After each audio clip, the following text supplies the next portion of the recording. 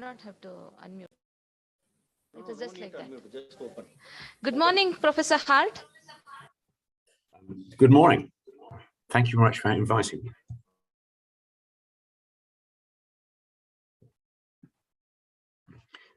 You've now gone quiet. I can't hear you.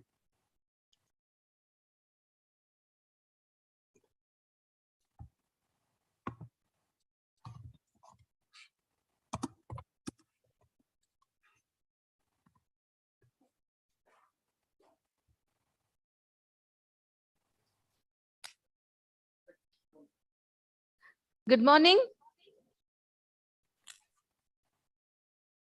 Good morning. So we are just checking the connectivity, sir. It's absolutely marvelous.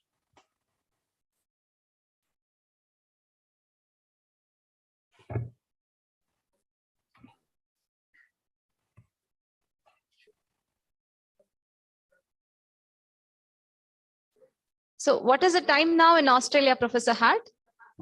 It is now 12:15 in the afternoon.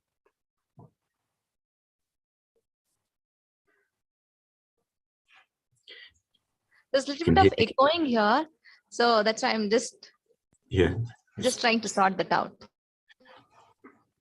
Is that better now?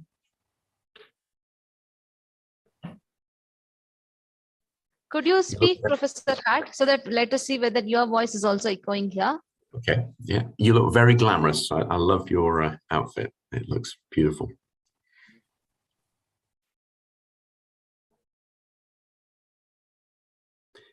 Is that better? Is that sounding better? Oh, I didn't hear that. Thank you, Professor Hart.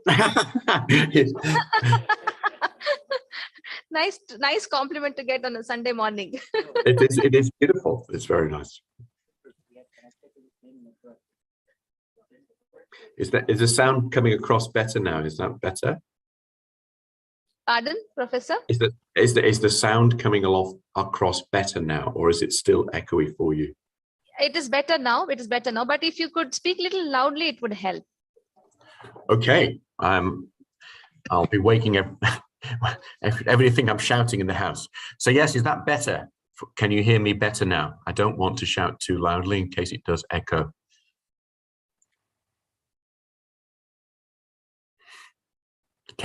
Is that better? You seem to have frozen on my screen.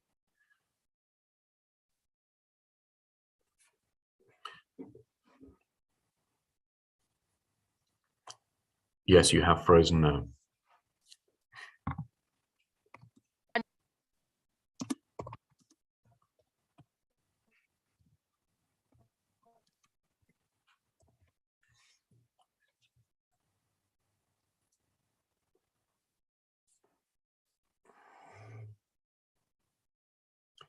Do you want me to keep speaking? I'll keep speaking if that helps you to do your sound checks.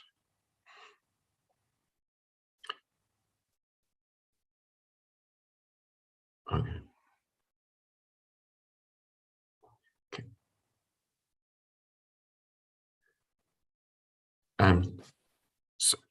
Hello, Professor. Hi there. What's going on at the other end? I'm good. How about you? Good to see you again. Yeah. There seems to be a connection problem to the hall at Radisson. Yeah.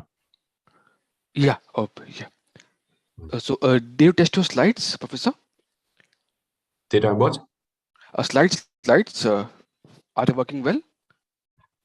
Well, I haven't done anything with them. Yeah. What do you want me to do with them? I've just I sent you them the other day. I'm happy to share the screen. I assume I'm sharing the screen to the audience. Yeah. Yeah. So I'll just check with the team situation out there. Yes.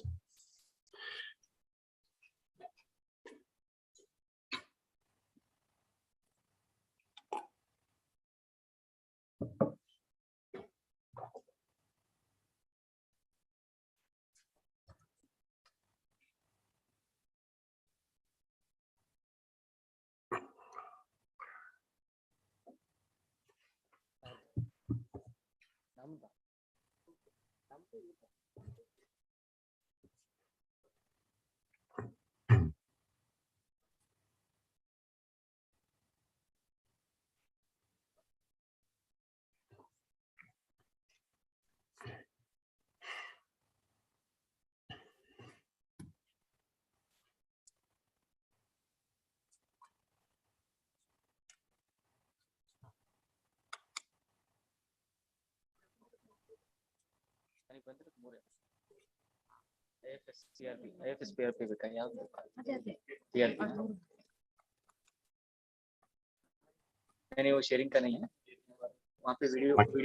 can hear you beautifully. Can you hear me? Is that better now? Is the sound less echoey?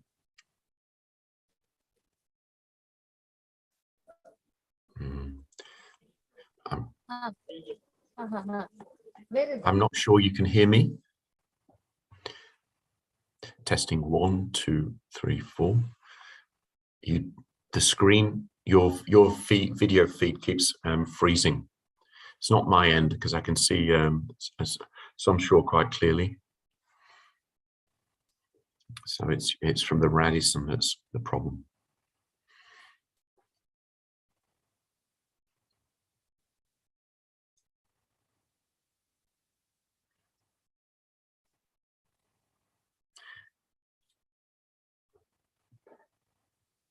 Testing 1, 2, 3, 4, 5, 6, 7, 8, 9, 10.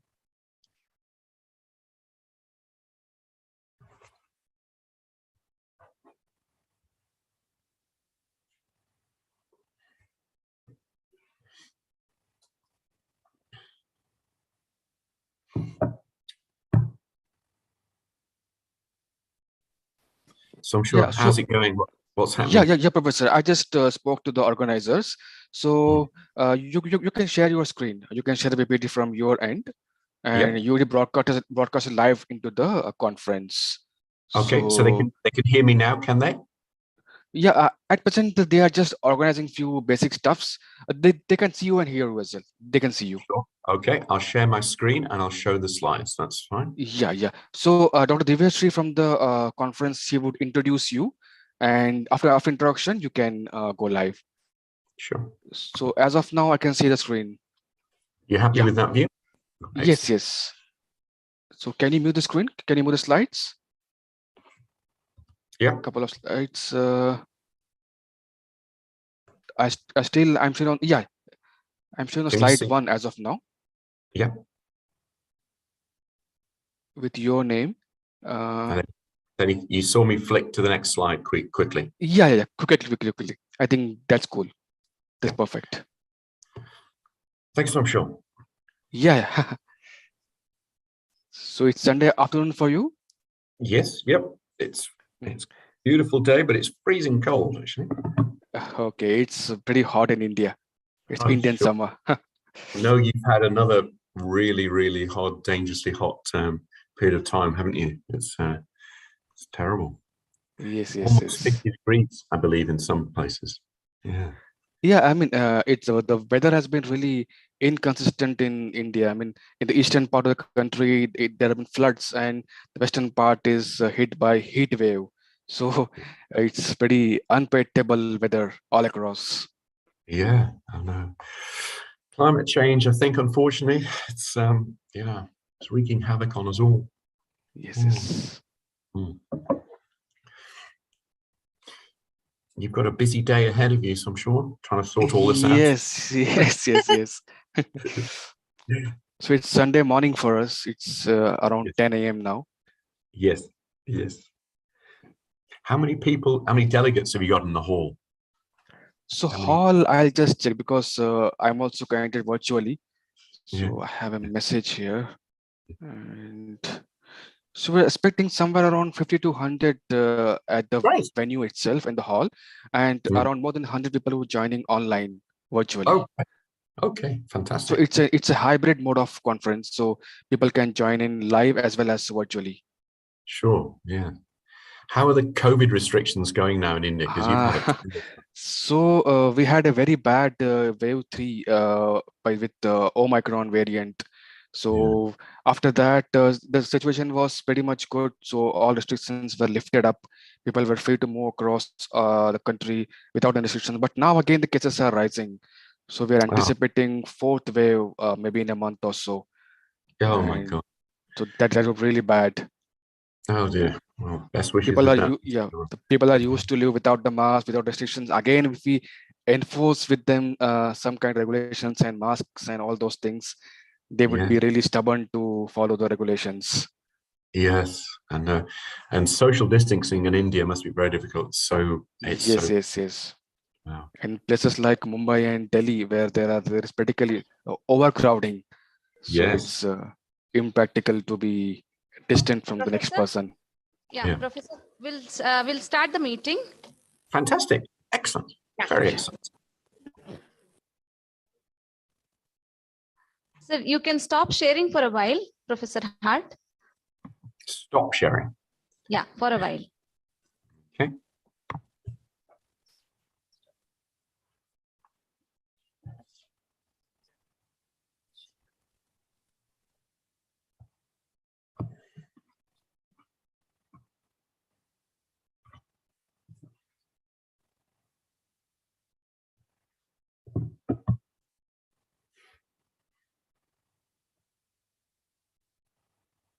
All of you. Very nice to see you all on a Sunday morning, which is, a relaxation day for all of us. But the quest of knowledge is seen with a very good attendance. Before we begin, let us remind ourselves about the fundamental aims of our society. We as IFS Karnataka chapter, we aim to disseminate basic and advanced knowledge, stimulate research, and also disseminate basic and advanced knowledge in reproductive medicine. As we all know, now in the current era of ART, especially in India, with ART Act, and there are a lot of especially when it comes to surrogacy and meat donation, that is both egg and sperm donation. Gone are those days when one stimulation, two stimulation, oocyte quality is not good. Okay, you go ahead with donor egg program.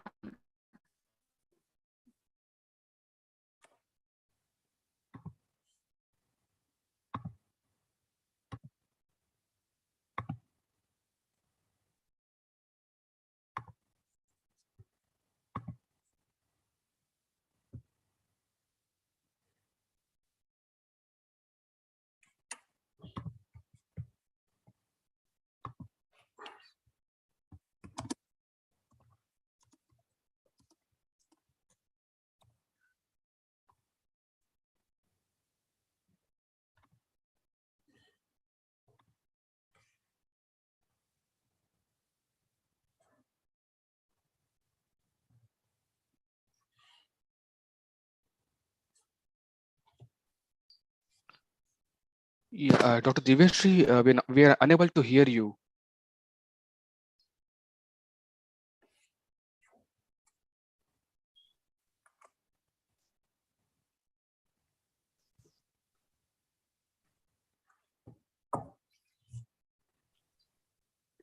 Dr. Diveshri, are you there?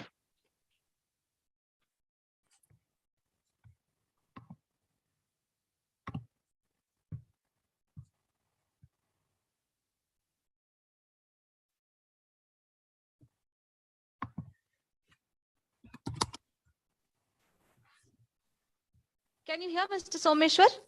Yeah, Dr. Diveshri, I can see you and hear you now again. Yes, yes. We will start with the program. Yes, thank you. Ovarian stimulation in POR is an art. To unveil this, I call upon Professor Roger Hart on the stage. Professor Roger Hart is a well-known personality in the field of assisted reproduction.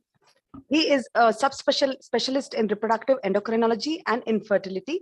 He is the medical director of Fertility Specialist of Western Australia and the National Medical Director of City Fertility Australia and Professor of Reproductive Medicine, Deputy Head of Division of Obstetric and Gynecology at University of Western Australia and the lead clinician for the Public Fertility Service of Western Australia.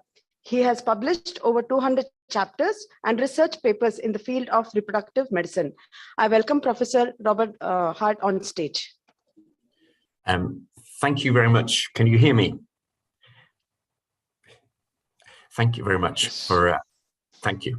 Thank you very much for inviting me to, thanks very much, Merck India. I'd like to acknowledge the people that invited me, Ms. Somshore Raisam, Merck, India, and Dr. Devika Ganashilas, and for her sharing some of her thoughts and slides with me. So thank you very much, and I hope you can hear me clearly. I'm aware there were some reception difficulties. So I'm very grateful to be invited to talk to you today about the management of the poor responder, which is always a source of great debate and interest.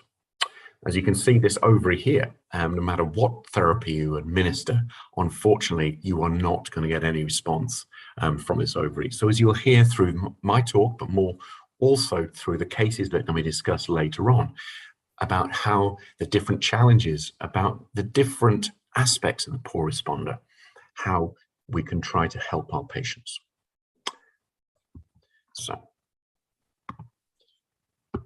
So what defines a poor responder? Well, it's the number of eggs retrieved. But surely more, it's actually how you've stimulated. So what's the total dose of the FSH you've given before she's got to egg collection? As you've seen that from that picture I've shown, surely that patient, you didn't need to stimulate her ovary. She's not got any follicles. So it's the number of follicles you see before you get to egg collection, surely. Is it a peak estradiol? But these should all be on a standard stimulation for the woman of her particular age. So really, should we exclude an older woman? Should we exclude a woman who's got a high FSH or a low AMH? These are really sentinel signs of how we might define a poor responder. So it's really difficult to include them all in the same definition. As you'll hear during my talk, and more specifically later on in the case discussions, how we do tend to lump them all together, but we do try and tease them apart. And it's believed to occur in up to 24% of cycles, according to how you may define a poor responder. So when I last looked at this a few years ago, I found 35 definitions of a poor responder. However, the most common definition is the Bologna definition, 2010, presented and published in 2011, which is two of these three situations: a woman of 40 years of age plus, or another risk factor for poor ovarian response. Previous treatment cycle, she's got 3 or less eggs when she was stimulated. She has an abnormal ovarian reserve test, such as an antral follicle count less than about 5 or 7. And an AMH less than 3.5 to 8 picomoles per liter. This has been subsequently refined. This has been subsequently refined to. I'm sorry if you missed my first couple of slides. Sorry, to by the Poseidon group to further refine that, but I won't confuse it at this time. And later on in the discussions, later on, that will be explored. The ASRM define a poor responder as an unquantified poor response to stimulation. The Cochrane consortium describe it a much more precise group of less than 3 follicles, or 3 follicles less in a long down regulation cycle. But what does it mean for the woman? We focus on ourselves, but what does it mean for the woman? Really, for her, it's an unquantified, inadequate follicular response when you stimulate her with your standard treatment. That's what it is. She feels let down by her stimulation. Are the discrete number of follicles and eggs needed? Does it need to be consistent over more than one cycle? And again, should we exclude an older woman because we would expect her to respond poorly anyway? So what's the end point? I've tried to draw from you some thoughts there. Is it number of follicles? Perhaps she's got a good number of follicles, but actually we end up getting poor number of eggs. But really for the woman, what's important is pregnancy and live birth. So does it actually matter how many eggs you get? And you'll hear a bit later on from Sunakara's group in London about the optimal number of eggs that are required. But this is more from Nick Polizos' group in Belgium, presented by Draculopoulos, is actually, does it matter whether compared to a poor responder in terms of how a woman performs? As I said, the optimal number from Sunakara's group suggests between 15 and 20 eggs to collect, but actually does it does it particularly matter in terms of your ultimate live birth rate if you use all fresh and frozen embryos? So this was 4 years of data, retrospective study in Belgium, cumulative live birth rate, all eggs from the first IVF cycle. The woman was between 18 and 40 years of age, undergoing a single embryo transfer. She had a standard dose of recombinant FSH for a woman under 40 years of age, between 125 and 250 international units, using a standard antagonist cycle with a day 3 or day 5 embryo transfer.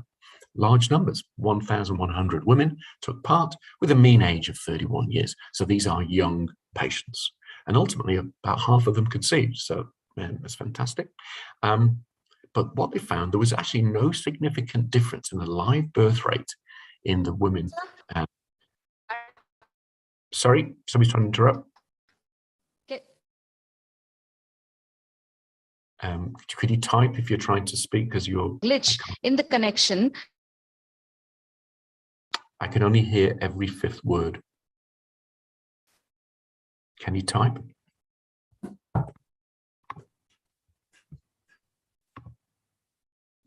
Professor, I can hear you. I don't know what's the issue there. Dr. Diveshri, can you hear Professor Hart?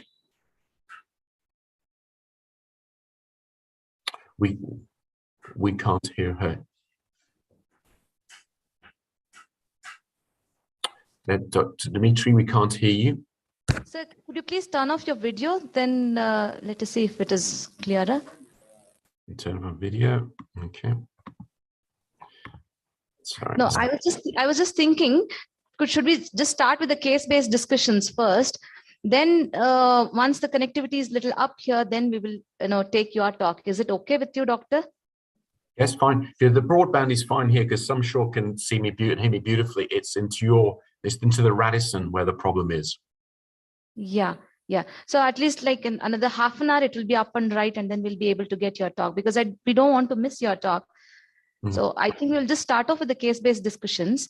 Then we will get your talk, but you'll be still online. Sorry for the inconvenience, Professor Hart. No problem. Yeah.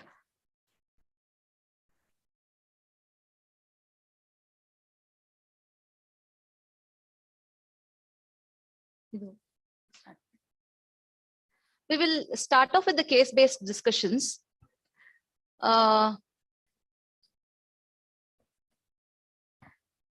We invite Dr. Devika Gunashila and also Professor Hart to moderate this panel. Here we'll be discussing the case-based discussions is based on Poseidon groups, wherein we'll be discussing different subgroups of poor responders and the case scenarios and how do we move forward. We have panelists on board, Dr. Sachin Kulkarni, Dr. Tejas, Dr. Mekhla Dwarkanath, Dr. Srinivas, and Dr. Ashwini GB.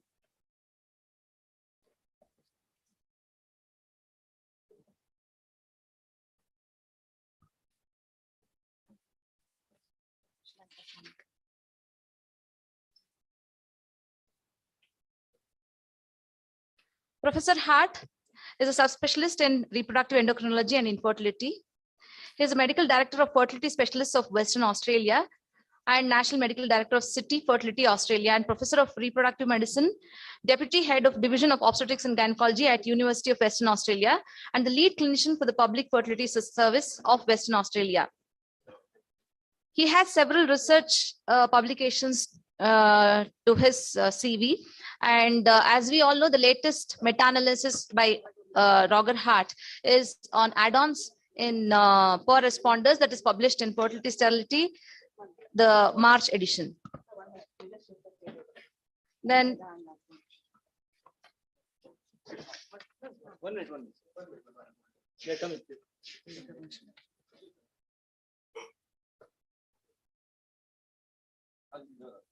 we have our own madam, Dr. Devika Gunashila.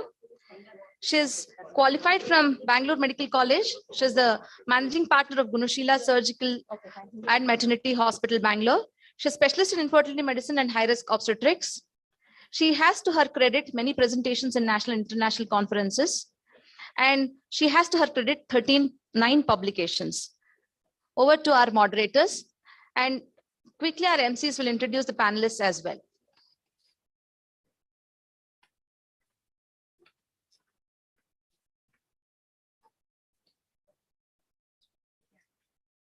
Dr. M.S. Srinivas is a renowned embryologist. He is the founder president of ACE India and the course director of MSc in the International Institute of Assisted Reproduction, Mysore. He was the chairperson in ISAR Embryology and the ICMR expert committee member for ART guideline in ART Bank. He has edited the book titled ART Laboratory Manual, and he has many papers for his publications. I welcome you, sir.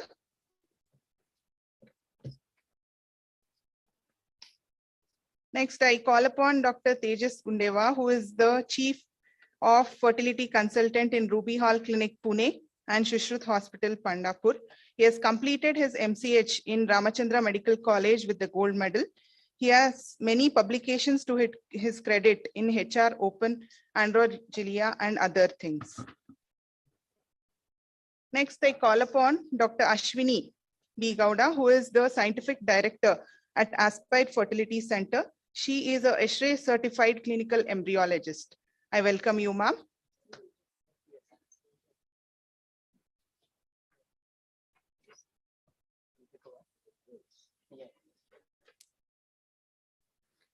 Dr. Mekhala Dwaraknath. She is the clinical director at Icha Fertility Center.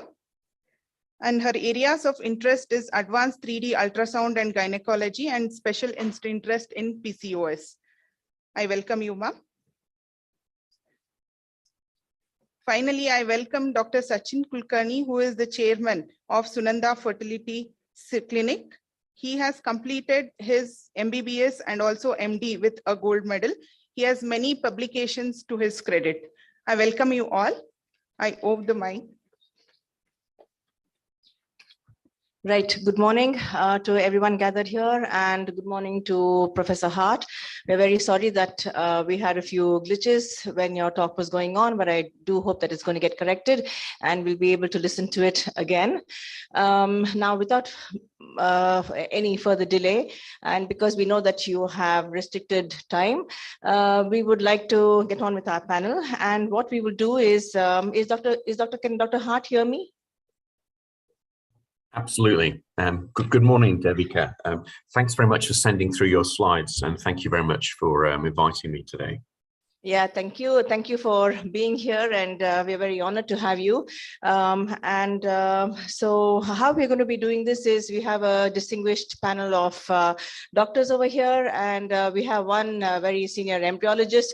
So all our embryology questions are going to be directed to you, Dr. Srinivas, and Dr. Hart. If at any time you want to ask the panelists any questions, please feel free to interrupt. And not only that, I would like you to give us your expert opinion on some of the questions that we're going to be posing to the panelists.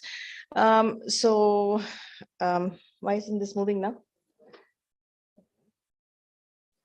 Yeah. Can you get it to move, my slides? Oh.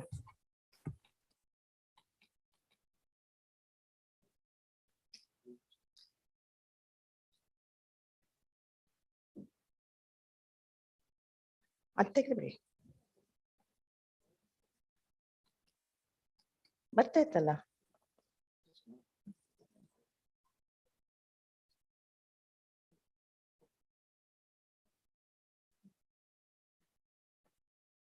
Okay.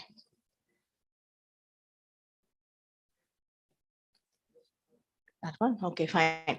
Okay, now we're just going to start off now. So why is this topic, just a few quick slides of introduction. Why is this topic so controversial and current? Because it's a heterogeneous group of patients. The causes and mechanisms leading to poor ovarian reserve are still unclear. There are different endpoints in different studies and numerous biases.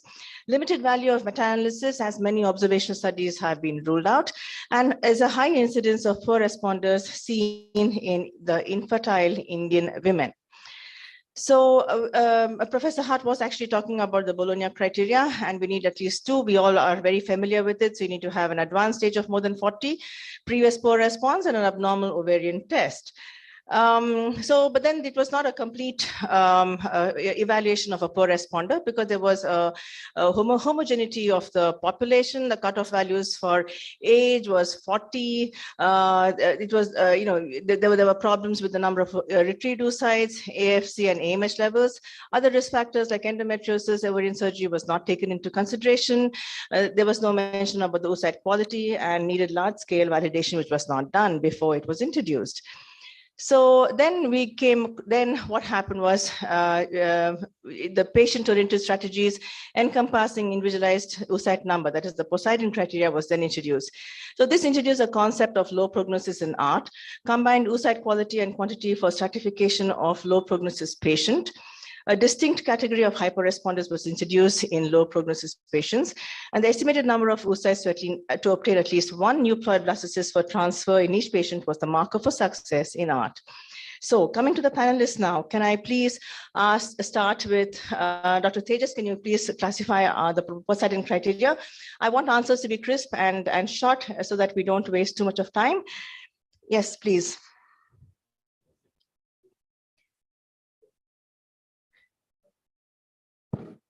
Hello. Poseidon criteria, it can be classified into 4 groups.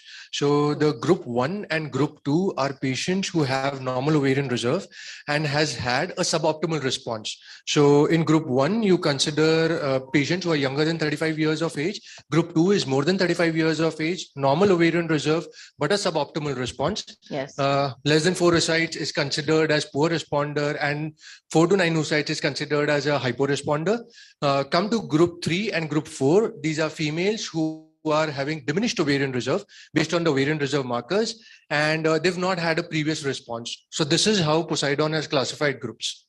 Great. So we will start with our cases. So we have the case 1, who is a 21-year-old Mrs. A, married to B, a 28-year-old for the last 2 years, BMI of 25, irregular menstrual cycles, obstetric history is nulli gravida, so primary infertility, and she's had 6 cycles each of ovulation induction with time intercourse and 6 cycles of IUI, which have all failed. Now coming to her investigations, her AMH, I'm just going to give you the most relevant ones. AMH was 6.48, AFC was 28, everything else was normal. Her Semen Losses showed a 79 million. Dr. Hart, can you see the slides? Absolutely, beautifully. Oh, he can see it, so don't interfere. That's fine. No, he can hear. He can see it. Right. So, the Semen Losses was 79 million with a 13% grade A motility and 1% normal forms. So we did a fixed stimulation protocol, and we started. She was a young girl, not very heavy. So we started off with a gonal-F of 150 units into 4 days. Continued. We didn't expect a poor response from her. She was one of these normogonadotrophic poor responders, and she had another 2 days of gonal-F, and as you can see, there was only the left ovary that was responding.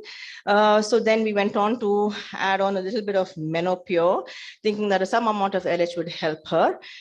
Again, we only had a left ovarian response for somebody who had an AMH of 6.8. So we continue the stimulation, continue to decrease the gonal-F and Hcg. And when we had about 3 follicles of more than 1.5, we gave her the orbital trigger along with some Hcg on that day. So the total dose of gonadotrophins was 2,437. Days of stimulation was 9. E2 on the day of trigger was 2,385. And we do Hcg estimation after we give the orbital trigger, and that was 33.9, and hence we re-triggered. Our cutoff is 50, so we re-triggered with the injection Lupride 1 milligram, and an OPU was done at 34 hours. So we got a total of M2 4 oocytes. And then only 2 fertilized and cleaved, and fresh transfer on day 2 of 4 embryos, 1 compacting. So it was sorry, we had two, we transferred two embryos, which were day 4, one compacting, and both were compacting. And by sheer luck, she became pregnant. So now if the patient had not become pregnant, what is the next protocol to follow, Dr. Mekala? This is clearly a case where she's an expected good responder, but Yes. who has landed up with a hypo response. Yes. And going by her case, I mean, obviously it looks like a PCO, and I mean, at the time of trigger, LH being good enough, it's not that, you know, if she was over suppressed or nothing like that. I'm not sure if she was already pre-treated with oral contraceptive pills, because No. at times we see even that does happen. No, we don't. Otherwise, probably the next step, what I could have thought was I would have even done her FSH, LH2 polymorphisms. Sometimes they also result in hyper-response. Particularly, I have seen that in a couple of my PCOS patients. What kind of a protocol would you like to do the next time? I would not do anything different. I would have just done the same thing, but probably the LH component I would have added in much earlier. Yes. And correct. an equal or probably something like a more physiological dose like injection Pergoveris also I might have considered. I'm not sure if I was using that, but certainly I would have, you know, thought of adding more of LH from an earlier stage. Okay. Any comments to add, Professor Hart? Thank you. Fascinating case. I mean, AMH of 2028, quite extraordinary. And you know, starting on 150 international units. I would have expected her to go off like a train. You know, she as has been alluded to, she had a very good LH. I think it was 9.3. So I would have expected a very good response. So quite surprising. So absolutely, it's obviously she's got some polymorphism of the LH or FSH receptor.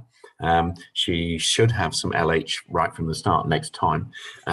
Fantastic that you did a serum Hcg level to look for the level of the Hcg in her blood, and so perhaps you need to give a bigger Hcg trigger or a dual trigger next time. So right. Fascinating case. Delighted she got pregnant, but fascinating.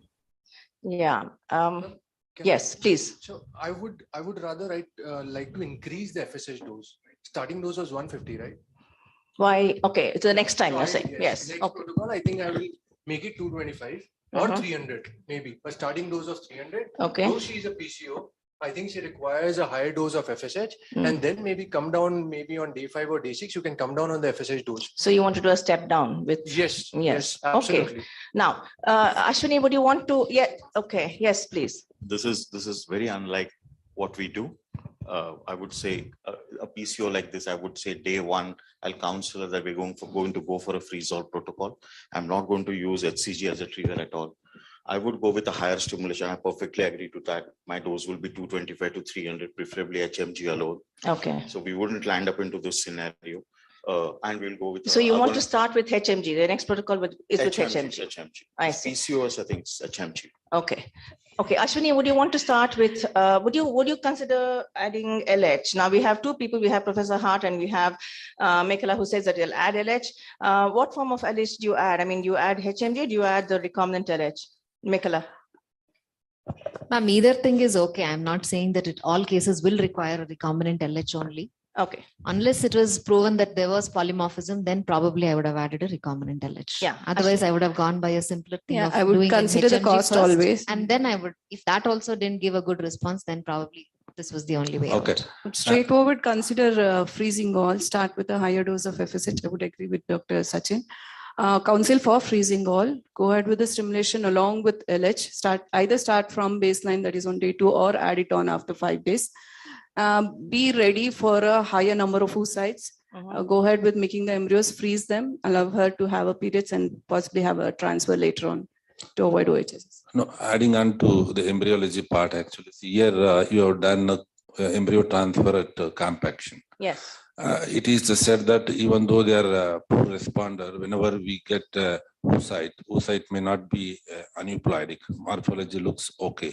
The only problem is with the implantation thing where no pregnancy may not take place. So here I would rather go for blastocyst transfer and give more chances. Maybe pull oocyte. After that, you do it embryo blastocyst culture, freeze it, and then cycle, it will be I've got that question for you coming anyway. Day 3 versus day 4 versus day 5 transfer. So we'll come to that again.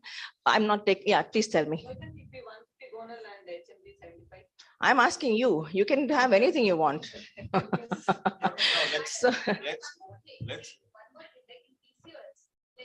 Most of us have got this misconception or probably the scientific fact. They already have high LH. So that's why we probably go to more and more LH. This is according to standard textbook. But when we actually stimulate them, that went to recommend it. We'll come to that. We'll come to that, Divya. We'll come to that. Okay, yeah. So the thing is that what they say is that recombinant LH is effective in hyperresponders in Poseidon group 1 and also in group 2, and can be effective in increasing oocyte and embryo quantity and competence. In group 3 and group 4, the efficacy of LH is under evaluation. So this was a 2019 study. I just want to say that I want to thank Dr. Divyashree for sharing some of her slides with me, which I have used very liberally in my presentation today. So finally, it remains to be established which of the low prognosis categories defined by the Poseidon group that requires LH supplementation. But there was another study by Lh where they looked at the prosper categories, and they found that there was a significant benefit of LH supplementation for CLBR in the moderate and the severe prosper categories. So that was something that came out. What about dual triggering? Professor did say about dual triggering. Would you dual trigger the next time, Professor? That's what you said, right? Absolutely. I mean, it was very surprising that she did. You did have to do that. So, so absolutely, yeah. I would be very, I'd be suggesting dual triggering next time. I use it quite frequently. Certainly in an evidence that you'd had in the first round, I think there's very good evidence to now do it a dual trigger. Yeah, you have a double trigger and a dual trigger. Professor Dr. Kulkarni, do you want to say something about it? In a case of PCOS, before embarking on the stimulation, I would have adjusted the dose, and my trigger would have been only GnRH agonist. I would not have dared to put HCG. You were right here to give HCG trigger because I think the response was very, very low, and your total dose was very low also. Yeah. But barring this particular peculiar situation, uniformly in PCOS, I would like to go full throttle stimulation, have the maximum output of eggs, but they're not... more the eggs, more euploidic embryos, more blastocysts. I'll be able to probably help her complete the family. So the whole approach in a PCOS, when the diagnosis is PCOS, AMH is 6.8, I would like to make most of that situation. So dual trigger doesn't exist. That question will not come. So next time it's very simple.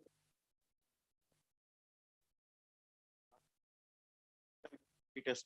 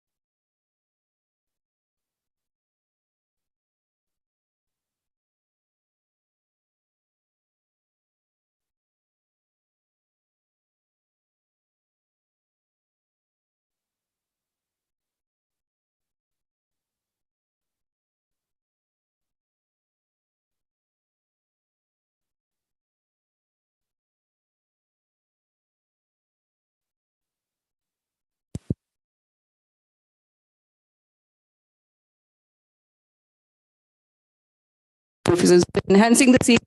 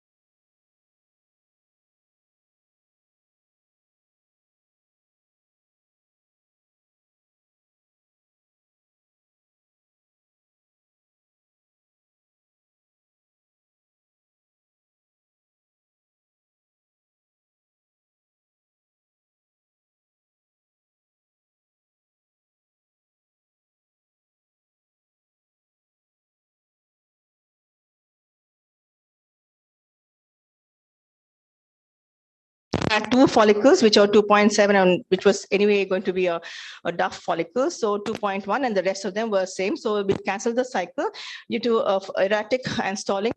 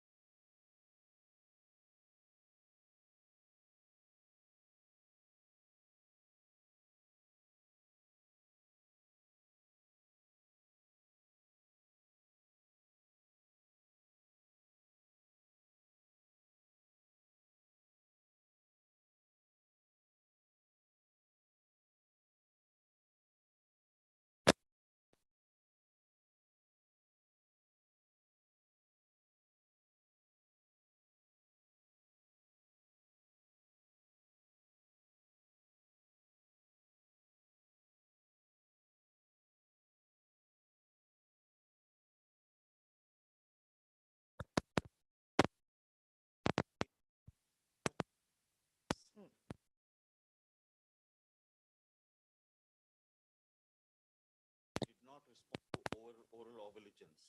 She was not her LH is 10 again. The LH10 BMI 33. You have 3 big indicators there telling us, please put this patient on a high dose. Before embarking on an IVF stimulation in this particular case, I would have told them, I will love to go with a high dose. So what would your starting dose 300. be? Okay. And I will tell them 300 Menopure is my dose and not Gonal-F at all. Because though she has a high LH, she requires a good LH activity there so as to have a better quality. Yeah, but I'll come to that in a moment. I'll just come to that in a moment. So I will give 300 Menopure. Yes. I would not have come across this problem at all with a fixed antagonist, multiple good, maybe 20, 30 eggs, enjoy the whole Never stuff. say never in medicine. Never. Maybe I'm over enthusiastic in managing such a case, and that's why it's coming out. Yeah. But I would.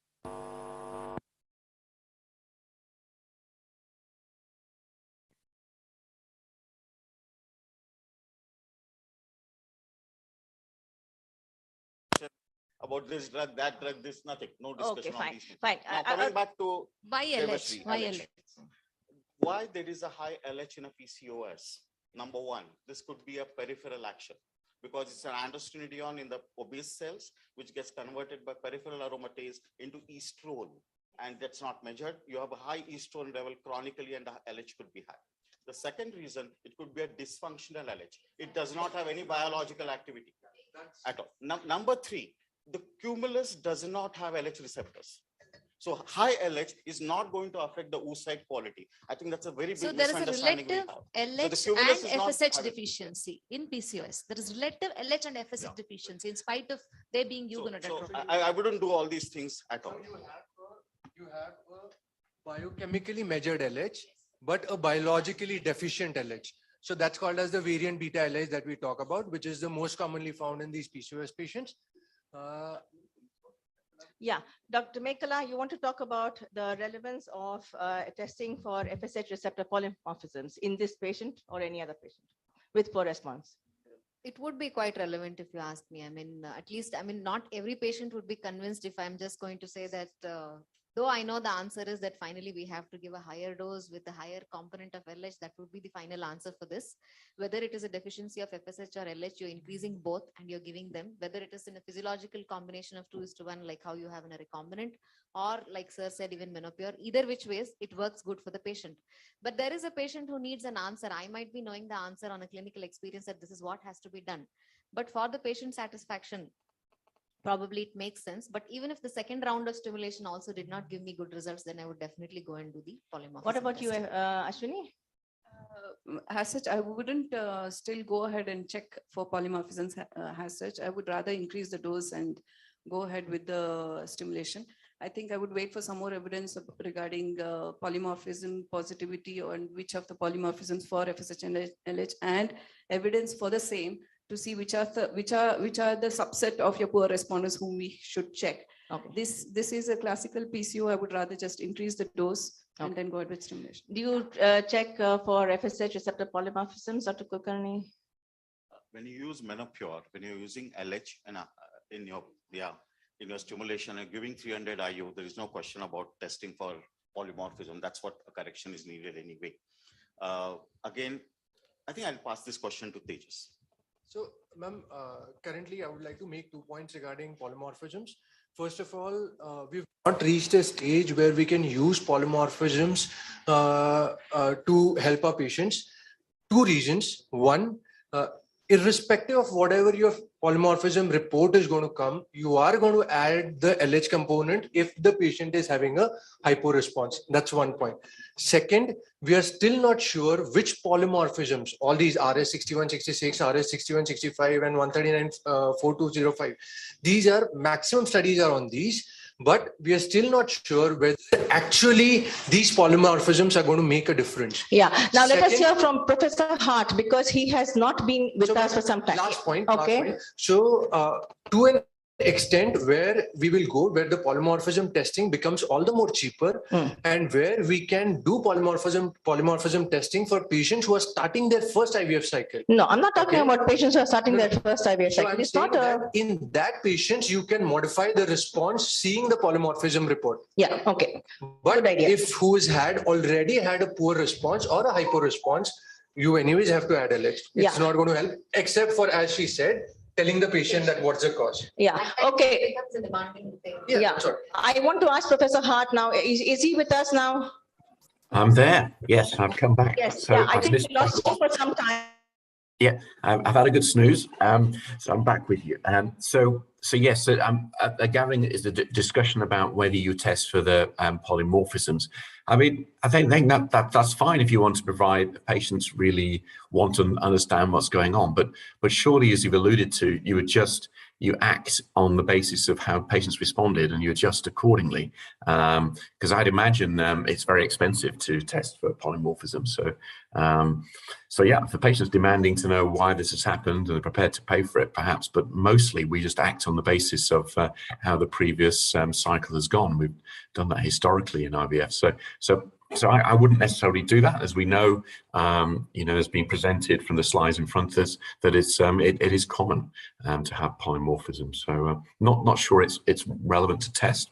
I'm happy to argue with anybody.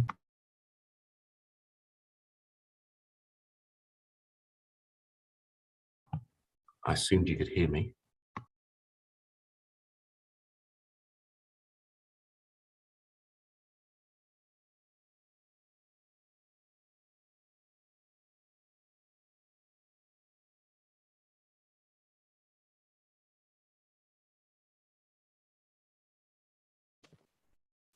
Yeah, I think they logged off some connections issues. So I'll get.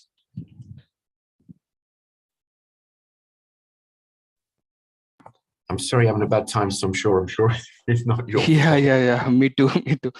So you must be stressed out your head. I'm sorry. Oh dear. Yes. I mean, this is very, Frustrating unpractical for a Sunday. Yeah. I mean, and nobody is responsible. I mean, the hotel people have arranged a very bad connection, and these people have asked for a LAN connection, but they haven't been provided as of now. So few miscommunication problems. So I'll just have a word with them.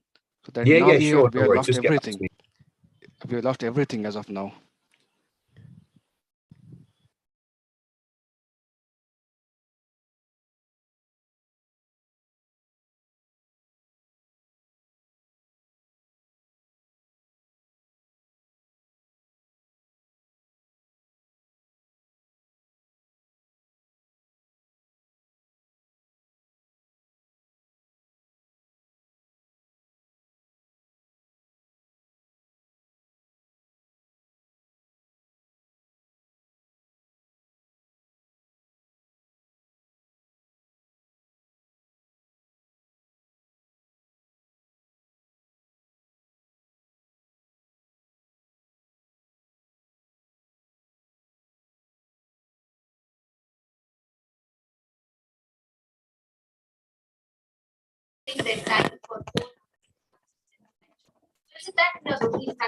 Whichever is empty, injected, and no, it is not the embryologist's time to dedicate in the embryology lab. Okay, it is time for the patient which we are supposed to give, because patient is paid so much money, and that actually you'll have to do whatever it has to be done. So this is my experience. It is not like that. If it is IVF, you do IVF. Anyway, we are so all doing that is something. It's a very valid question, Dr. Divya, what you have posed. The thing is, if they've already denuded, we can't do conventional insemination. So if they've realized it very late, you've completely denuded all the cohort of oocytes, and you see only 2 or 3 are mature, all you can do is ICSI on whatever is mature. If suppose you've done partially, you have 20 oocytes, you've denuded only 10, then you find majority of them immature. The remaining 10, if there's no sperm factor, then yes, you could possibly consider doing. Complexes they decide. That may not be foolproof way of managing. If it is M1, you can keep it. Yes. If it is a GB, I don't, unless a cumular cell is there. Okay, our lab experience, we keep M1 and GB, but I want to tell you that we do mature the oocytes, because we have had a lot of experience doing IVM. But the other thing is that I want to ask you specifically, apart from what you're going to do IVF or ICSI, is that I want to know how are these sibling oocytes? How do they work? When you get a cohort of mature and immature cohorts, how do the immature cohorts perform when compared to a completely immature cohort? No, they all come after grade 4 only, because if it is not matured, if you have not done ICSI in day 1, if you are doing the day 2 ICSI procedure, whatever it is not graded as a A, B, C, D. It is you have to select the one which is on the day which is matured, injected for embryo transfer. No, I know, but then and they're all many of them are going to be aneuploidic, definitely. Okay. I would beg to differ a little bit here, ma'am, because we have had experience wherein, if there is a total FERT failure in a conventional insemination, and you see the next day that they have not fertilized and there are empty oocytes, which we call it as rescue ICSI. Pregnancy still happen and do well, so that is something better than nothing. Something better than nothing. Yes, something better than nothing. But as a rule, you don't really get a good cohort of immature oocytes when you're actually looking at a mixed cohort. So you're going to do something like for a PCO, like a full IVM, you just do a full IVM, get all the immature ones, and they do very well. So okay, so that's going ahead, and I hope Professor Hart is with us. Share your experience of IVM. It's these immature ones. How is your experience? You mean the sibling oocytes, or you want only IVM? IVM. Per se IVM. No, that's what she said. If it is IVM, they do better rather than sibling. Having a cohort where you have the one cohort, in the same cohort you're having sibling oocytes which are mature and immature, so they don't do very well. If you have a fully immature cohort, then they do very, very well actually. I don't know if Professor Hart is still with us. Professor Hart, are you there? Yes. Yes, I keep coming back intermittently. Yes, I'm back for 3 minutes. Yes. Okay. I just want to know. Now you missed quite a bit of our. Okay. So I don't know. I mean, so we're talking about FSH receptor polymorphisms. I want to know what is the practice in your country and with you. Testing them. Yes. It's not to do so. Not to do so because as I was saying, must have got cut off when I was speaking before. That surely you just adapt your cycle on the basis of how the patient performed the previous cycle. Sure, you can test it if you want to. It costs quite a bit of money. We're very fortunate with IVF that the drugs are paid for. So we're very well supported by Medicare, but testing would not be. So it's not practice to test for the polymorphisms. You just adjust the cycle on how they responded before. Did I hear you right? The drugs are free in Australia, is it? Yes, not free, but almost. You pay $40 per script. Oh, that's it. Lucky. Oh yeah, we are very well supported with IVF in Australia. So yeah, we're very fortunate.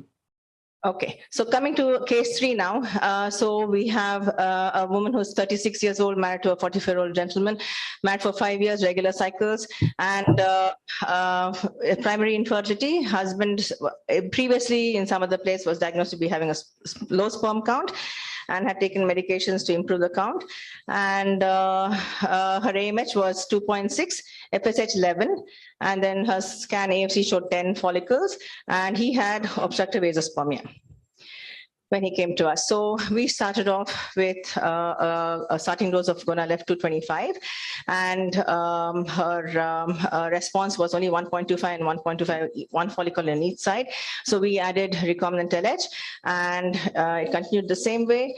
And finally, when the follicles reached about, we knew that we're not going to get anything more, however much we tried. So we had about 3 follicles over there, 1.652 and 2.1, and we gave her Ovitril and did the OPU. So we got 3 M2 sites. We did an ICSI with the PISA sperm and 2 fertilized. We did a fresh transfer of, again, day 4 embryos, 1 compacting and 1 9-set, which was obviously a slow growing embryo, and she got pregnant. Now, pregnancy apart, I did not know. My doctors have taken out only positive pregnancy tests. I said, what is this nonsense? We have so many negatives, and why don't you take them out? But then they had already done it, and then they said, no, we can't do it all over again, so forget it. So apart from that, now I want to know, starting from you again, Dr. Kulkarni, can you please tell us what is the association between the number of oocytes and live birth rate?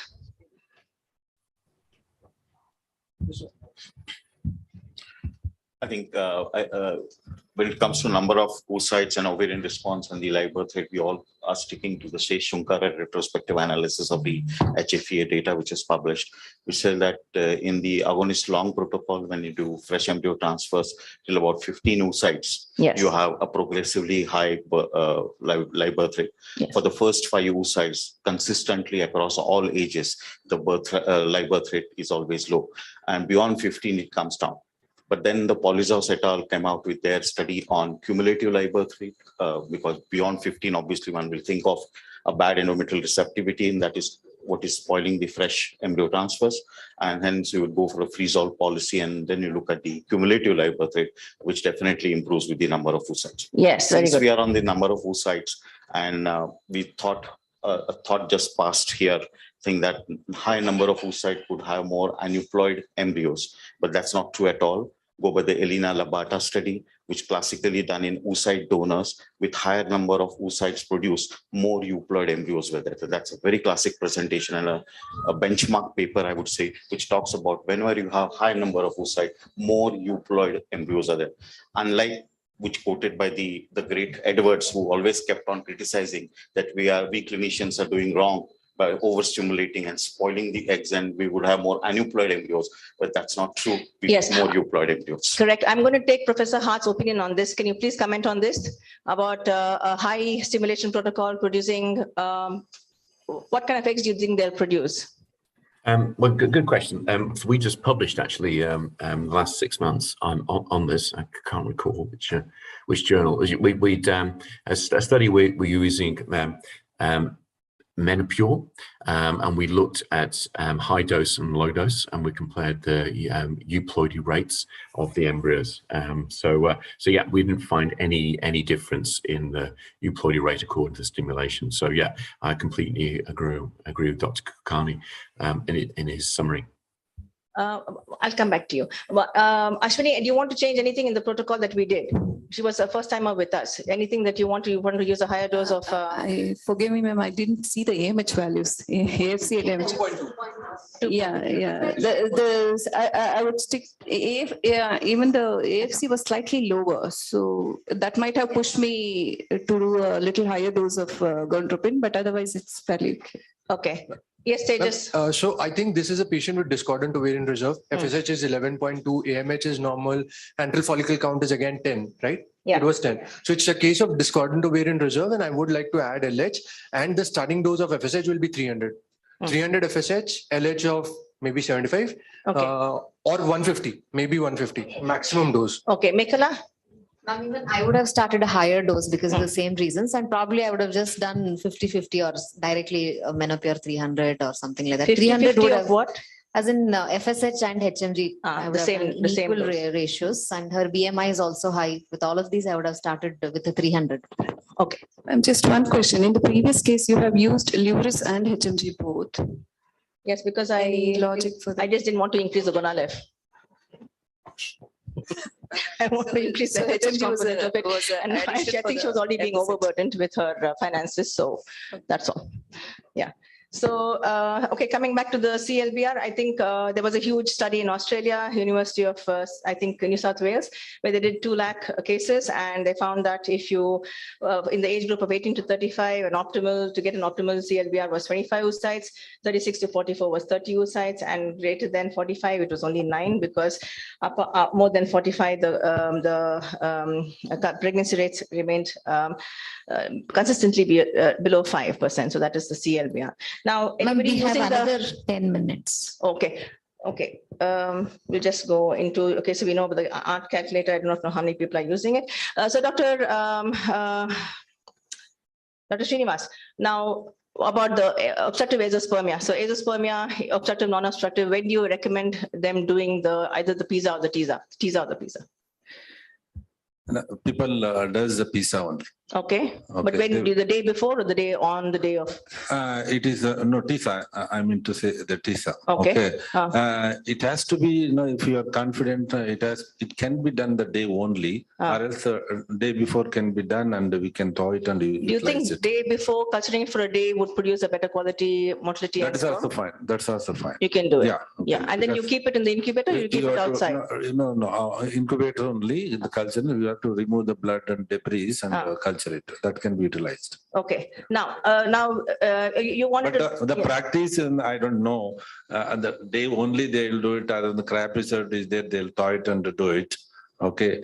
PISA should not be done. That's what, because you might damage it, and fibrosis, all these things happen. That is the reason you get immature when they have got a good fertilization, good embryogenesis from the TISA. not from the PC. Okay, I have to kind of rush because we have another two cases which we have to finish. I just want everybody to tell me in a poor responder, if you have only 2 or 3 embryos, would you push it up to day 5 blastocyst or would you do a day 3 transfer? Starting from Day 3 is fine, ma'am. Day 3. Day 5. Depending upon which number of cycle it is. If it is a previous 2 No, cycles. first cycle. Okay. Day 3. I don't want to take a chance of cancelling embryo transfer. We do day 5 always. If it doesn't come, doesn't come. No, ma'am. If it's a first cycle, I'll do day 3 on it. Okay, Professor Hart, we want your opinion on this. Day 3 or day 5 if you have only 2 or 3 embryos? Day 5. Day 5. You've got to find out whether the embryonic genome is switching on, how it's arresting. So under day 5. Okay, so if she doesn't get any more embryos to transfer, then so be it, right? Well, yeah, because you're providing information. You're actually telling the patient, unfortunately, that there's an embryonic issue. So, yeah, I don't believe in giving people false hope and going round and round giving them false hope. So, yeah, day 5. Okay, what do you think about day 4 transfers, Professor? It's not. I mean, it's very rare to do day 4 transfers. It's certainly there was one unit in Australia that was doing that, Repromed, and they've now changed. But nobody in Australia and New Zealand does day 4 transfers. So, so it's just not. It's not standard practice. Yeah. So, no is probably the answer. Okay, so you don't do day 4s, but then there has been a study which I could just come up with, and they said that there were no great differences between day 4 good modular transfer and day 5 blastocyst transfer. So going back now, yeah, so so this is another lady, 31-year-old. I'm very sorry I'm rushing, and I'm so sorry if anybody in the panel has gotten offended that I've had to cut them off, but then that is my job, and we just have to get on with it. So no personal offenses, please. So BMI 27, menstrual history was regular, 1 spontaneous conception with a right ectopic, and so her previous history was that she had in other centers, she had 1 IVF, pre-treatment with growth hormone for a month prior to that. The first cycle was an ANTAG protocol. She got 1 oocyte and 1 day 6 frozen. Second cycle was an ANTAG again, and she got 6 oocytes and she had 3 day 5 frozen. So she had underwent a FET. So the first FET was 1 day 5 transferred, failed. Second FET was 1 day 5 again transferred. We had a biochemical pregnancy. The third IVF cycle actually it was. She had a genuine empty follicular syndrome in Singapore. So then her investigations were 0.68 was her AMH, husband was okay, and I think her AFC was 12, everything else was okay. Now, so we did a flare, and she had 5 to 6 and 4 to 5 follicles. We gave her Leupride 1 milligram for 3 days with Gonalef and Luveris, which is the recombinant LH, and continued the same, added on a little bit more of HMG because we thought she needed a little bit more, because it does become expensive in our country. So we changed the protocol a bit, added a little bit more HMG and continued the Luveris, and whatever we did, she only produced about 4 or 5 follicles. Now we gave her a double trigger. We gave her 1 milligram of Leupride at 6 p.m. and the Orbitril at 10 p.m. And then what did we get? She had 10 days of stimulation, and she had a double trigger, and we did an OPU, and she got 4 M2 oocytes and cleaved 3 2 day 5 embryos. At that point of time, we were doing a 24-hour PGS. They were both normal, fresh transfer done, and she got pregnant. But I want to talk about the add-ons, starting again from Tejas. So what do you think about growth hormone?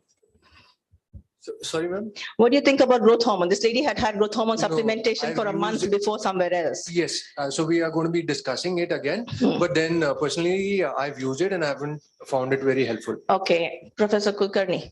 I'm not a professor. Okay, doctor. Sorry. Before the growth hormone, I would just like to go back to the case. Okay. FSH is 3.2 and LH is 0.25. And that LH is a real troublesome there. Yeah. And that is the one which is responsible for a poor outcome. Okay. So I would not start unless I will not embark on the stimulation unless I get my LH beyond 2 or at least beyond 1.5. And yeah, the way to do that is to put the patient on Proga Innova. In your FET cycles, when you do E2 progesterone, start doing LH, and you realize that all these patients will have a high LH level. So this is a Peter Humaden study, wherein they have given, when you have a patient of low LH less than 1.5, don't embark into stimulation, put the patient on Progainova 4 to 6 milligram for 8 days, do a LH again, and this LH would be high. So you create a nice LH pool for the follicles, and now you start stimulation. So you establish a 2-cell 2-gonadotrophin theory, and you don't suffer from this outcome of a very poor X. So have a good LH pool. But don't you think even in down-regulated protocols, where even the LH is 0.2, it is still reaching the threshold level? Yeah, right? see, Probably. I do agree on that. But it's not an absolute thing. Exactly. So if, when we talk of, that's why we came out with the concept of LH threshold. Yes. And it's not just a hypothesis, it's a truth, because we can have a level. And LH threshold, look at the studies. People differed. Fleming said 0.8, somebody said 1, somebody said 1.2 in the long protocols. So they differed on that figure. But long protocols, never you get 1.2. You never get 1.2, and the bioavailability and the lab activity is different. You want only 1% of your LH receptors to Yes, be. exactly. So anyway, Exactly. so I would rather say in this patient, LH supplementation was done. I would still like to increase the FSH dose, which was 225. And again, it looks like a discordant ovarian reserve. You have a FSH, which is 3.2. Oh, this is a downregulated one. No, it's a flare. Flare up, flare. FSH is 3.2, AMH is 0.68, and your antral follicle count is almost 10 to 12. So again, a discordant ovarian reserve, right? Yes. Now, actually, my question was about growth hormone. Yeah. Yeah. Okay. No. I did not answer that growth hormone because we thought we will put it in the adjunct when we are doing the add-ons. But we would say we need to go.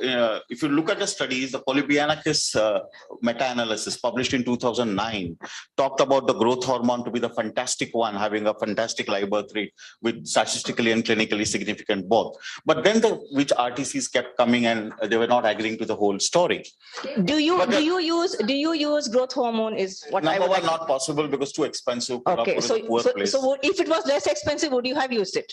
Yeah, I would not. So I would go by the Gleacher study, which said that you measure the growth hormone levels, and only the women who have low growth hormone with IGF level 1 less than 132 in its study, another study 72 nanograms, then only supplement with growth hormone. If you use it for a patient who is normal growth hormone IGF levels and or high IGF level, rather a high growth hormone supplement can have more miscarriages. Okay, we'll talk about it. I want Professor Hart's opinion on this because he's written a review article in Fertile Cell, and I just want his opinion on growth hormone usage. Do you use it, and what do you think? Thanks very much. Fantastic question. Yes, I do. I use it very sparingly because this is a drug that is not covered in Australia and it is very expensive. So I do use it sparingly. Interestingly, I wrote the script for it just the other day. But the literature would suggest, because I did a recent updated meta-analysis, if you alluded to, which shows that consistently you do get higher number of eggs, you do get improved embryo development, and it really does appear that there is a greater live birth rate. It's just on the cusp of being significant. The difficulty is as we've been alluded to, the patients are poor responders. They are poor prognosis patients. The power you need to get for the study is enormous. I was with Rob Norman, one of the leaders in the Light study, which is a randomized trial, the largest randomized trial in use of growth hormone. We couldn't recruit the number of patients, even though it was free for them. It's very, very difficult to reach the power. So to say, and not Dr. Kulkarni was saying, it only of use below certain IGF-1 levels is very difficult to really support, really, because all the studies are heterogeneous. There's hardly any study that's the same.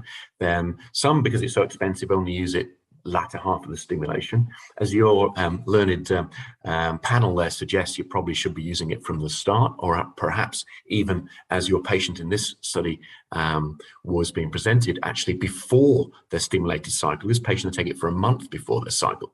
I would support its use in the luteal phase of the previous cycle, and what dose to give, because it's expensive. People are using it every other day. Some people are using 2 units, some using 6, some using 12.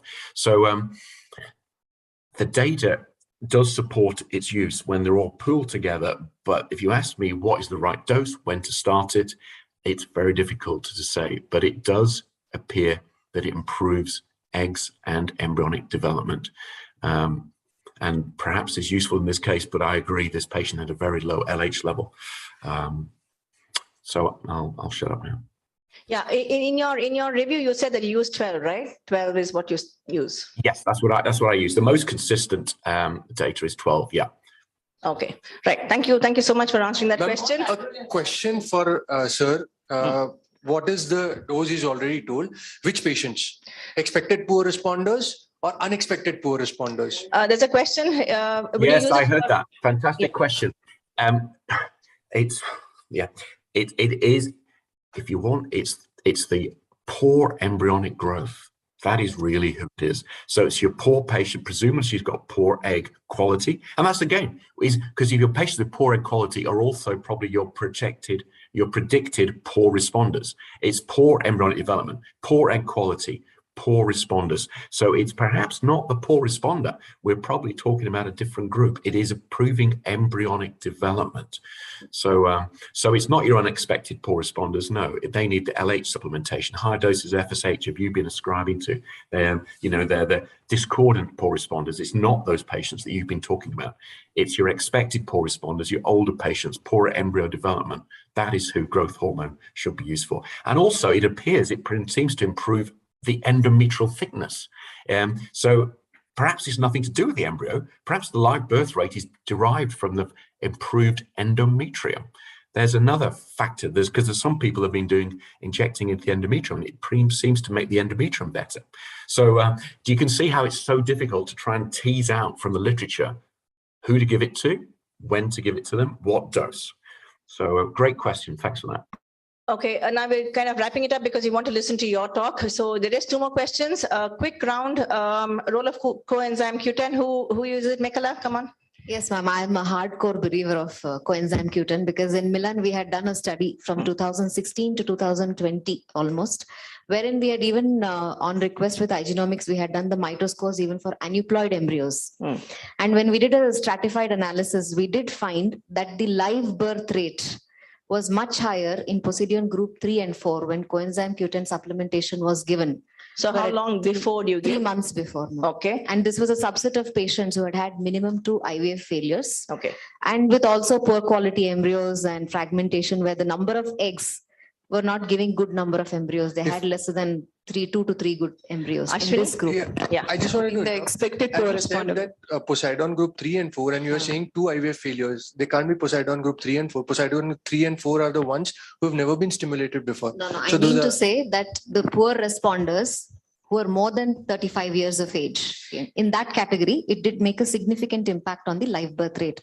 In the younger patients, though, however low the AMH was, addition or non-addition did not make a statistical significant difference. That's what I Ashwini? Basically, when you're expecting poor quality oocytes, ma'am, that means expected poor responders.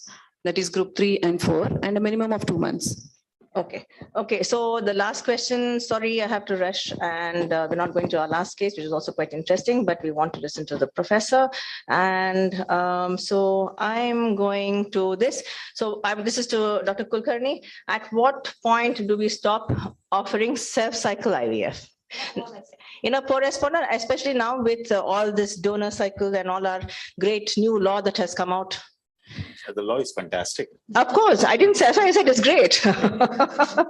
It streamlined the consent. Yes, definitely. No, not at all. It's truthful. No, it has a lot of very good aspects to it. And of course, there are a few ambiguous aspects which we still have to kind of maybe sort out. I was taking last step of correcting it also. Thank you. Okay. At what point do we stop offering self? Very keen and she wants to try it her own. You have done 4 IVFs. Still she comes back. Okay. When you say no. Okay. That's a very tricky question. Now let me when there's a tricky question, let me just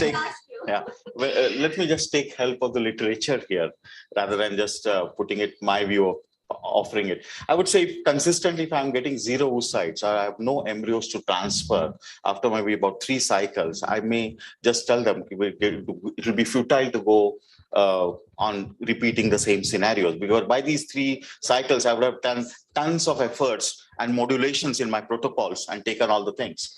Where this 3 number come in gynecology, God only knows. Well, now coming to a study on this, Raula Oribito has done a good study on what do you do after obtaining 0 oocytes in the first cycle. Study is only possible in Israel. They have done 10 cycles later.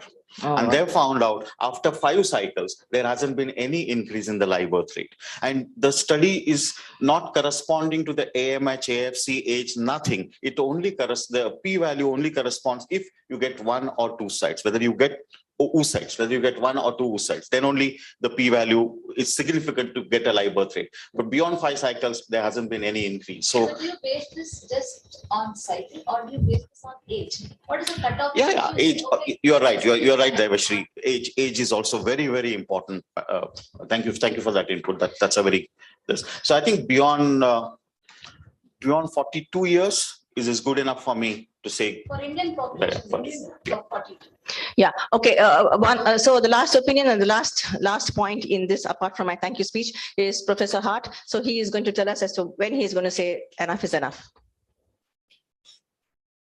Is he gone? Fantastic question. Enough is enough. It's it is incredibly difficult. I can vividly remember me telling a patient that you really must stop, and we really sort of talking around the situation, and I said, look, you've got less than a 1 in 200 chance of this working.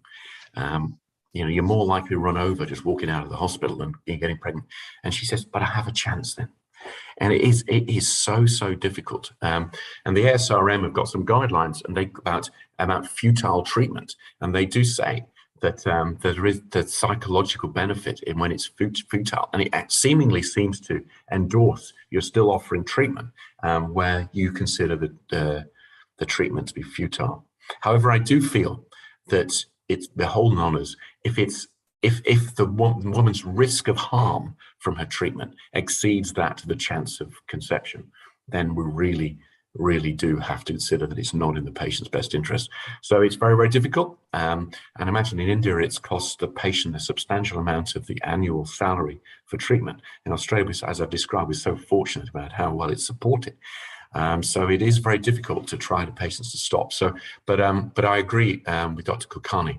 If you've had multiple cycles with no embryos developing, despite all the tricks we've tried and discussed today, you've really got to say, I'm terribly sorry, enough. We need to stop, and we need to talk about alternative strategies, although as we know for many patients, they're not feasible. Thank you. Great, thank you so much. And sorry I apologize if I have rubbed anybody the wrong way, but I have to do that being a moderator, I think at times. And I thank our distinguished panelists as well as Professor Hart. And I think we should just go straight into his talk now. Thank you very much.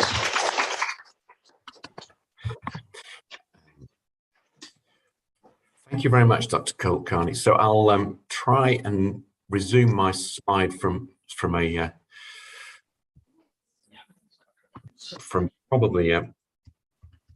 where will be a good place to start. We'll again quickly introduce, because we have some more delegates who have come in right now.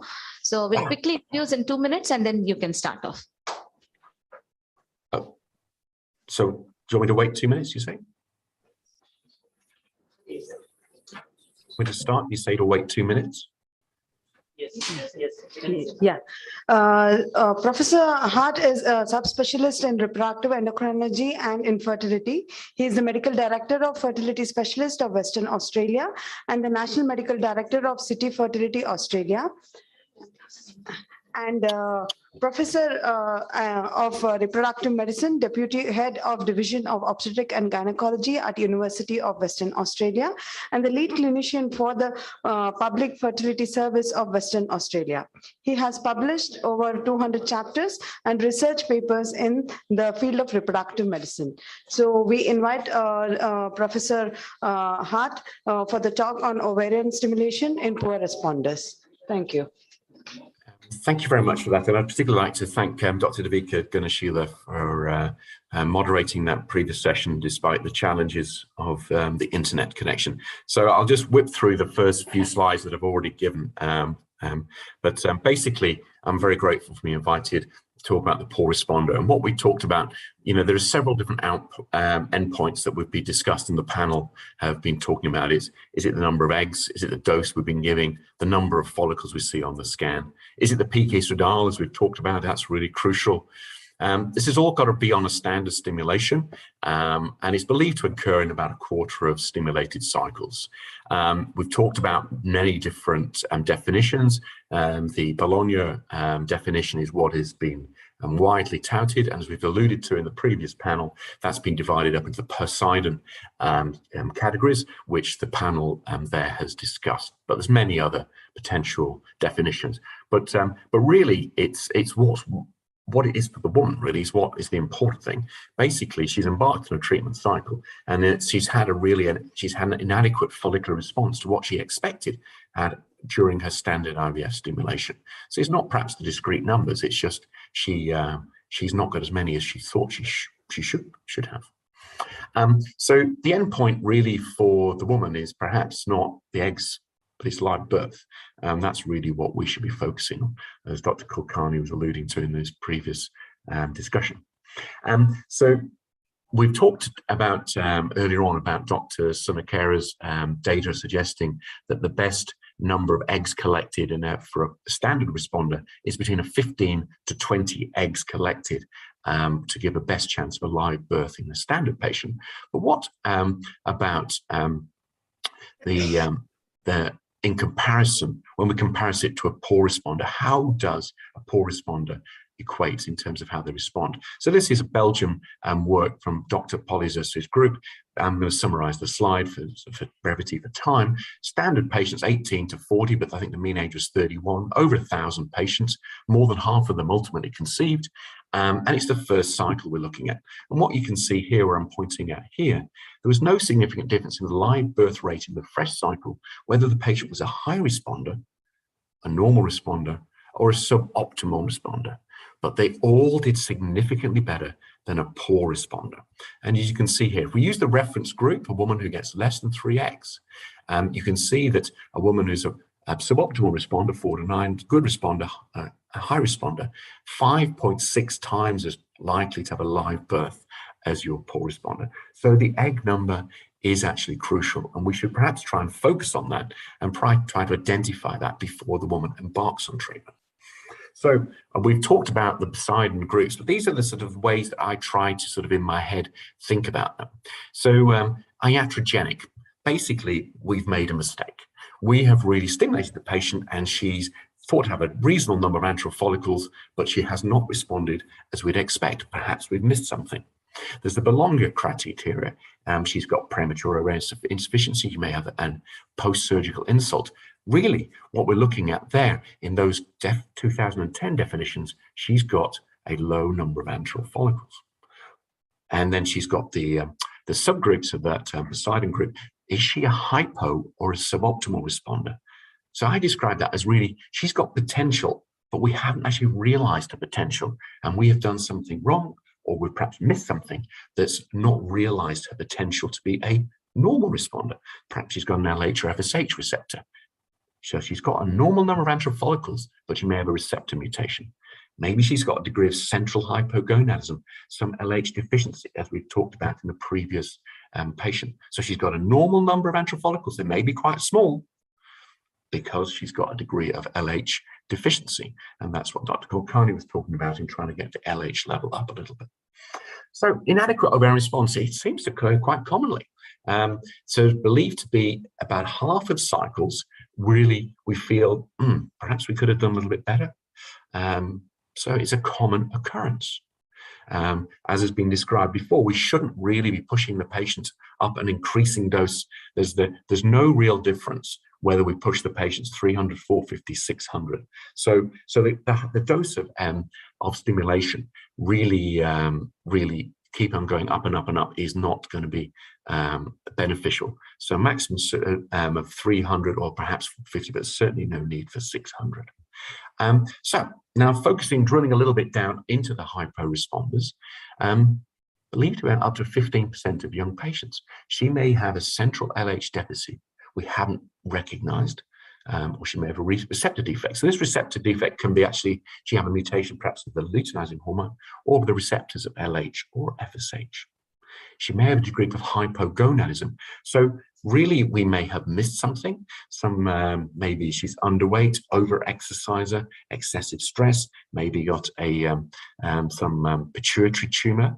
Be careful of patients who've got bulimia. They do act with a degree of hypogonadism, but their body weight tends not to be too low. A patient that's just recently come off the contraceptive pill, or she's been on the GnRH analog for endometriosis, they will be a hypo responder in the next cycle. So we've got to look out for the patient, the potential hypo responder. As has been alluded to, there's the VB to LH polymorphism occurring in up to about 15% of patients, and the panel have been discussing the pros and cons of testing for polymorphism, and I won't go any further into that. But what you can see, and why the panel were debating it, is if a patient does have the VB to LH polymorphism, as you can see from this chart, so the homozygotes, so they've got both alleles, they need substantially more FSH than the one who've got only one of the abnormal alleles compared to the normal no alleles, the wild type. See how the substantial amount of FSH is required to get the same stimulation. This is work by Carlo Alvigi.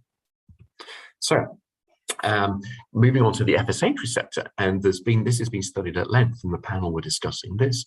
So a patient who presents with an FSH receptor, typically the S680 mutation, they have a higher resting basal FSH.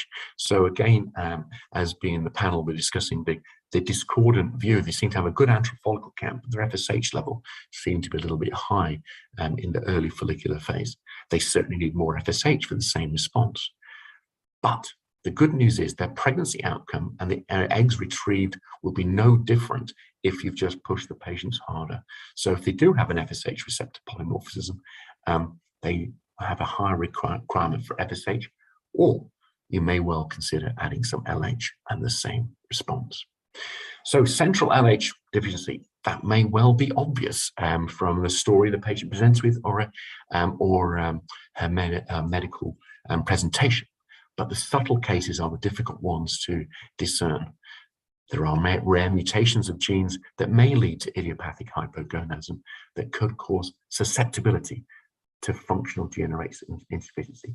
So what I'm saying here is that there are some patients who just perhaps, and you can see this, maybe you've given the patient several IVF cycles during the year, and you can see how perhaps that during the year, perhaps as her anxiety levels been increasing, for the same treatment, she's actually getting less follicles developing. And you'll notice perhaps her LH level is dropping. So she may be more susceptible to GnRH insufficiency. So there are some patients that degree, maybe the body mass fluctuates or the stress levels change, and that may lead to being more susceptible to having a poor response. So they don't all need to have an FSH or an LH level less than 1. They can be fluctuating low LH and FSH levels. On stimulation, the way you recognize it, they respond, but the estradiol level is low because they're LH deficient. So there is some good evidence that there are some patients, perhaps with these subtle mutations, that they are susceptible to profound pituitary suppression after prolonged downregulation. So what do we do? The patient who's got a low AFC, a risk of premature ovarian insufficiency, what treatment options do we offer? And there are a whole host, and the panel have been debating the various different types of treatment protocols that we use. And the reason why we're debating it is because there's no great firm evidence that one is evidence-based over another. Traditional approach would be a long down regulation. Some people swear by that for a poor responder. The antagonist approach is one I adopt. It causes less LH suppression. There are maybe personalized approaches that we've talked about. We've had Dr. Gunnar Sheila describing a flare protocol in one of the cases earlier on. Many long down regulation. There are now, I don't know whether it's available in India, that there is the chorephylotropin alpha, which has different pharmacodynamic action, which has more a higher steady state level of FSH that's achieved early in the follicular phase. There is some, again, this is no randomized control evidence. There is some observational evidence that it may have its place in the poor responder. There are those people advocating natural cycles, modified natural cycles, but with dreadful live birth rates from these cycles. I certainly really struggle offering those sort of cycles to patients. So the treatment cycle I would use is what was presented by Dr. Gunashila earlier on, the flare approach. But when I look at what strategy I'm going to use, it really is what are the antral follicles that the patient has present before we stimulate her. Now, my aim is to try and recruit as many of those as possible. And so no matter what treatment cycle you approach, if she's got a terrible antral follicle count, she's not going to respond. One of the challenges that we often face, and various members of the panel were perhaps discussing this earlier on, is the patient that prematurely recruits a follicle in the luteal phase of the preceding cycle. So perhaps if you were to scan her on the early stages of her menstrual cycle, when you're stimulating her, she's actually already got a dominant follicle. In those patients, you really should consider perhaps maybe the contraceptive pill or higher dose of estradiol, as Dr. Kulkarni was suggesting, to try and suppress that premature recruitment in the luteal phase of the previous cycle with a follicle. So yeah, there is no randomized controlled trials to tell us how we should approach, but they're the different treatment regimes. And that we were discussing in the previous case all the different adjuvants that may be considered. And I'm not going to list them all there, and they've all been discussed, but I'll talk about a few of those coming up. So basically, why are we adding these adjuvants? We really want to assist that initial follicular recruitment. We want all the follicles to try to grow synchronously rather than to have one follicle that is a very dominant follicle, leaving the other ones behind. So we want to really limit, as I've alluded to, any profound GnRH suppression previously in the previous cycle. So we may use a flare approach to overcome that. Androgens, we've talked about giving those increasing intrafollicular IGF-1s, potentially upregulates the FSH receptors, preventing granulosa cell apoptosis, trying to increase the antral follicles for recruitment. LH has been purported to be a benefit, acting in a similar manner to androgen supplementation. And growth hormone, we will talk a little bit about that as well, upregulation of IGF-1. So other strategies that have been used recently, and one of those which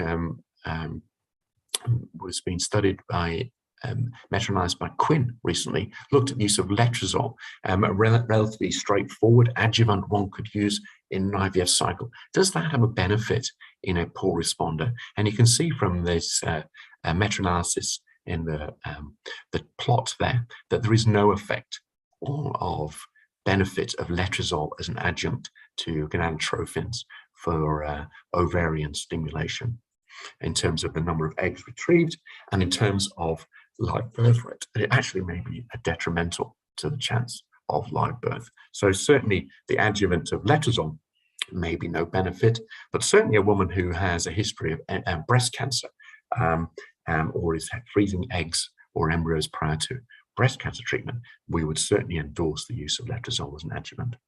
What about clomiphene? We've all been using that for the last 50 years, but in part of as an adjunct to an IVF cycle, there's very limited studies on that, but it does not appear that it improves the response in a poor responding patient. So again, clomiphene is perhaps not what we should be using. But one thing I'll say is that both clomiphene and letrozole seem to reduce the amount of gonadotropins that are required. You may not get a greater live birth rate, but where in a situation where the cost of the drugs may be prohibitive, they may have its benefit from that aspect, but certainly not in response in outcomes in terms of live birth rate of eggs. What about androgens? And there's a big focus in the last decade on the use of androgens. And this is by Helen Nagels, the Cochrane team, not been updated since 2015, so probably due for really review. But at that time, there were 17 studies of the use of DHEA, which shows a significant improvement of live birth rate and ongoing pregnancy rate with the use of DHEA, with a moderate degree of evidence. Compared to some studies, there is very good description of what dose we should be using. So really probably about 25 milligrams 3 times a day, or 25 milligrams twice a day really is what would be used. However, it's between 2 to 26 weeks. We're not quite clear. But it's in some places of the world, you can buy this simply in a pharmacy. It doesn't need to be prescribed. What about testosterone? Well, there is evidence to show that from the Nagels group demonstrated a significant improvement in live birth rate, and that the dose being used is anywhere between 2.5 and 12.5 milligrams a day up to a month before the treatment cycle. So this is the forest plot of the use of androgens. And the top you've got DHA, and the bottom group you've got use of testosterone on the outcome here of certainly seems to favor the use of testosterone and DHA for live birth. What about LH? And that's, again, I'm skirt over this because this has been discussed by Dr. Gunashila earlier on.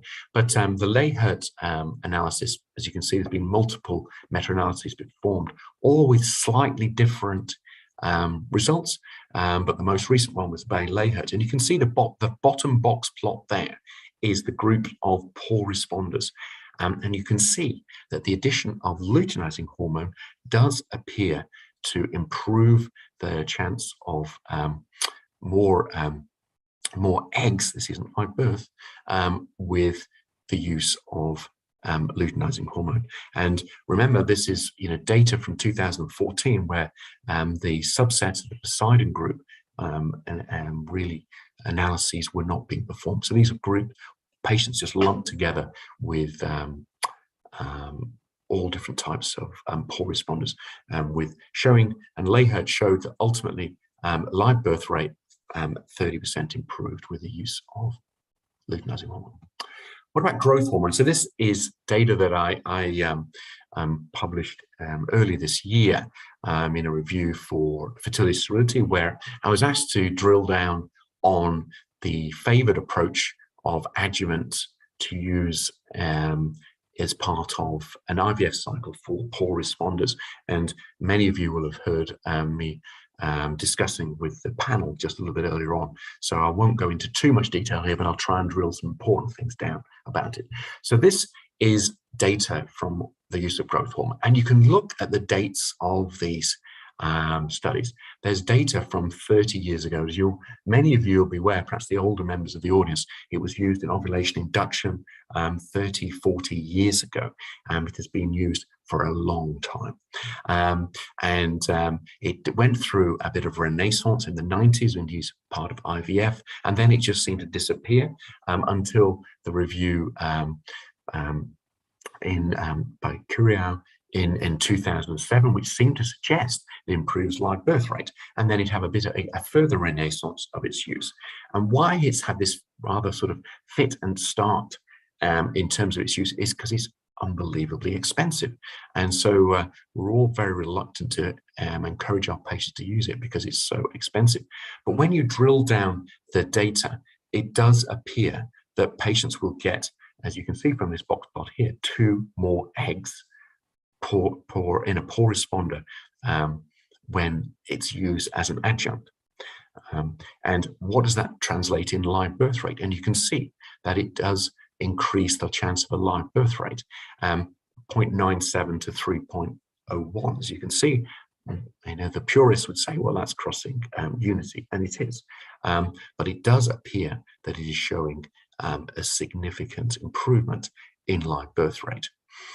And what I debate about in this study, and I was discussing with your erudite panel earlier on, is really what place does growth hormone have? That when I was looking at all the data, because I've written several reviews on it perhaps over the last 7 years, and it does appear that it's helping the poorer egg, is helping embryonic development.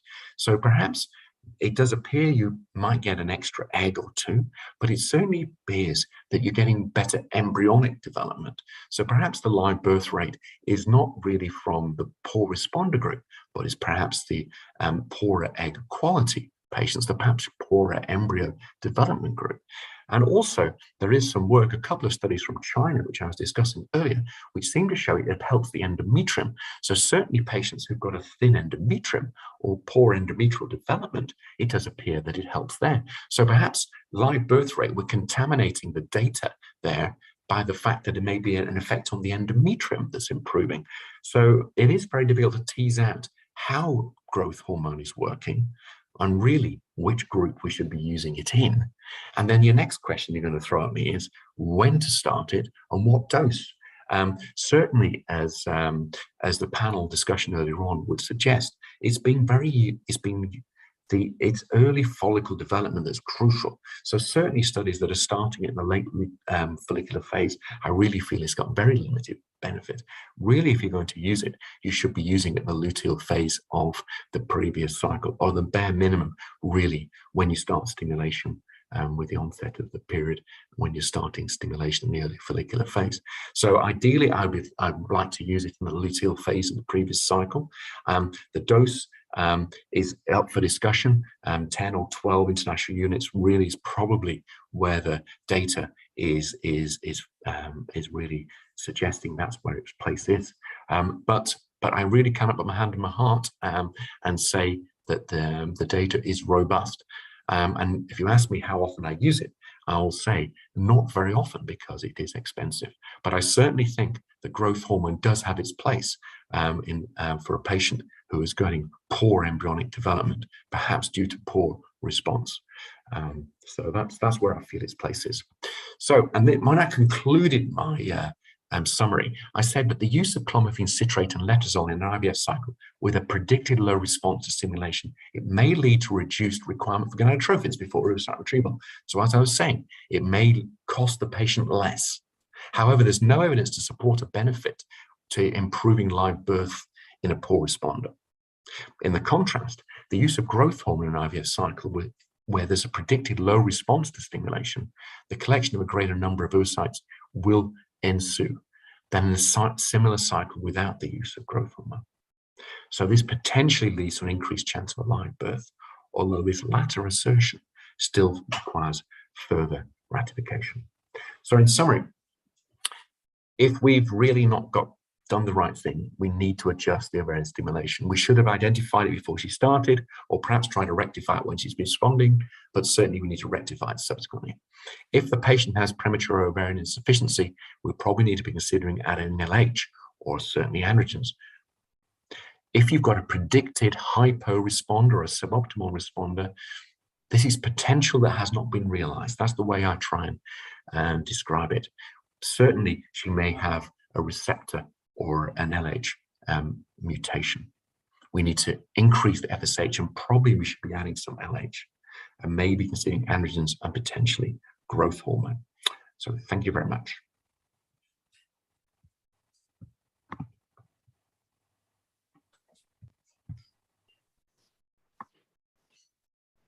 Thank you, sir. It was a very wonderful evidence-based narration. Thanks for that. Moving on to the next step. Thank you, Professor Hart. Thank you, Professor Hart, for the wonderful discussion.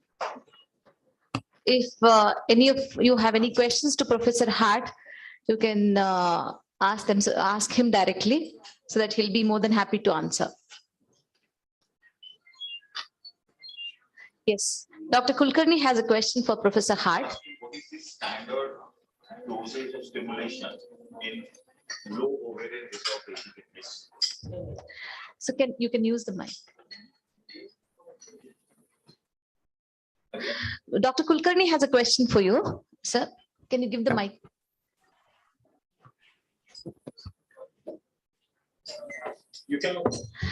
What is the standard dosage of gonadotropin you would choose for low responder cases in your setting? Low reserve patients, like probably Poseidon group 4 and group 3. The preferred in the first cycle. If it is the first cycle, what's the dosage that you would start with? Yeah, I do. My colleagues in Australia do have a go at me a little bit. They sort of say that you shouldn't really go above 300 international units, but I do frequently go to 450. I would be adding luteinizing hormone.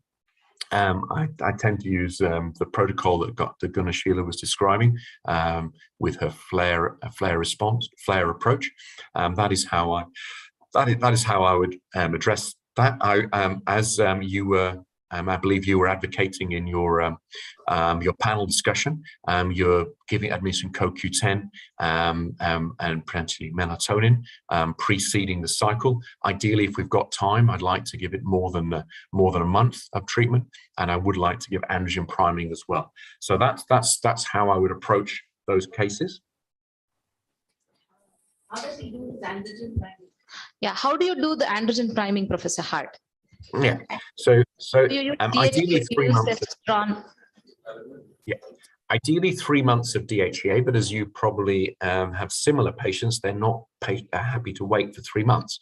Then I would use testosterone cream, 10 milligrams a day for a month prior to starting. What is your preference? Do you prefer DHEA or testosterone, Professor? I do prefer DHEA. I think the evidence is stronger with. And why? Why? Because I think the evidence is stronger for it. That's the evidence. And also I think it's a more benign treatment. I've had some patients that I feel, we were talking about futile treatment earlier on.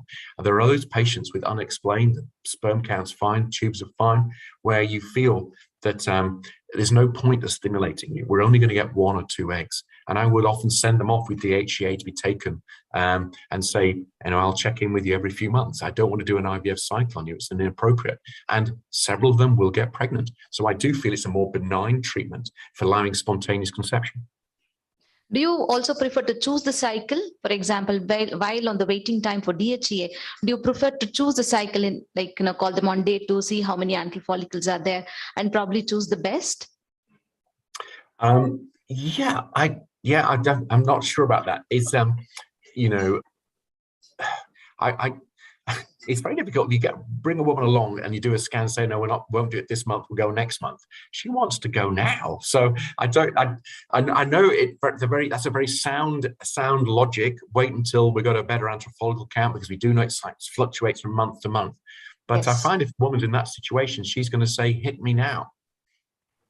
Okay, but if you see there is a lot of asynchronicity in that particular cycle, wherein one follicle is already 11, 10, and the other few are at 4 to 5.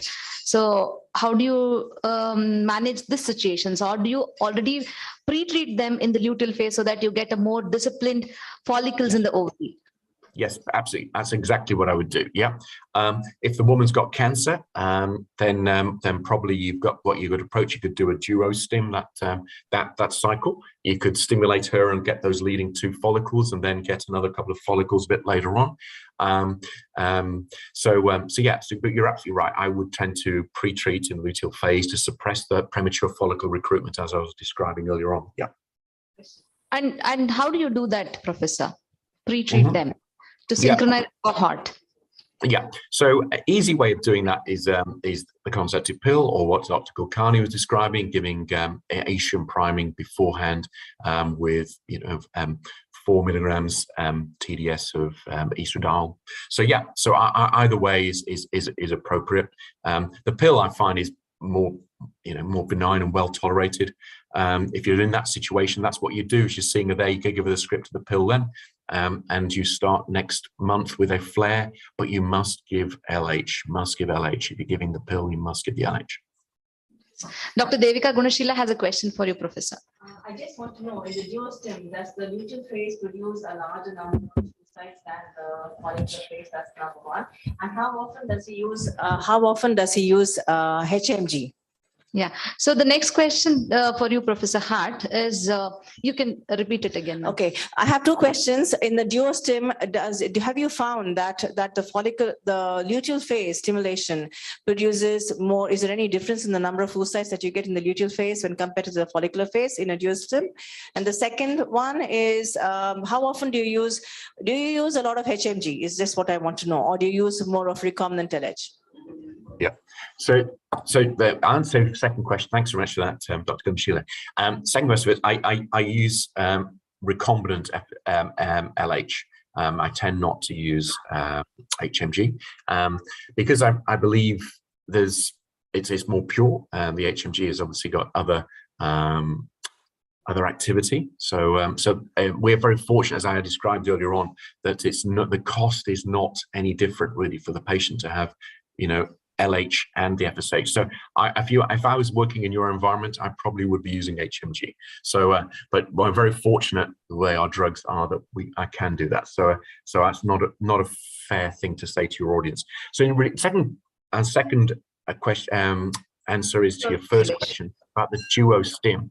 Do I note if you're stimulating the luteal phase, do you get a greater number of follicles than if you just did one? I honestly cannot say. We do not do the duostim very often.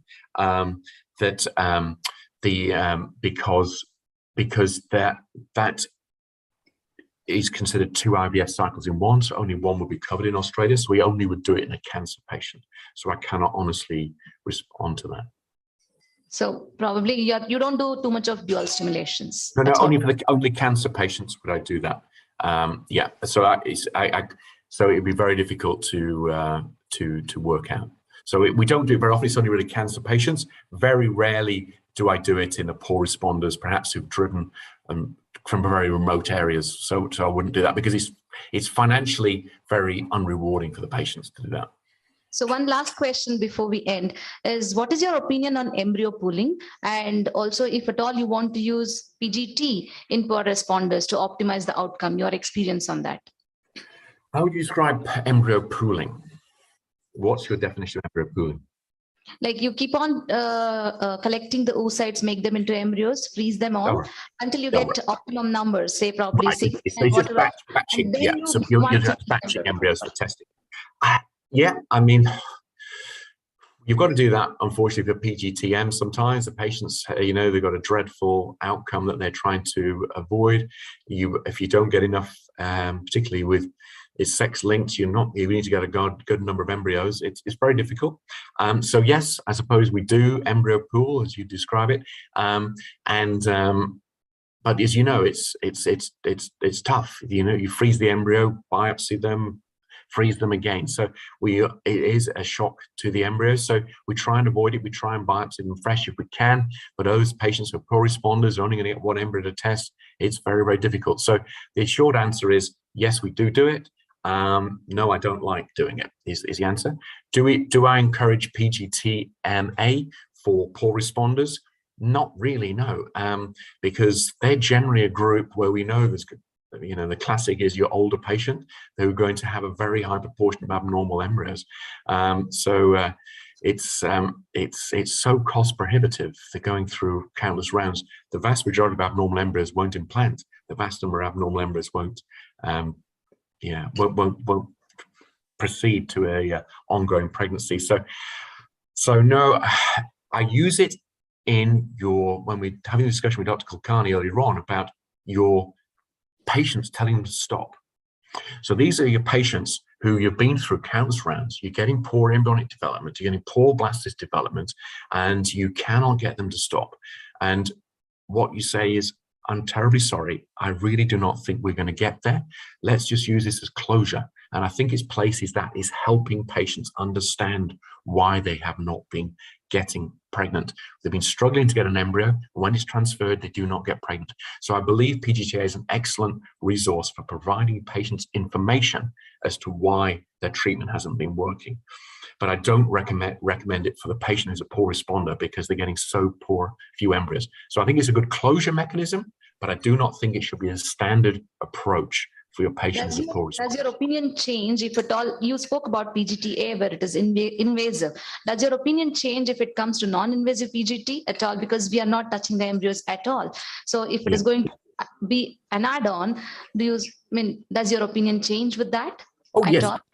I don't think we're there yet with non-invasive PGTA. I long await its validation and its incorporation because obviously I honestly believe the more information we can provide patients is very, very positive. And it certainly makes our job easier if we're telling patients we've got fact rather than the most likely reason is this. No, I much prefer fact. So absolutely any information is fantastic, providing we're not harming the embryo and jeopardizing its chance of implanting. I just want to know if non-invasive PGTA is available as a test in your country. No. There's yes, it was brought in and withdrawn, so it's not, Dr. Gunashina, it's not been embraced yet as validated. Yes, that's what I thought. So because there's a lot of problem with maternal cell contamination right now, and they're not been able to get their heads around it. So, yeah, thank you. So, yeah. Yeah. Yeah.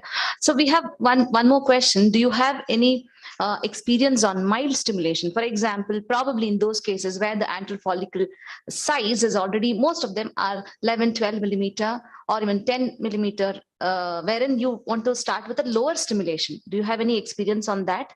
Because as you said, you prefer to give a higher stimulation, but is there any particular case where you want to go slow? Because already there is early recruitment. Or otherwise, do you choose for mild stimulation in any other cases? Well, if they're already that size, I don't quite understand. She's already actually probably stimulated herself with her own resting high FSH. She's already got follicles that size. So if you ask me, do I believe in mild stimulation for a poor responder? No, I don't. I really feel we've got to try and get all the follicles there. That's what I try and do. Any antral follicle, I strongly believe we should try to be recruiting all of those by any of the tricks that all the panel have described earlier on. So, so trying to use mild stimulation, I don't see its place, no. Do we have any other questions to Professor Hart? If not, I think it is time to thank Professor Hart because it was a wonderful interaction with you, Professor Hart. We enjoyed having you here. We would want to have you more and more for further clinical discussions. Thank you so much. Thank you for having me. Thanks very much. Cheers. Bye-bye. Bye-bye. Thank you. Thank you.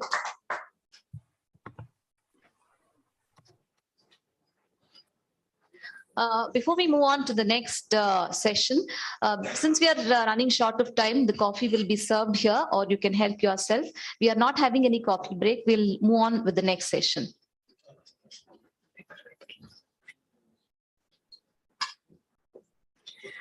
Karnataka chapter of IFS always encourages the young scientists to do their clinical research and bring them to light.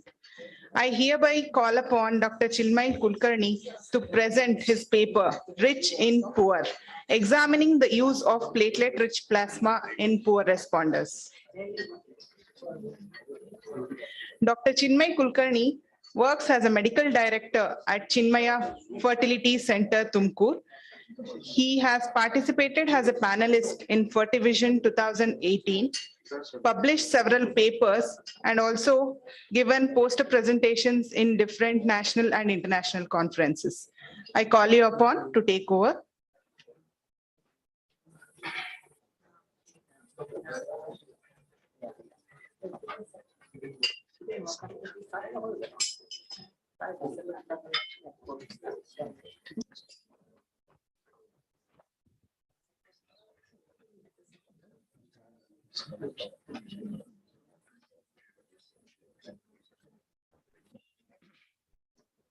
Good morning, everybody. At the outset, I would like to thank IFS Karnataka chapter for giving me this opportunity. Effect of intra-ovarian platelet-rich plasma on ovarian reserve markers, ovarian response, and IVF outcome in Bologna poor responders. So poor responders constitutes about 9 to 24% of female infertility. This wide range in the incidence is because of the poor definition of the poor responders. So POR has remained an enigma So definition only has remained as enigma, forget about the treatment and all those things. Physiological or pathological reduction in ovarian reserve appears most often irreversible, and high risk of cycle cancellation, low number of oocytes, embryo, and very low pregnancy rates are the frustrating outcomes of decreased poor ovarian responders. So just to compensate for the embryo culture or the embryo quality, lab quality, so we need more number of oocytes to maximize the live birth rate. So there have been various studies which have quoted different numbers. So in fresh transfers I am talking. So average comes around 10 to 15. So there are many management options for poor ovarian.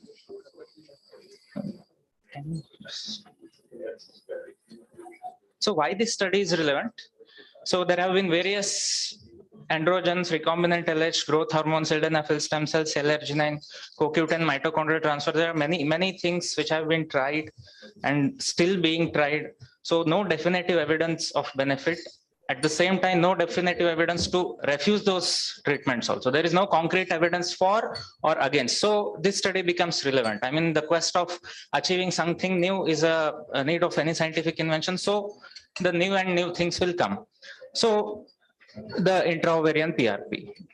So platelet contains various these things. Okay, so these are all the things which are present in the platelet. So what could be the probable hypothesis? So one thing which states is that, so whatever the decreased ovarian reserve or the poor responder, whatever we call, so it is a result of a chronic impact. Hypoperfusion and reactive oxygen species play major role. So any acute adjustment like changing the gonadotrophin dose or LH or CoQ or whatever, any acute thing is not supposed to change the chronic outcome, is the theory behind PRP. So what does it does? So ovarian hypoperfusion and reactive oxygen species are likely to get reversed by PRP or the platelet-rich plasma is the hypothesis which was proposed. I'm not going to go into detail. So there is an article by Wood. So he has explained very beautifully the mechanism. So the first time the PRP was coined in 1998 when so the mandibular bone graft was performed in the tumors of the mandible. So cancellous bone graft, when they were performed, when the bone grafts enriched with PRP, there was less chances of graft refusal and more taken up. So first time it was used, and the term was also coined that time. So after that, now PRP is being used anywhere and everywhere in the body. So now it has become very popular. So now the study question. So before going to the study proper, I want to credit this. I mean, when I was a fellow in Kraft Hospital, it was done, and later it was presented by Dr. Sankalp Singh in ISHRE 2020. So the study question was, does administration of autologous intra-ovarian platelet-rich plasma increase the ovarian reserve markers, ovarian response, or IVF outcome in Bologna poor ovarian responders? So the study design, size and duration, prospective observational cohort pilot study, duration was for 18 months. It was done in Kraft Hospital. So one thing I want to tell about this hospital is they don't do third-party reproduction. So even mitochondrial transfer, few studies have been done, again mixed results. And this, I'll just come to the conclusion in 5 minutes. So there such various studies, and many studies are being conducted at present in the other modalities also. They are about to get published, or in shortly, in another 6 months, they will be getting published. So 13 pure reproductive aged women diagnosed based on Bologna criteria were selected. Internal ethical committee approval was taken, and all the couples had detailed counseling about the experimental nature of the procedure, and written consent was obtained.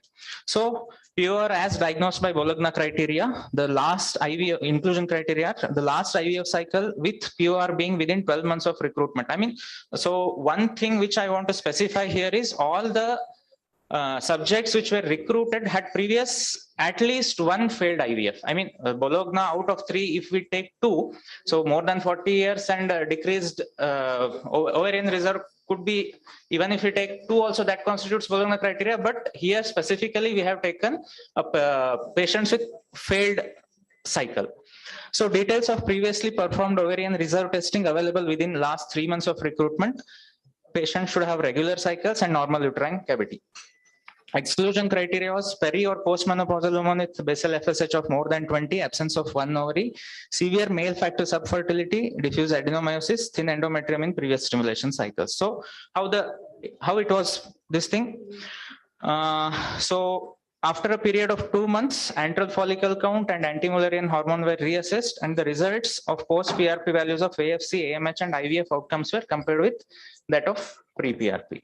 So before the PRP was prepared, this was one thing which was GCSF administration 300 microgram 3 days subcutaneously prior to blood collection. It was the only thing which we did differently from the other previous studies. So we got an ethical committee clearance also for this, because it is a systemically, when it is administered, there may be a reaction and all those things. So after taking ethical committee, and the purpose of doing this was it will increase the platelet count as well as the WBC count.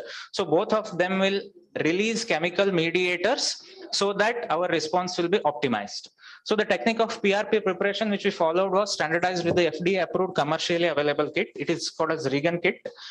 So for all patients in the PRP group, a baseline complete blood count was done, which was repeated after 3 days of systemic GCSF. So WBC concentration rose and even platelet concentration was also high. So this is the method of PRP preparation. I'll just come here. So 10 ml blood was drawn in the native sample. So yeah. So after first centrifugation was done at 3,500 RPM at 15 minutes. The temperature is very important, 21 to 24 degrees Celsius, because at body temperature, platelet activation takes place, and we don't want platelet activation before instillation. So that's why this was the temperature maintained. So after first centrifugation, this is the layers we get. Bottom layer is RBC and then platelet WBC, and then the topmost layer is plasma and platelet, platelet poor plasma. So middle layer is platelet rich component with WBCs, and lowest layer is RBCs. So then the platelet poor plasma is kept for the further use, and then the middle layer platelet rich plasma and WBC is taken again, and second centrifugation is done at 1500 RPM for 10 minutes. Okay, and the final sample, it is mixed with platelet poor plasma and up to 4 ml, and it is stored in 2 aliquots of 2 ml each, and it is frozen. So the activation of PRP, one is calcium gluconate activation, one is freeze thaw activation. We did freeze thaw activation, and then the PRP procedure is performed. It is done using 17G WMN needle. So the care was taken not to injure any vascular structure in the stroma. The needle was advanced into the ovarian stroma, 10 to 5 mm depth from ovarian cortical surface under ultrasound guidance. Once the tip placement was confirmed, 1 ml of activated PRP sample was introduced by slow push injection as the needle is slowly withdrawn up to just underneath the cortex, and 2 pricks per ovary it was performed. And after the ultrasound was performed, and any pelvic collection was noted. After the procedure, patient was asked to rest for about 15 minutes, and vital signs were monitored for 1 hour post procedure. Complete hemogram and USG was done post procedure day 1. So after 2 months of PRP, day 2 AMH, FSH, estradiol, and AFC was done. Stimulation was started on the same day with flexible antagonist protocol with 225 to 300 international unit of gonadotrophins individualized as per the patient's weight. It was a combination of RFSH and HMG. Trigger was given when the lead follicle reached 18 to 20 mm. Hcg was the insemination technique. Embryo quality was assessed by Istanbul consensus. Third, day 3 embryo transfer was done, and beta Hcg was checked 15 days post Hcg. All of them were fresh transfers, and scan was done for the fetal heartbeat 4 weeks post embryo transfer. So the statistical analysis was done with SPSS 18. This all the technical things. So now coming to the results proper. So the patient characteristics, mean age, BMI, and number of attempts. So almost 38 was the mean age, 24 was the BMI, and all of them almost had 2 failed attempts or some. So this was the ovarian reserve testing. So pre-PRP AMH was 0.46 and post-PRP 0.49, and then AFC 4.23 and 3.86. You can just look at the p-value. There is no significant difference between anything. So this is a good dose of gonadotropin and the pre-PRP and post-PRP. So, and also the E2, final E2 on the day of trigger. So again, you can look at the p-value. There is not much difference. Optimum number of follicles, that is follicles who were more than 14 mm on the day of trigger, 3.76 and 4. Okay, so again, there is not much difference. I mean p-value. So then the number of days of stimulation also didn't differ significantly. So this is again metaphase 2 sized fertilization, day 3 embryos and number of embryos transferred. So again, there is no much difference in the p-value. So this is, I think it is a flawed site. It should not have been put here because I'll just come to it later. So just to summarize, a total of 30 POR women were included in the study. Ovarian reserve markers and IVF outcome prior to administration of intra-ovarian PRP was compared to the parameters obtained after intra-ovarian PRP. The pre-PRP and post-PRP group had similar AFC and AMH, no difference in the number of growing follicles, no difference in the number of M2 oocytes, no difference in the fertilization rate, no difference in the cleavage stage embryos. 5 women cycle had to be cancelled and the clinical pregnancy rate of 13.3% was achieved with a live birth rate of 10%. Why this is flawed means we have selected the patients who previously had failed cycles. Even if we don't do nothing, one or the other patient will conceive. So comparing that group with this group is not correct. So just for the sake of completion, 13 was the clinical pregnancy rate. So adverse effects, immediate post-procedural pain in the lower abdomen was the commonest symptom and seen in all women, which settled within few hours. None of the women had fever, PID, allergic reactions, hemorrhagic complications or persistent post-procedural pain. So the discussion, this study focused mainly on the Bologna POR woman. Research on intra-ovarian PRP is limited to case series and small retrospective studies. IOPRP is used by many centers without any evidence of benefit. The limitations of the studies were it was an observational cohort study, women serving as their own historical control. That's what I said. When many a times if we don't do anything, also something works. So previously failed woman cannot be a control for a next cycle. So it should be done at the same time with a randomized group, so that will carry more weightage. So the sample size was small, only 30. Cannot comment if waiting beyond 2 months would have changed the outcome, because there were other studies where they did intra-ovarian PRP installation for 3 consecutive cycles and the IVF was done after 3 months. So I'll just come to that study. So the quantification of specific platelet derived factors was not performed. I mean, which factor is leading to what is still an enigma, and hence whether level of particular factor beyond a specific threshold can have a beneficial effect was not studied. So this was the first ever noted intra-ovarian PRP study. So 8 perimenopausal women, they underwent PRP and no ET was done, but there were few embryos stored. So then the next study, they used 1 ml PRP. So there were only 4 groups of, 4 patients. All 4 had significant FSH reduction. I mean, on the day 2 FSH reduction and at least 1 day 5 embryoblast. Again, there is no this thing for the clinical pregnancy. Again, because they all failed, you cannot compare the clinical. So, but this one in Journal of Assisted Reproduction and Genetics recent study, 2020, there a promising result. I mean, you can see the PRP and control group. So, it was a randomized study, non-randomized study, but it was done at the same time. This thing was done and 2 groups were made and a very significant difference, significant positive thing has come in this study. So you can see the biochemical pregnancy 12, clinical pregnancy 11 in the 46 member group, and p-value is almost in those 2 cases, this thing biochemical and clinical pregnancy, there is significant difference, but again still there are many studies are required. Autologous intra-ovarian PRP administration has not been shown to improve AMH, AFC ovarian response or IVF outcome in Bologna poor responder women. So its use should be restricted strictly to research settings till the evidence to the contrary through well-designed randomized controlled trials. So what are the options? One is autologous gametes in poor ovarian reserve.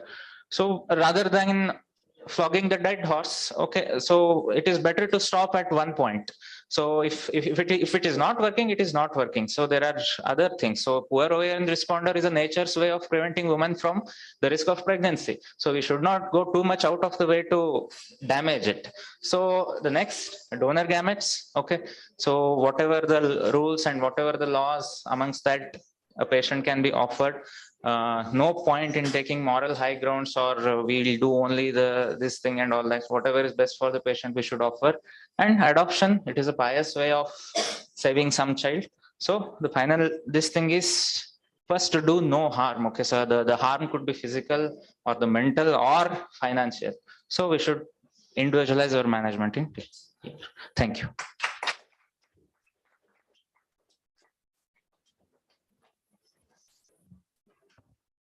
Thank you, Dr. Chinmay Kulkarni. This was a very good study. This is a very good study indeed.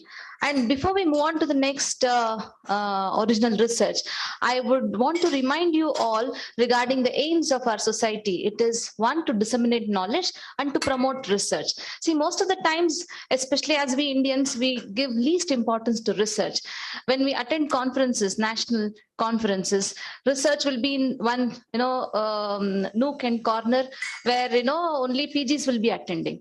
And we don't give a lot of importance to research. It is a time to change. So that's why from IFS, we keep research papers in prime time.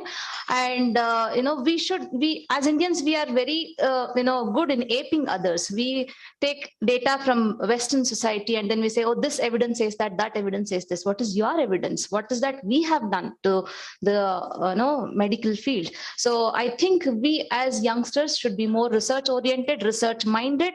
And for that, we should respect research. So that's why research is in prime time. I request all of you to concentrate on this. And Dr. Chinmay Kulkarni's presentation is very good. That PRP, most of us are doing PRP with benefits, without benefits, we don't know. So when we look at others' research, or when we look at others, findings of research, we can also adopt. This is from our own study, rather than aping Western, studies where the genetics could be different. The genetic makeup is, totally different. So let us look forward for more and more Indian studies, because we have a huge population. So I request all youngsters to be more research oriented and probably to come forward to present their original research in our future IFS local and national conferences. So before we move on to the next research paper, I would request our Joint Secretary, Dr. Vaishnavi, to present the memento. Dr. Vaishnavi is here? Yeah, to present memento to our previous speakers, Dr. Devika Gunashrila. Ma'am, please come on stage. Vijay, can you please? Madam's memento and yeah, please. Yeah, I know. Please concentrate on research papers. Please don't have, internal discussions. It's a request. Okay? Not good.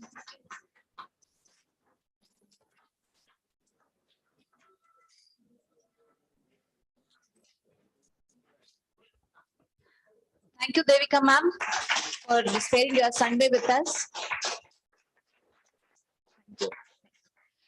Dr. Ashwini GB, Dr. Vaishnavi, Dr. Ashwini GB.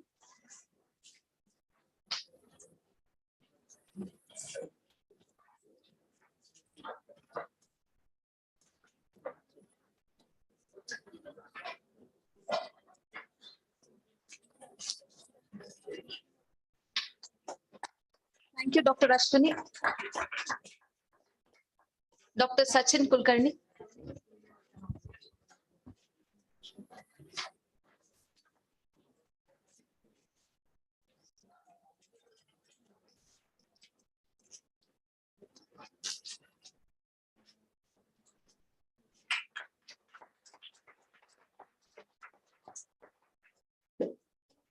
Thank you, sir. We look forward to hear for your next talk. I request Dr. Chandrika to hand over the memento to Dr. Tejas.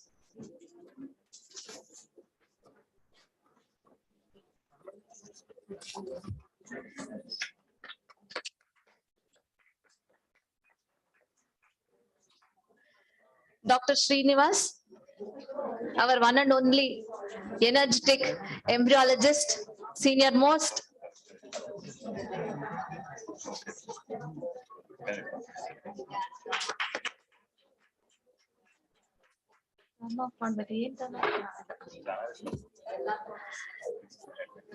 Dr. Mekla. Dr. Mekla.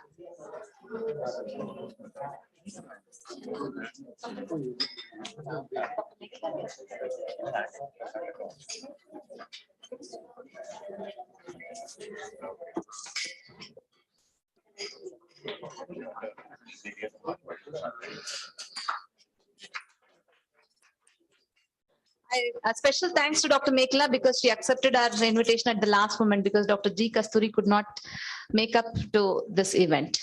So without much delay, let's move on to the next research paper. I request all of you to please concentrate on original research, to respect original research. So Dr. Shilpa Reddy, please. Can you introduce Dr. Shilpa?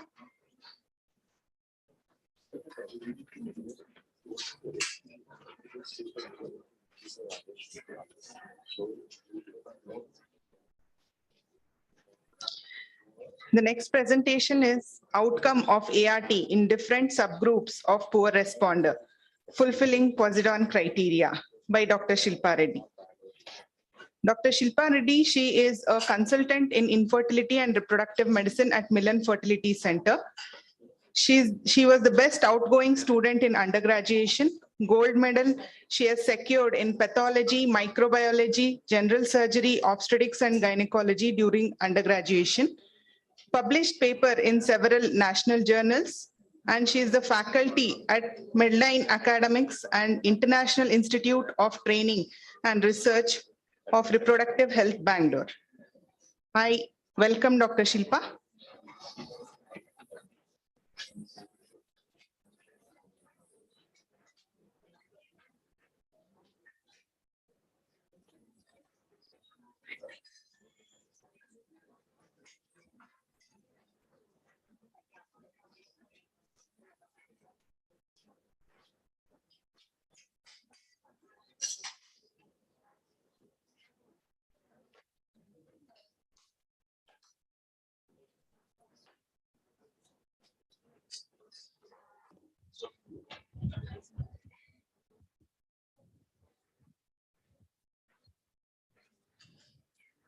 Good afternoon, everyone. So the talk for today and my topic is going to be about outcome of ART in poor responder patients classified as per Poseidon criteria. So since morning, we've been having loads and loads of discussion about how the success rate in poor responders is low. But the major challenge that we have had in the Bologna criteria is that the population was a very heterogeneous group. And more importantly, the age-related decline in the oocyte quality was not accounted for. And that is where we have had a problem. So then came across the Poseidon criteria in 2016, which basically categorized different poor responders depending on not only their reserve, but also depending on their age. So that's why we have Poseidon category 1 and 3 who are less than 35 and Poseidon category 2 and 4 who are more than 35. So the purpose of the study is because there's a lot of heterogeneity of the populations, there is a need of expressing a unique and shared definition to individualize infertility treatment. And that's been excellently done by Poseidon group. So the main goal of the study was to evaluate ART outcomes among various subgroups of poor responders defined by the Poseidon stratification in order to exactly know how much the ongoing pregnancy rate and live birth rate was. So material and methods type of study, it was a prospective observational study that was conducted over a period of 2 years and it is still continuing. Patient selection was based on poor response to ovarian stimulation, who have wherein the stimulation retrieved 5 or less than 5 oocytes, and patients who eventually underwent either a fresh or a frozen embryo transfer cycle. The total sample size is 192. The methodology, clinical and laboratory data of 192 women were recorded and followed up till clinical pregnancy and live birth. So patients were categorized into 4 groups according to the Poseidon classification, depending on the number of oocytes that they retrieved and depending on their age. And the site of study, it was conducted simultaneously at 2 different centers, Genia Fertility and Milan Fertility Center, Bangalore. So the outcome variables, the primary outcome measures were ongoing cumulative clinical pregnancy rate and live birth rate, wherein the secondary outcome measures were basically the embryology data related to the mean number of oocytes retrieved, mature oocytes retrieved, fertilization rate, cleavage rate, miscarriage, and biochemical pregnancy rate. So statistical analysis was done using SPSS software. I'm not going into the details of that because I cannot give you explanation for that. I'm too weak at stats. So the descriptive analysis, what we found was out of the 192 patients, the majority of them belonged to group 3. So they were the women who were less than 35 years of age and who got less or equal to 5 number of oocytes. This is again one point to be kept in mind, that maybe probably when we see the IVF group who come into the clinic, there are a lot of patients who are still young, but their ovarian reserve is declining. So this is something that we need to keep in mind. So frequency distribution of oocytes, when you see the maximum number of oocytes were retrieved in all these were 5 or less than 5 oocytes. But when you compare the data, group 1 and group 2 had a maximum mean number of oocytes that were collected. And this reached statistical significance. So the mean number of oocytes were 3.45 plus or minus 1.38. And however, this reached statistical significance. So when the mean number of mature oocytes were taken into consideration, well, again, group 1 and group 2, the mean number of mature oocytes were increased. But however, this did not reach any statistical significance. When you see the fertilized oocytes, there was no difference. When you see the cleavage rate, of course, there was a statistically significant difference amongst the group, wherein group 3 performed far better in terms of cleavage rate. So now coming to the clinical data. So fertilization rate and implantation rate, there was no difference between the groups. So now coming importantly to the pregnancy rates, what have happened? So patients who have had a positive beta Hcg, the maximum was found in group 3, followed by group 1, and then group 2 and group 4. And this was significant. Similarly, ongoing clinical pregnancy rate also, group 3 was the maximum, followed by group 1 and later the other groups. And both biochemical pregnancy and ongoing clinical pregnancy rate were statistically significant. As when you compare the miscarriage rate, group 4 had the highest probability of miscarriage rate, again pointing to say that these women have a higher incidence of aneuploidy. So even though the implantation rate is the same in all the groups, this category of women who belong to Poseidon 4 will end up in a miscarriage, given that the aneuploidy incidence is high. And live birth rate is something that we are still following up. So totally out of 192 women, we have had around 27 pregnancies.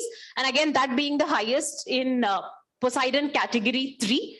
And once we have a complete data of the live births, we'll be able to give a clear picture. So this is again a bar representation telling that group 3 has the highest number. The bar marked in blue is the chemical pregnancy, bar marked in orange is ongoing clinical pregnancy. So without a doubt, group 3 has the highest pregnancy and ongoing clinical pregnancy.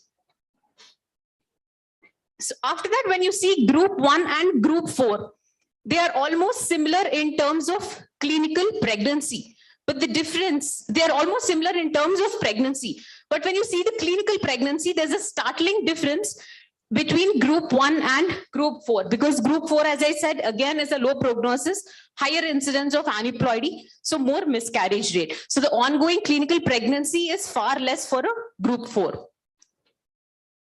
So interpretation, again, the total number of oocytes in group 1 and 2 was significantly higher when compared to 3 and 4. With regards to mature oocytes, there was not much of a difference.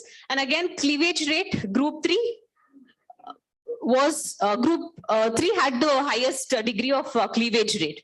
And when comparing ongoing clinical pregnancy rate, group 1 and group 3 had higher pregnancy rate when compared to group 2 and group 4.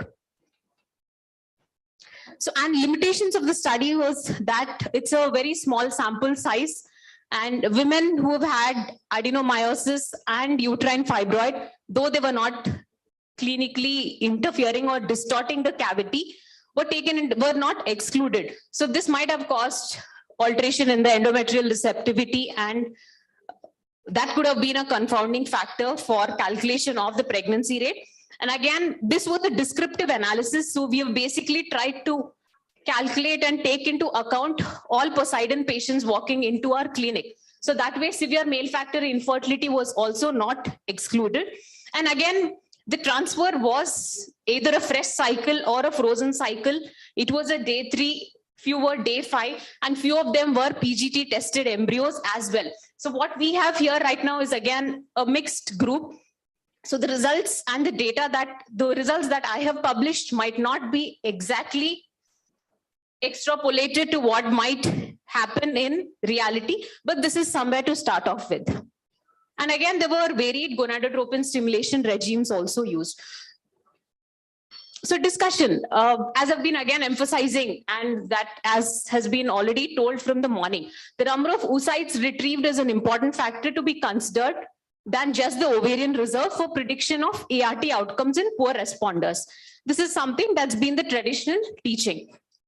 And just to back this up, there was a study done by Mariam Iftikhar et al. In 2018, which said that in group 1 and 2, there were significantly increased number of oocytes that were retrieved, and the increased oocytes directly translated into ongoing clinical pregnancy and live birth. But in their study, they had taken into account not only the actual poor responders, but it was hyporesponders and poor responders who got either less than or equal to 9 oocytes. So, however, our study showed that though the oocytes retrieved were more in group 1 and then 2, it did not translate into clinical pregnancy, suggesting that the oocyte number alone just does not suffice. So here comes the need about emphasizing on embryo aneuploidy. So age-related embryo aneuploidy strongly changes the prognosis of women who have the same oocyte yield. Say there's a group 3 Poseidon category versus a group 4. And both of them have the same AMH. A group 3 Poseidon woman, she has got around 3 embryos, and a group 4 Poseidon woman also has around 3 embryos. Considering the aneuploidy rate is very high in group 4, maybe so in that case, a group 4 woman would require higher number of oocytes to be able to get that one euploid embryo for a successful pregnancy. So Poseidon delivers the opportunity to demonstrate a functional plan, thereby to minimize time to pregnancy. And as I've said, this is a very small sample size. So there's an urgent need for further studies, and with large sample size that would be required, which exactly focuses on clinical pregnancy rate and live births, thus emphasizing the importance of giving ART patients an age stratified prognosis during counseling and helps improve management protocols. So in conclusion, again, we are dealing with a very heterogeneous group, and the pregnancy prospects are very different, and thus they represent a therapeutic challenge to the clinician. So apart from the number of oocytes retrieved, age is one important factor to be kept into consideration, and adopting Poseidon will help you stratify the therapy in order to be able to obtain at least one euploid embryo, which gives chance for success. So these are my references. As with regards to finding a study which was similar to mine, I couldn't find any study as for now. As I've told you, there was one study that was published by Madhuri Patel ma'am in 2019, but that again took into consideration not only the real poor responders, but hypo responders as well.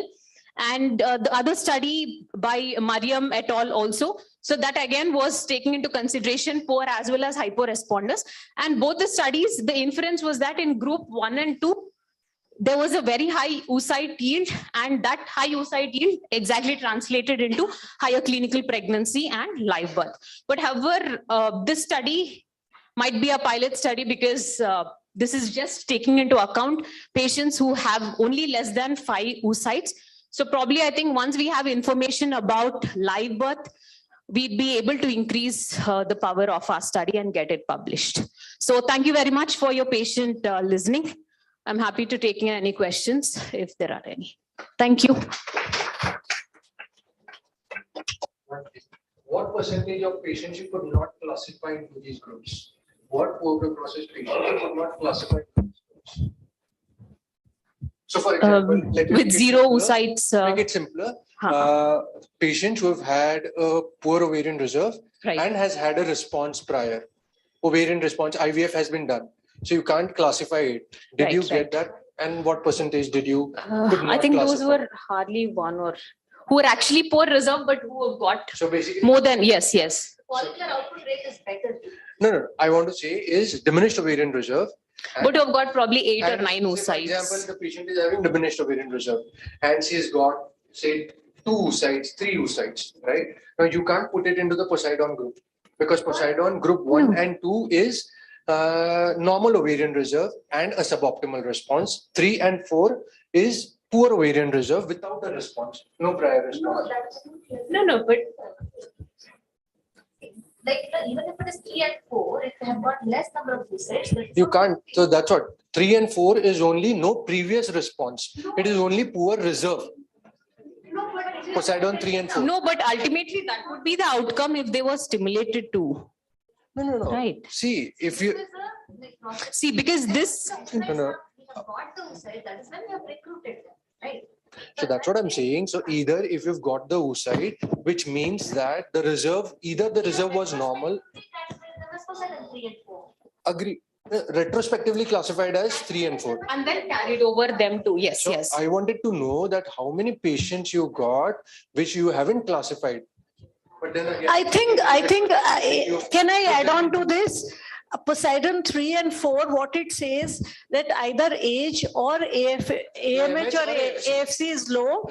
So you don't need a previous stimulation to prove them into group 3 and 4. No. But having one stimulation before and having a poor response, do not exclude them from group 3 and 4.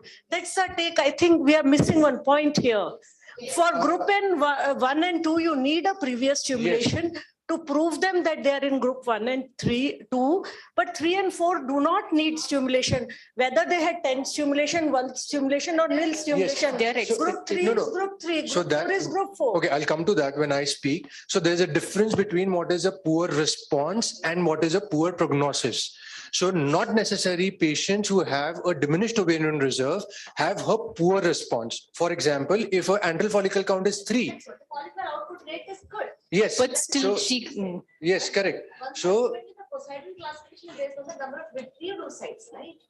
even though the fault is 100%, the fact that she has 3 FC and she's got 3 oocytes, that would still put her into a poor responder. She is not a poor responder. That's what. As per Poseidon. No. So Poseidon does not say poor responder. Poseidon only says low prognosis. So Poseidon talks about low prognosis. And if you have 3 oocytes, obviously she is a patient with a poor prognosis.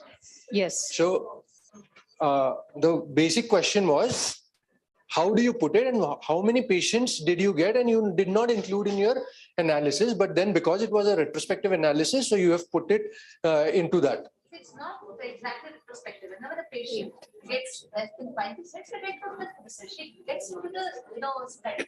That is when she gets into the study. The entry point is there. Yes, but then if you have, see, Poseidon 1 and 2 is those who are having a normal reserve. Correct. And if they get a less number of oocytes, fair enough, you put it in group 1 or group 2.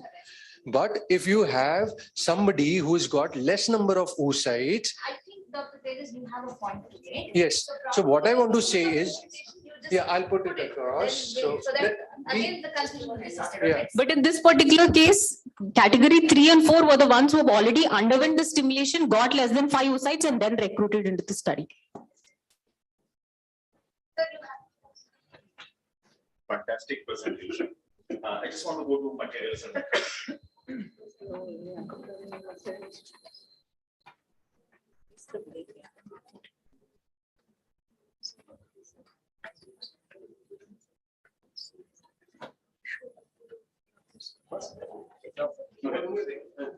than 5 oocytes retrieved cannot be poor response. Less than 4 oocytes retrieved is poor response according to Poseidon, whatever it says. If it is less than 4. Comment to make. I think it's more to do with the type of the study. Had it been, because it is prospective, you are expecting there will be exclusion. Because it's a prospective study, you have such a number of people and such a number do not fit into the category. But looks like it has been recruited after the pickup has been done. Yes, exactly. So I think the type of study, It's a retrospective and prospective. Is what it is. It's a retrospective and prospective study. Causing all confusion. Probably would have been clear if that had been With the retrospective study. Yes. But this is going into clinical pregnancy and live birth, so it's a Prospective you recruit and then you categorize them. yeah, because it is going on to ongoing pregnancy. Because the oocyte number you do not know. So then you exclude them, that these are not poor responders. But here it is not so. So it is a retrospective study rather than the prospective. Okay, so I have a question. No, I don't have a question, but since in the whole presentation you did not get a single case of 0 oocytes, that's where I want to congratulate you on your protocols. That's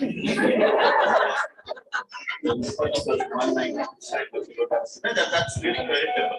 Not because we are Indians and we see so many patients unexpectedly having off low reserve again, unexpectedly having no oocytes. That was excluded. The data had Then we're going to put live birth rate, it should be per stimulated start rate. Because this, So then that will get affected. That's a good point, sir. Then that will get affected. So I feel for intention to treat analysis the one when we go over with them. No, this was not a pointer to pinpoint. I wanted to congratulate you. No, sir, that actually it's a good point. So why I wanted this slide is I wanted to know what is the dose you start. as such, again, it's the population because there was no. Anyway, it's very between 300 to even 450. I just wanted to know that. And That also- you not started anybody on 150. Exactly. That's also a big take home message for everybody. Yes, That nobody starts on 150. That's Start. great. Good. Thank you. Maybe you put it 1 to 5 percent, more than less than equal. Yeah, yes. But there is a Louis Yang study published in RBM Online 2021. If I'm not mistaken. I will keep sending Okay, it. yes, yes. sure. Same study. And the results are absolutely the same. Wow, that's very nice. Wonderful. Okay, very article. So we are all back on track. We are all concentrating on the studies. I'm so happy to know this. So before we move on to the next debate, it is quite heated, very well prepared. And Dr. Tejas and Dr. Sachin are just, they are ready with the armamentarium of their weapons to fight. We are ready to witness the fight. Before that, I would like to congratulate Dr. Chinmay Kulkarni and Dr. Shilpa for making the efforts to do the original research. It's very easy to publish, or it is very easy to present aping other studies. This study says that, this study says this. So, but it's very difficult to put in our own data, even though there are flaws. It is the beginning, and we have taken your inputs on how to improvise on this study, and we will definitely proceed on to this. So I would request Dr. Vaishnavi again to present a memento to Dr. Chinmay Kulkarni.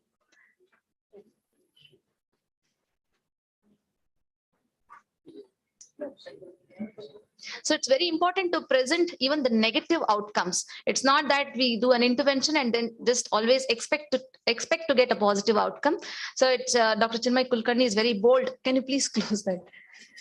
It's Dr. Chinmay Kulkarni is very bold to present his negative outcome, and we congratulate him. Dr. Shilpa.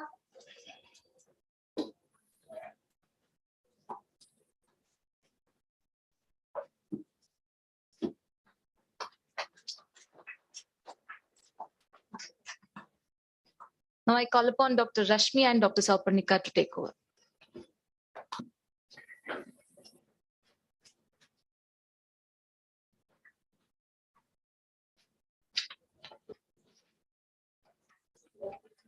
Francis said there is no tough opponents in a debate, but only tough issues.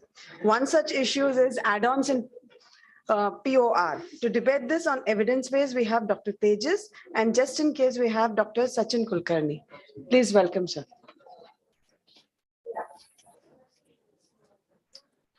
So, because it is live streaming, so we'll have to connect it to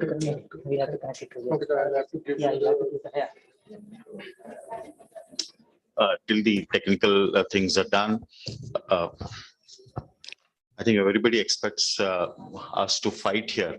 We are no doubt argumentative Indians, and that's what our ethos or our philosophy always told us, that we learn out of arguments we do with our people. Historically, it has been the same. But before we go ahead, firstly, I sincerely thank Devashri for inviting me here. And it's been only because of you. This is my second visit to Bangalore on this. And I really appreciate the IFS chapter here conducting such thorough academic programs. And especially this move of yours, it really touches me that putting the basic research people who are doing studies onto the forefront in the dais. Otherwise, we see so many big conferences in India where all the speakers or the A hall and the prime time is given to the keynote addresses, which is so wrong, I feel. Rather, the prime time should be given to the people who have done studies, and then only we can more popularize the whole research in India. So that's a great move. Thank you so much.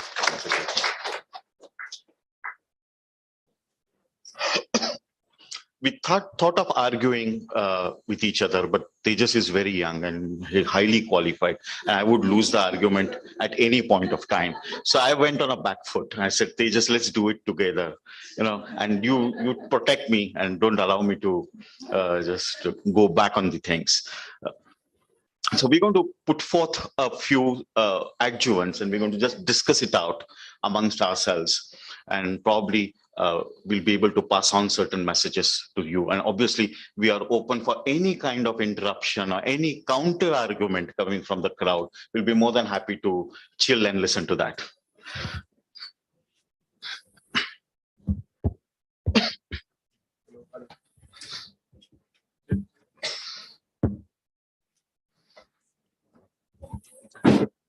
So, first of all, let me thank Devashri ma'am for giving me an opportunity.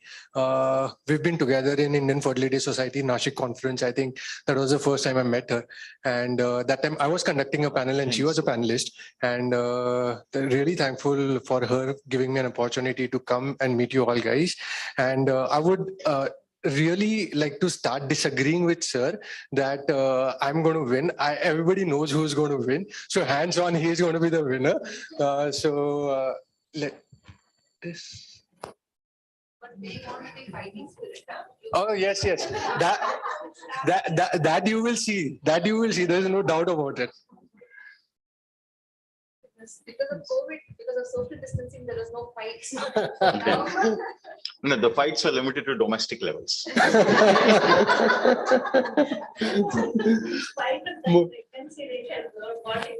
Yeah. Nothing to do. Okay. So we're going to speak on add-ons in poor responders. We've tried to put up a show together.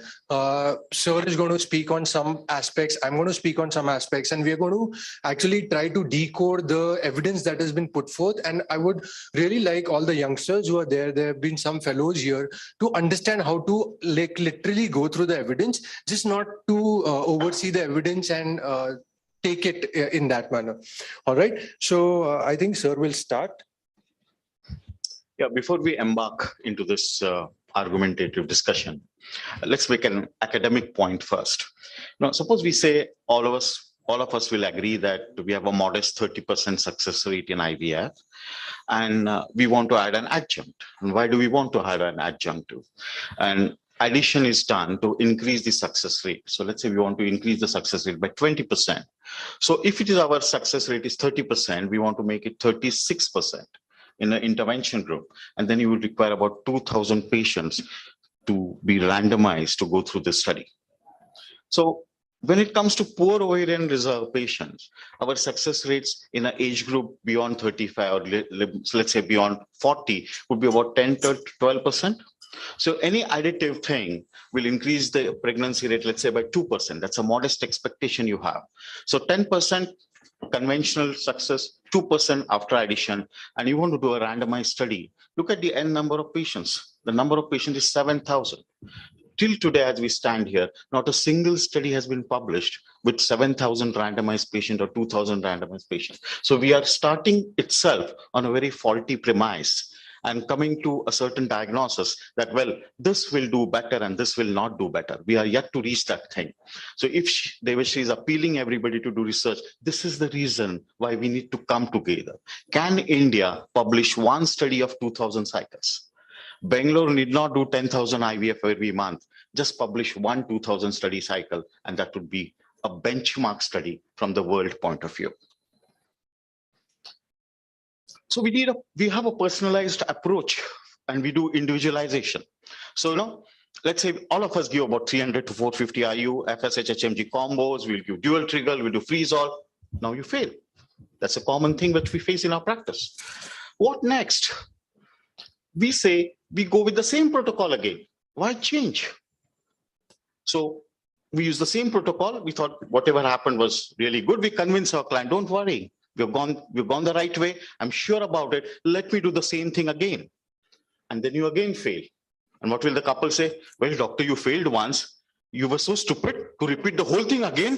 And when we spend another 2 lakh rupees and we failed again. What a stupid doctor. Let me change the clinic. So all my patients will come to Bangalore then. Another approach. Like I will tell the client, well, don't worry. I'll try my best to work on you. I'll keep the file with me, study it over and say, I want to do this. I want to do this. I want to change here. I want to change there.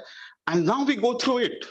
We again fail. The patient says, well, doctor, you did whatever best you could.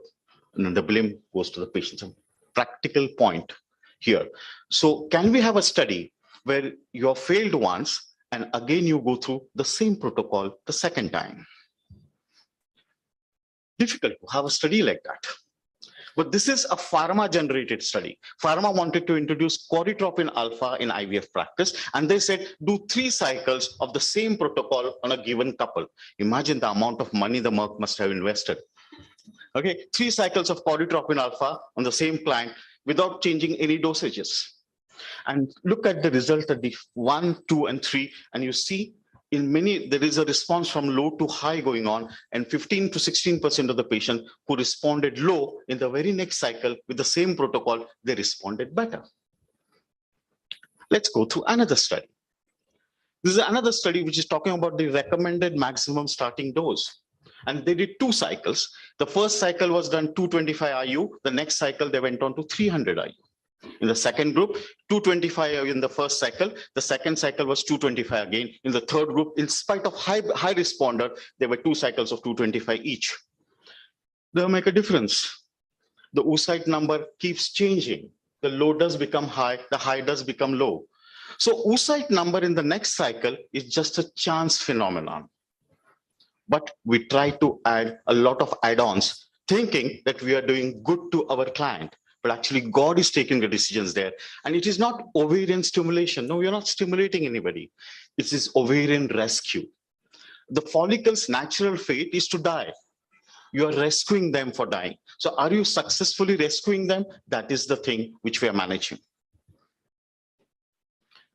The first adjunct and the only adjunctive, which is additive, which is greatly important is this. So is your clinic doing this, an empathetic counseling? And how many of you are doing a phone call, 5th day or 6th day of embryo transfer to your client, talking to them personally, not secretary, and telling her, cool down, don't worry, we have gone over it, everything has gone well, I'm sure it will do well. How many of you do these phone calls? And that is one additive, I will say, you do it, fantastic. That is one addition you do, and that will change the whole dynamics of your practice. There's no point putting YouTube videos. Well, yes. Good. No, it is. Okay. So now that's a very emotional thing that Sir has said, that you need to be empathetic and all. I agree with that. We need to do that. So coming to the conundrum of a poor responder or a confusion of a poor responder, the point that I was trying to make. So now look at these ovaries. Okay, so this is not moving. The PPT got transferred, so that's why it's not moving. So what I was want to show here was, in both the ovaries, we had 2 follicles, 1 follicle in each ovary. Okay, we did a stimulation, and then we have got two follicles. I mean, 2 eggs, 2 mature eggs. Okay, so now is she a poor responder? Right? She's not a poor responder. She has given whatever her ovary could give. That it could not give more. You have seen 2 follicles and it has given you 2. Okay, but yes, she is a low prognosis patient. Her chance of cumulative live birth rate per initiated IVF cycle or per initiated stimulation cycle is low as compared to her other counterpart who has a better antral follicle count. All of you are with me on this page? Yes. Okay, perfect. So now take this. Now this again, the video is not working, but then a lot of antral follicles present, 8, 10, 12 antral follicles, did a stimulation, got 4. Is she a poor responder? Yes. So she is a poor responder. Her ovaries has not given us what the ovaries could have given us, or we couldn't take out what the ovaries could have given us, right? Now, why this whole thing, or why this whole discussion about dissociating 2 terms between a poor response and a poor prognosis? Okay, the reason is we are going to talk on the add-ons, and that's why the add-ons are going to differ in terms of what the response is and what the prognosis is. Let me show you this. Now, these are Poseidon group, yes, 1 and 2, I think. 1 and 2 subgroup, yes. So it is 1 and 2. Yes, so ovarian reserve is normal. They have had a poor response or a suboptimal response, right? Hypo response or a poor response. So basically what are we dealing with is there's a suboptimal response and therefore they have a decreased chance of live birth per initiated IVF cycle. Take this group. These patients are only diminished ovarian reserve patients. The ovarian reserve is less, and because they have a diminished ovarian reserve, the chances that we are going to get a lot of eggs or a lot of oocytes is not there, and therefore they have a decreased chance of live birth rate. Now, the first case that I have shown you, where we had each ovary having 1 follicle, she gave us 2 follicles. So now this patient has had a normal response, but this patient has a decreased chance of live birth rate. Okay. I have this one here. Yeah. You are actually taking into account only AFC when you're talking about it. Mm-hmm. But if I take into account age, per se, a particular patient at this age is supposed to have good number of follicles, good number of oocytes. Mm-hmm. In that respect, she becomes a poor responder. So, not only AFC that we are talking. No. So that's what I would want all of us to dissociate between 2 terms. One is a response and one is a prognosis. So response is what we've talked about, follicular output rate. So that's the response, and the prognosis is depending on the number of oocytes that you're going to get. Younger the age, lesser number of oocytes, still a better prognosis. Higher the age, lesser number of oocytes, poorer prognosis. Okay, so that's what Poseidon classifies it as. So now basically, how do we put the add-ons? Okay, so somebody who's had diminished ovarian reserve or who has the ovarian reserve is low, she has no prior response, no ovarian stimulation done, or she has had a ovarian stimulation done, she's got what she could give. What are the add-ons you're talking about? You usually want to improve the antral follicle count at the baseline. You want more recruitable antral follicles. Second, normal reserve, the response has been poor. Either a suboptimal response, hypo response, or a poor response, as most of the cases Gunashila madam showed today. Okay, what are we talking about? Which add-ons are we going to implement? Are the during stimulation add-ons? You need to change the treatment strategy, stimulation strategy.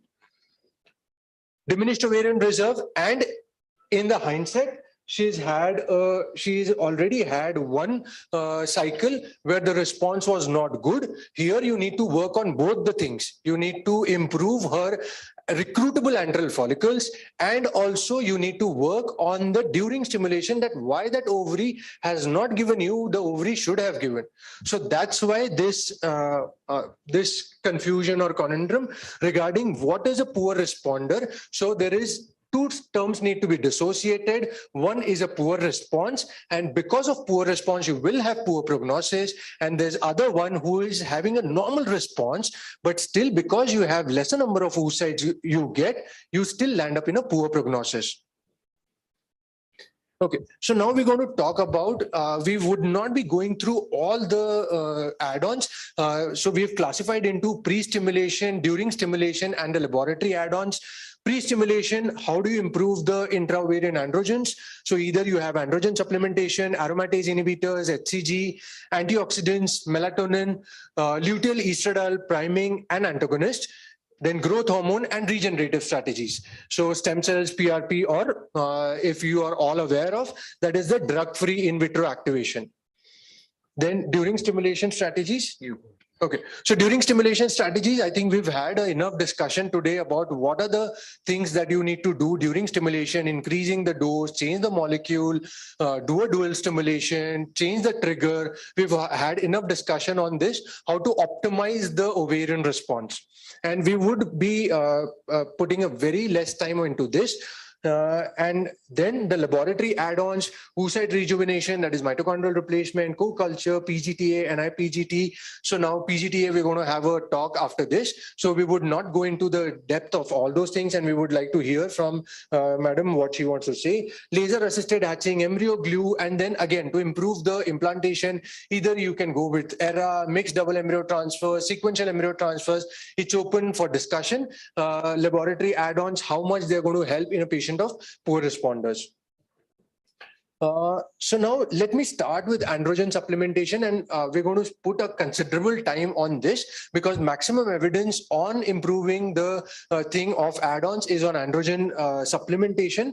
So let me put across this meta-analysis in front of you. So now this is a meta-analysis of only randomized control trials. So on testosterone therapy, there have been 7 randomized control trials. They have included all the randomized control trials in this. And I did not take into account the observational studies and all that. So whatever the best possible evidence is, I've tried to put it in front of you because you have a lot of 20s and 30s of observational studies on testosterone therapy. So now what is this saying? It is saying that the live birth rates are better and clinical pregnancy rates are better. Okay. Now it also says that total number of oocytes and M2 oocytes are more. Okay, now go into the depth of the systematic review, and you will understand what is the flip side of this systematic review. Let me tell you, out of the 7 RCTs that were included, 4 took patients based on only the Bologna criteria. Now, all of us know Bologna criteria is a very heterogeneous criteria. Okay, to draw conclusions on the basis of a heterogeneous population is very difficult. Okay, second flip side, the amount of stimulation or androgen priming that was done, ranging from 2 weeks to 4 weeks. Okay, only one study they have given, only one RCT where they've given undecanoate and 40 milligram given for more than 40 days. Only one RCT. Remaining all had given priming for 2 weeks to 4 weeks. Now, sir, I would like to know from you that what do you think is the right androgen priming that is required? How much time would you like to give androgen priming if you are going to do the thing? Yeah, I think when it comes to androgens or any reproductive hormone, it has a threshold level and it has a ceiling level. So when you give androgens, you are basically giving androgens because we want to grow the primordial to primary to secondary to the preantral. And we understand this is not FSH responsive phenomenon, but it is FSH dependent and also needs androgens there. Androgens could be making an action because adrenarche comes first and androgen receptors are very well noted onto these follicles. So we need that substrate or to help the follicles to grow. But then On the other side, if you have raised the levels of androgens to a very high level, it could inhibit folliculogenesis. So initially, these androgens are needed. Then there are androgens which will serve as a substrate to mature a follicle by 2cl2 gonadotrophin theory, and certain amount of androgens can be raising the androstenedione level to such a degree that large follicles will not develop. Most of the follicles will be having an androgenic milieu, and you will require a higher dose of that aromatase activity to be induced there. So a certain amount of androgens will be inhibitory to folliculogenesis. That's what I understand. So one of the flaws in all these studies which have been done is they are not estimating the testosterone levels. So when you do give testosterone to any lady, the testosterone levels go up. So I came across one study which has looked into testosterone. They have given testosterone gel for 50 days in one group, 10 days for another group before starting an ovarian stimulation. And the last group was started with ovarian stimulation. In the group where they gave it for 50 days, they achieved the day one stimulation serum testosterone level of 167 nanograms. In a group where they give 10 days of testosterone, the serum level was 303 nanograms. And in the group where no testosterone was given, the serum level was 14 nanograms. So you're virtually making a lady like a male-like testosterone levels. And then they observed in the study, there was no difference in the oocyte number, embryo quality, no difference at all anywhere. So I think by pushing androgens a lot and taking the testosterone levels so high, I don't think we are making a big difference there. And so this is unlike DHEA. DHEA gets circulated all over the body. It is excreted from all body fluids, and serum DHEA does not increase. So this is a basic difference between testosterone and DHEA. So I feel testosterone, yes, it is great, but a certain level. So all that, I think the Polizos study which is coming up should be throwing a light on that. So basically, my question was, sir, for what is the duration of androgen priming you would like to do? From level building of testosterone, I feel I would like to stick less than 20 days. Again, quoting Sunkara, androgen supplementation, she has done a meta-analysis of that. She has recommended keep it less. But looking at the physiology, ovarian physiology, and testosterone use, you go by the 2-3 papers by the T transport they are published in 2018 before they started the research, and they said that we must give it for about 70 days because T transport trial now is having testosterone for 60 days. That is the main confusion which I have in my mind, whether by giving testosterone I'm going to harm her or whether I'm really syncing with the ovarian physiology to get a better outcome. So what I feel is what sir was saying is the amount of androgen, duration of androgen priming. Okay, I've put up a thing on the board. So what we are trying to do in androgen priming is you're trying to get more of secondary follicles move into the antral follicle. Okay, so you are trying to improve the recruitable antral follicle count by giving androgen priming. So if you can see on this, the minimum duration should be at least 70 days. From secondary follicle to antral follicle, that's a human physiology that's put up, where you take at least 2 months of androgen priming before you can actually see. And whatever systematic reviews that had, the systematic review that had put, the testosterone androgen priming was 2 to 4 weeks. Nothing more than, still they said that the results were better. Okay. So what I want to say is whatever is put up in literature has to be taken with a pinch of salt. You need to have your rational thinking about what is the physiology and what is the postulated theory behind it. Now, second thing is, sir said that androgen levels need to be this much, or you don't want to increase the androgen levels to a certain extent or something. I would like to counter argue on that part and say that let us have evidence from the transgender men who are taking testosterone injections and ovarian stimulation has been done in them. You see, those patients also, they have given you oocytes. Those patients also have given you embryos and live births have been reported. So, depending on the dose. I do agree on that. But see, it may not be just a blanket, statement, because the serum levels may not reflect the tissue. Yeah, absolutely, absolutely. So they may not. Pharmacokinetics and dynamics are how they work different, and how it works we still don't know. No. So probably it is not that okay, this is the standard testosterone levels which we have to achieve. The answer is no. But however, but the duration to which we have to give is more important. I think yes. Yes. In my practice, I'm still sticking to less than 20 days. I'm not there level to put it for a long time. I'm waiting for the T transport details to come for. Yeah. Just do these randomized control trials because DCGI does not approve testosterone for. Yeah, that's true. I mean, we actually tried to put it up, but it was rejected because it doesn't give an approval. No, that's such a valid thing. Correct. And one more thing for DHEA also, if you see, if you want to do a trial with DHEA also, the problem with DHEA is it does not has US FDA approval. Okay, so without US FDA approval, the formulations that are coming, there is no strict control on the formulations that come. So again, if you want to do with DHEA, the formulations are going to be different. That's the problem with doing studies. Though we have a lot of RCTs with DHA, the main problem is without a US FDA approval, the formulations are going to change in that. So now, as we spoke about this T transport trial, it's a new kid on the block, and there's a lot of buzz about this trial.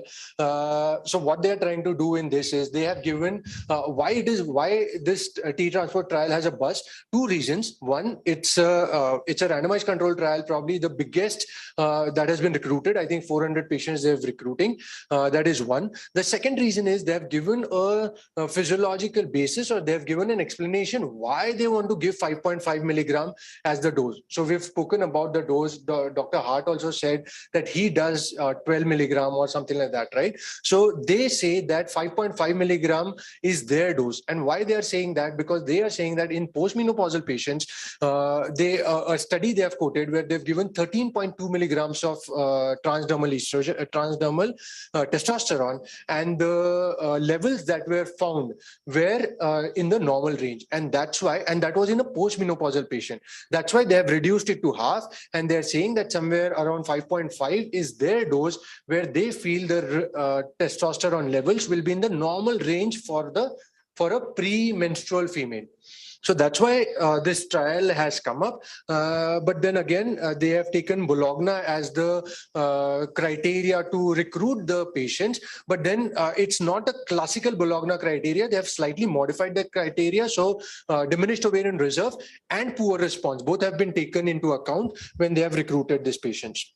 So that's about testosterone. Now, the next androgen we're going to speak about is DHEA. So this is again a meta-analysis of only the randomized control trials, and it had 9 trials, 9 randomized control trials. This is the biggest meta-analysis published up till now. Again, this has to say that number of oocytes is better and live birth rates are better. So now I think Sir will. We've already discussed this, sir. Yeah. But you want to say something? So basically, DHA acts by getting it converted to androstenedione and then to testosterone. So the woman's ability to convert the DHA into testosterone for its final action on the ovaries, what is the determining factor? So don't you think this is more physiological? Yeah, it's physiological. I agree on this. And DHA does not accumulate and excrete all the tissues. Much physiological. No doubt. I perfectly agree to that. It's much more physiological. So younger women convert DHEA to testosterone better compared to the older women because of their enzymes like 3-beta dehydrogenase and 17-hydroxydehydrogenase not to that potential in the older group of women. So these are again studies done by Norbert Gleischer. So low FSH women do better with DHEA. So once the FSH is high, the DHA may not do well there. Older women choose testosterone directly. So if you're treating women for androgen supplementation, in older women, you can go for testosterone. In a younger woman, still this DHA will be making some difference. And that's what is our take. Most important is, So basically summing it up for you, what are the androgens doing, right? So what they're doing is improving the movement from a preantral to an antral follicle, increasing the anti-apoptotic pathway. So basically whatever follicular atresia is happening, they're preventing that. So these are all postulated mechanisms, okay? Which is probably true because that is what happens in PCOS. Higher the testosterone intra-ovarian androgen value, that is why they don't go through atresia, that's why there's follicular pooling much down. So the same mechanism works here in for responders. They prevent atresia basically. That's right. So that's the second thing. And then the another one is they increase the sensitivity of follicle stimulating hormone. They improve the Fsh receptors on them. So that is not going to increase the recruitable amount of follicles. It will only reduce your dose. If at all, it is going to reduce the dose. So this we've already spoken about, that there are so many observational studies for DHEA and testosterone, and I've put across a meta-analysis of the RCTs. So whatever best possible evidence in terms of DHEA and testosterone in front of you. But I would really like to know from all of you, or whoever wants to tell me, that does DHEA actually make a difference? Personally, I don't think so it makes a difference. Though the evidence is showing this, I don't think so it makes a difference. Everybody can agree and disagree and tell me what they feel. I feel we need to identify a subgroup where DHEA can make a difference. And that subgroup is definitely not an AMH less than 1 and the women beyond 35 years of age. That is not the subgroup it will make a difference. Choose a younger woman, choose a woman maybe an AMH less than 2 or AMH between 1.5 to 2.5. Anyway, we want to have more than 9 oocytes in them as well. So, you know, that group probably, we don't know, unless we have a study, we don't know that. I'm sure, but with, it does work. Yeah. Spontaneously. So for somebody who has an AMH in that the is the normal effect on libido, it increases libido.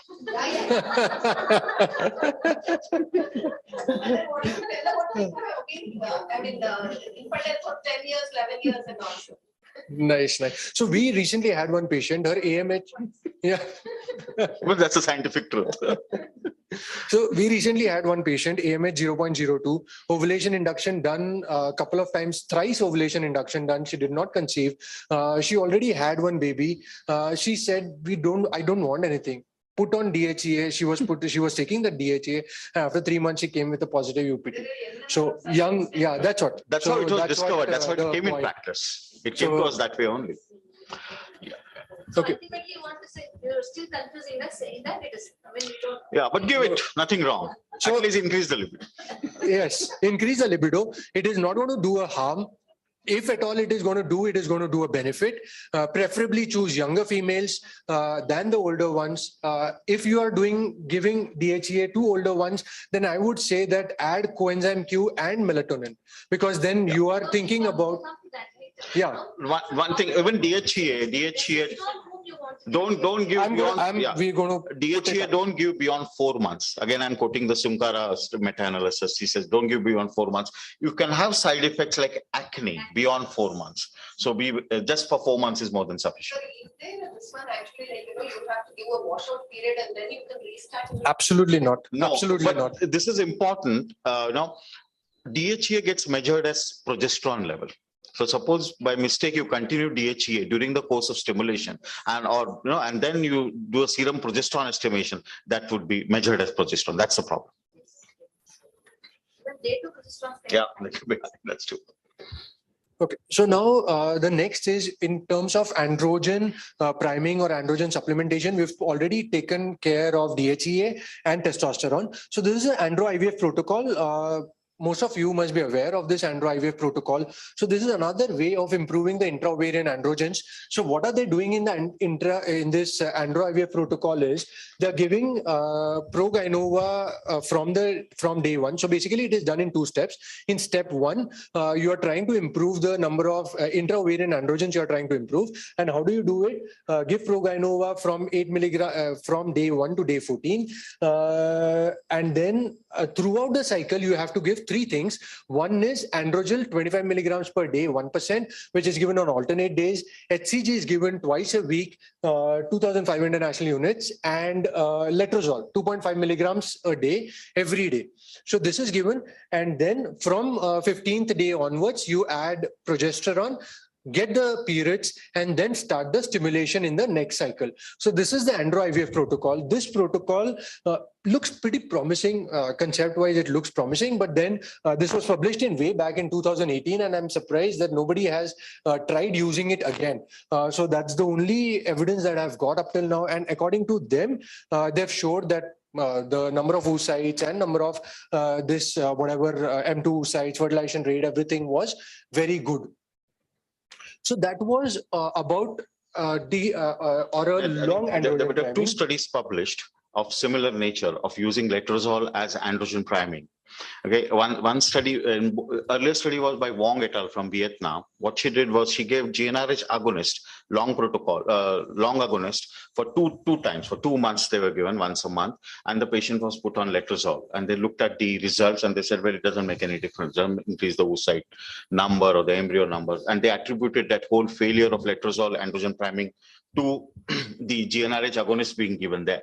So Peter Humaden repeated a similar study. Wong, he was a part of the group earlier as well, wherein he gave OC pills, but again, they did not report any increase in the oocyte numbers. So they recommend highly, Peter Humaden in his comment recommend that you should be doing a study with Progainova.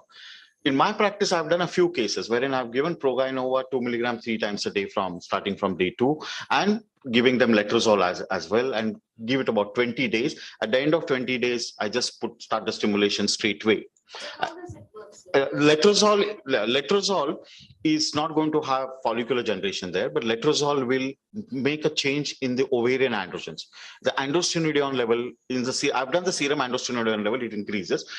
Hopefully it makes a difference to the ovarian androgen, intra-ovarian androgen levels, and hence sensitizing more follicles to come up. What mistake I've done, I'll tell you, that I have not done AFC. I don't have a record of AFC every 7-8 days. I feel we should be giving this therapy even for 1 month or even for 2 months, nothing wrong. But keep noting the antral follicle count. At a point when you see the antral follicle count is good, like always this lady had 2 follicles and now suddenly see 5 AFC, stop Progainova and start stimulation. Probably that's the way it should be done, but your take on this? No, ma'am. The reason Progainova is because if you give letrozole, it suppresses the FSH. It will not allow the follicular growth. We don't from the start. So we are just and then you you want to intra-ovarian improve the androgens. We are not interested in androgens. follicle. That's the reason. Again, same thing, intra-ovarian androgens, improve intra-ovarian androgens. Hcg is going to act on the theca cells, right? On the LH receptors. So that's how it is going to improve intra-ovarian androgens. That Hcg concept has come from a lot of studies which are again done right from Marco Filicori, 2002, 2001, when they gave small doses of Hcg and they proved that better pregnancy rate and less miscarriage rate. So that story still continues, and that's why you have Ovitriol pen introduced in Indian market. The 1 click of Ovitriol pen equal to 250 IU of Hcg. So a time has come now that we may have some protocols. I'm seriously thinking on that line. They're giving Gonal-F plus 1 click of Hcg every day to stimulation. Now here the studies are available. They're not in POR, but these studies are mainly in the general population. And they say last 2 days, once the follicle is 16 millimeter, don't give FSH at all. Just give Hcg. Because follicle has 90% LH receptors there, and you will have a better endometrium, better follicle, and you will be able to do a fresh embryo transfer because the progesterone level will not go up. Because your Gonal-F continues till the last day, the progesterone goes up. So this is a human Fatemi. He's saying, can we revoke the FSH levels in the protocol? So again, talking of this, going back a bit, I think we need to study this. We need to come together and study this. We need to do serum FSH level on day 2, day 5, day 10, on the day of Hcg. If you're reaching your FSH level to 20 with a kind of stimulation, no further stimulation is necessary because all the FSH receptors are satisfied. But if you're giving 150 and your FSH level is 6 to 7 IU during the course of stimulation, probably there is a scope of increasing and making a difference in the next cycle. So I think these are lacunae in our practice, which we do it and then decide whether this is the right way to practice or not. But then to an extent, I would agree. To an extent, I would disagree, saying that giving Hcg during stimulation is not going to increase your recruitable antral follicles. It may improve the sensitivity of the follicles to FSH, but it is not going to increase the number of eggs that you're going to get. Surely it would not increase the... Agree. Will decrease. It will decrease, and then means if it has any beneficial effects on the endometrium, maybe you can have a fresh transfer, and that needs to be seen. But the number of eggs, if you want to increase, it is not going to help. So that's what Sir has already spoken about, the short-term androgen priming. That small amount of Hcg is given. So that's what they do. That's what they do in this, that they give an antagonist, they gave aromatase inhibitors for the first 3 days, give one HCG shot, and then from the 5th day of stimulation, they start the protocol. But then these people have come up with some weird conclusions. They said that administration of all these has failed to improve the number of top quality embryos. And I don't know if that's the correct endpoint to primary objective of a study where you are doing androgen priming. In this, the endpoint should be either how many number of oocytes you're getting, or basically that should be the endpoint, I think. And second major problem of this is they did not include patients who have had a poor response. They've included patients with a good response, being a RCT, and there was a letter to the editor also on this, and there's a lot been issue. This was published way back in 2008. No wonder this has not been taken up because of this problems with the hypothesis. So joining the dots for all of you, androgen supplementations, what are the problems with current evidence? A lot of heterogeneity regarding diminished ovarian reserve and poor ovarian response definition. Different protocols have been used to derive conclusions drawn by meta-analysis remains absolutely questionable. You cannot derive conclusions based on these meta-analysis. The aim is to improve, for androgen priming, the aim remains to improve the recruitable andral follicles. Which subgroup do you want to go for? Obviously, patients with diminished ovarian reserve is where you want to go for. Which androgen, testosterone or DHEA, hardly any issue. Mode of testosterone, we've already spoken about. A lot of studies on the gel, not on tablets. Dose of testosterone, we've already discussed about it. Studies have been ranging from 10 to 25. To each his own, you can choose whatever you want. Older females, add CoQ and melatonin. For how long? Minimum 2 to 3 months if you are doing androgen supplementation. And do you need to continue during ovarian stimulation? The answer is no, you don't need to continue during the ovarian stimulation. Now, before you go to growth hormone, I would like to be a little critical on the meta-analysis published on the androgen supplementation. Let's be allergic to meta-analysis because they all depend upon the basic studies, how they are done. Yes. The problem with the meta-analysis on androgen is there are more meta-analysis compared to the randomized studies. Okay, so there are about 9 meta-analysis published, and the highest number of studies included in the meta-analysis has been 17 in one meta-analysis. Rest of the meta-analysis are less than 17. So imagine the number of true studies and the amount of meta-analysis being done, because it's easy to do. You do it in the office. Another biggest problem of this meta-analysis, the control group is not itself is heterogeneous. They have compared to agonist long protocol, short agonist protocol, or antagonist protocol. Your control group itself is non-adjuvant control group itself is heterogeneous. How can you ever do a meta-analysis? So I don't think that the thing on androgen supplementation is yet to come. The Bangalore has a good potential there to publish a trial and come out with the things. I've told you the N number, 2000. Growth hormone. I think Professor Roger just mentioned in the morning hours that growth hormone is the thing where the LBR is not only is on the other side of the line of unity in the forest plot, and it is statistically and clinically very significant to use growth hormone. The problem is the cost of growth hormone. But let's go to some basic part. It is senseless to do growth hormone supplement in presence of normal or high serum growth hormone levels, and unselected indiscriminate usage will skew the efficacy results. So that's why in Glacier's study, what he did before embarking onto any kind of supplementation, in Glacier's protocol, all the women are beyond 40 years. And they do about 60 days of DHEA supplements, everything is done, then the patient is taken. So before they ever started the supplement, they did growth hormone levels. And they had a whole range of growth hormone levels, and the 25th percentile, they called it low growth hormone levels, and that level is 132 nanograms, which does not correspond to another study which is saying 72 nanograms. But I feel this methodology of executing and finding out in your own population what is a low growth hormone level is fantastic. And he says then you put growth hormone to only this population, and probably that will make a difference in the studies. Let's go to another study. This has been published.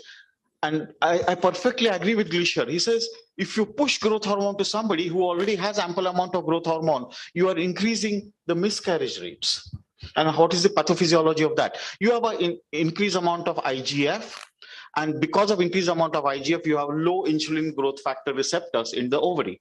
With low insulin receptors, less amount of glucose comes into the inner cell mass of the blastocyst or the implanting embryo, and because of low amount of glucose, that will trigger more apoptosis, and embryo demise is very common. So we need to be aware about it. Cost is another factor, but this is another story of growth hormone, which we need to know before we take our clients onto this kind of a therapy and promise some big things. So IGF-1 levels linearly decrease to 2.2 nanogram per ml every year. So older women will have low amount of growth hormone.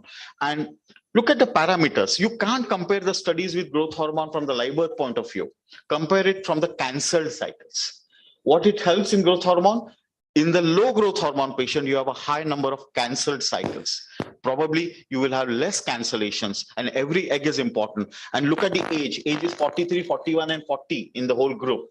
So in these high age women, every single egg is important, and having a cycle go through is getting one embryo, isn't it? So that will come down if you use growth hormone in this population. So it's very difficult to have a statistical correlation. Cycle cancellation rate is very important parameter, and cycle completion denotes one transferable embryo. Can growth hormone help us complete one IVF cycle in these extreme poor responder patients? 12IU in the growth hormone light study with Professor Roger was telling us, 4IU, another study by Lee et al. And it should be starting in the preceding luteal phase is better. And a subgroup of women with poor embryonic growth will benefit more than the poor responders to growth hormone preparation.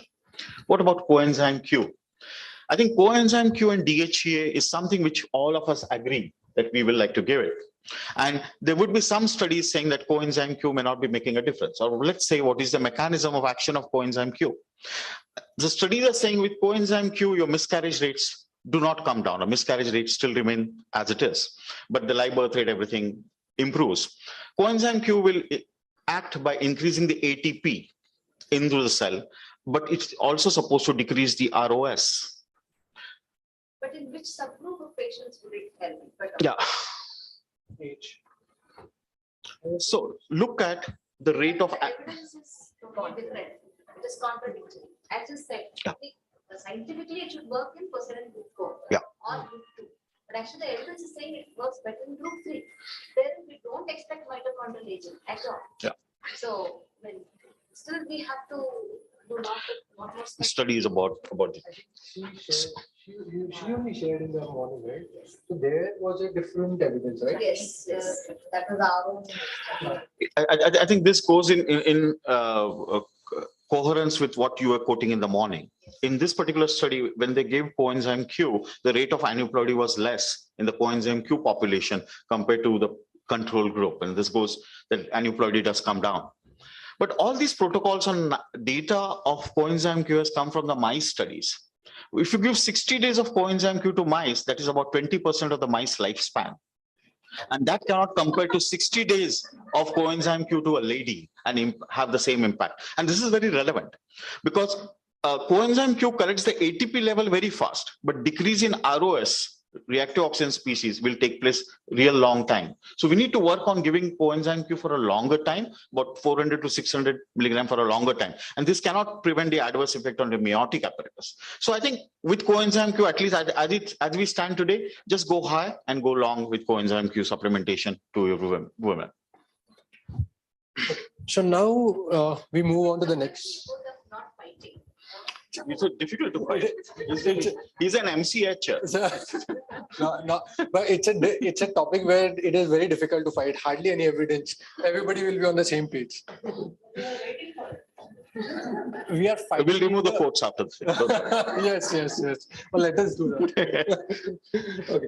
So now the next thing is luteal phase modifications. So we have two luteal phase modifications. Either you do estradiol priming, you give estrogens, and the second one is giving antagonist in the luteal phase for the later part. So again, this systematic review and meta-analysis, though this was published in 2013, I did not get anything after that. So what it says is, Could you please explain the rationale of so yeah, I'll do that. So I'll do that. So what this study, I mean, the systematic review is saying that the cycle cancellations are lesser. That's it. That's what the systematic review is saying. Now, the rationale of doing estradiol supplementation is one, when you're giving estradiol, what you are preventing is early rise of FSH. So what you are trying to do is you are trying to get a uniform cohort of follicles at the start of stimulation. That's one thing. Second thing is, again, a postulated one, that you give estrogen, you improve the sensitivity of the granulosa cells to the FSH that you are putting in. So you will probably require shorter duration of stimulation. You will probably require lesser ampules of FSH. So these are the two rationale behind giving estrogen supplementation. Yes. So absolutely. So you are preventing the FSH. All said and done, nobody can synchronize the follicular growth on day 2 unless you use GnRH agonist. Do what you want, the synchrony is not achieved. Or OC pills. Or OC pills. OC pills after 2 cycles. No, sir, OC pills after 1 cycle. We've been given regularly. I'll tell you what happens after OC pill in 1 cycle. After OC pill of 1 cycle, your pituitary ovarian axis will suppress. After 2 days of stoppage of OC pill, the FSH will rise. But the menses are not started. The menses will come 4 to 5 days later. By that time, the luteofollicular transition has taken place and you are lost on the synchrony. And this is a Grissinger study. Yeah, so I would like to differ. So OC pill, you have to give 2 cycles. And again, start the stimulation on the 48 hours after the stoppage of OC pill, you start stimulation. Then probably yes. But then you're suppressing the pituitary ovarian axis. And now the ovarian reserve is low. On top of that, you're suppressing, and now you expect the ovary to react. And I don't think just like this. So I would like to disagree on this. And we've been using OC pills right across throughout my MCH period. We've been using only OC pills as a way of doing it, because we've been doing almost 95% have been antagonist cycles, and we have been using it, and we've been very happy with the OC pills in terms of the cohort that we used to get. And secondly, what we used to do is we used to have 2 criteria. One, if you get, after stopping the OC pills, whichever is earlier, if the periods come, you start stimulation, or 5 days from the last OC pill day, whichever is earlier, we start the stimulation. So, and we never thought that the cohort was absurd, or we never thought the cohort was not correct. This is exactly the take-home message which I don't want to give. This is exactly. I would totally disagree onto that. I'm using that word because I need to fight in front of Devashri. No. That's what, again, something what's put up in literature and something what I have done since last 3-4 years. So I would. Yeah, but difficult to get all the data. Yes. But then that is what my experience has been. Again, that's what I said, as whatever is put up in literature. Typical situation. Can I just say this? Give OC pills, your FSH recovers. A few subgroup LH will not recover. Yes. You put the patient on Gonalef. Again, you're fancy about 150 IU Gonalef dose, so you put low dose. Then your patient could be PCO. Let's say the patient is PCO. Give agonist trigger. And you will have more amount of empty follicle syndrome, because your LH level at the start of the stimulation determines what is your empty follicle syndrome. No, but I think OC pill, why decrease the LH pool? I just don't understand why decrease the LH pool. Use Progainova. Use Progainova. Increase the LH also, plus suppress the FSH. The problem. Dosage, I thought I heard in the morning you were telling 4 mg TID. Did you? Progainova. No, it's 2 milligram TID, 6 milligram a day. See, the thing is, when you study level 2 milligrams, BD is what they tell. Yeah, it's okay. So I just feel more confident. No, sir, but that dose doesn't synchronize the follicles. So no, don't expect synchrony at all. Exactly. Don't expect synchrony at all. Then why do you want to give if you do not want a synchronization? No, I want to go for a Fsh conference, and that's how I want to put my patient into Progainova and time my. That's what. All these things are only for scheduling your honeymoon. Unfortunately, I think estrogen is a very bad agent to schedule a cycle. If you want to schedule a cycle, estrogen is very bad in scheduling. So either that's the best. You can do anytime. Random start is anything now. Yeah. That so you can do anytime. That is not a problem. See, OCPs, especially in poor responders, may not give much help because you are decreasing the intra-ovarian androgen obesity. SHBG decreases, the circulating androgen decreases, so the intra-ovarian androgens. So probably, I mean, OC pills to exclude or to pre-treat is not a good agent. Dr. Deveshi, I also beg to differ. I mean, I am more in tune with Dr. Tejas because practically when you see, Yes. compared to estrogen, proguanova, I mean, estradiol, OCPs have a little better this one for Absolutely. synchrony or schedule. 100% in terms of synchronization.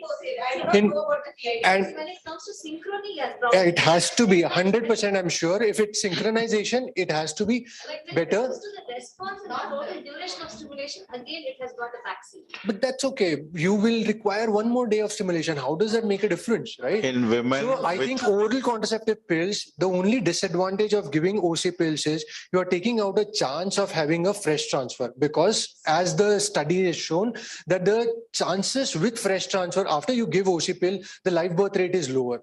So that's the major disadvantage of giving an OC pill. I'm not saying that I like OC pills in a patient with poor responder. I'm not saying that I go for OC pills for a poor responder. Okay. No. So the discussion started with giving estrogen or ergonist, basically ergonist for suppression or cohort, a uniform cohort. That's where I said that, or OC pills. It is basically in poor responders, that should be the clear take. I wouldn't give OC pill at all to a patient who is a poor ovarian reserve as a pre-treatment. Rather, I would believe in random start more than giving OC pill. You know. As of now, to move forward, I think there is no concrete conclusions on this. Nothing. Yeah. Do more research. Yeah, actually, because two studies, one by Cedrin Durin, which he's quoting, where your fresh embryo transfer has low pregnancy rate. But Garcia Velasco has published afterwards, and Garcia Velasco study said it doesn't make a difference. Why? Garcia Velasco is a cyclist. He does South French cycling, so he has to schedule all his work. So he says he better tell his patient there's no difference in the results. I'm just joking, but the literature is not advising us on either side. You know, that's a problem. Yeah, I agree, and to each his own again. What you feel, but then that's what. Yes, it has to be taken with a pinch of salt. It has to be taken with a pinch of salt. You need to have your logical thinking, what you feel and what you experience. That is more important. What you've experienced, because literature is going to, everybody has their own agenda.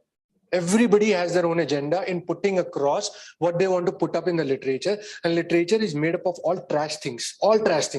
Maximum things are trash. So it's so difficult to get what is right.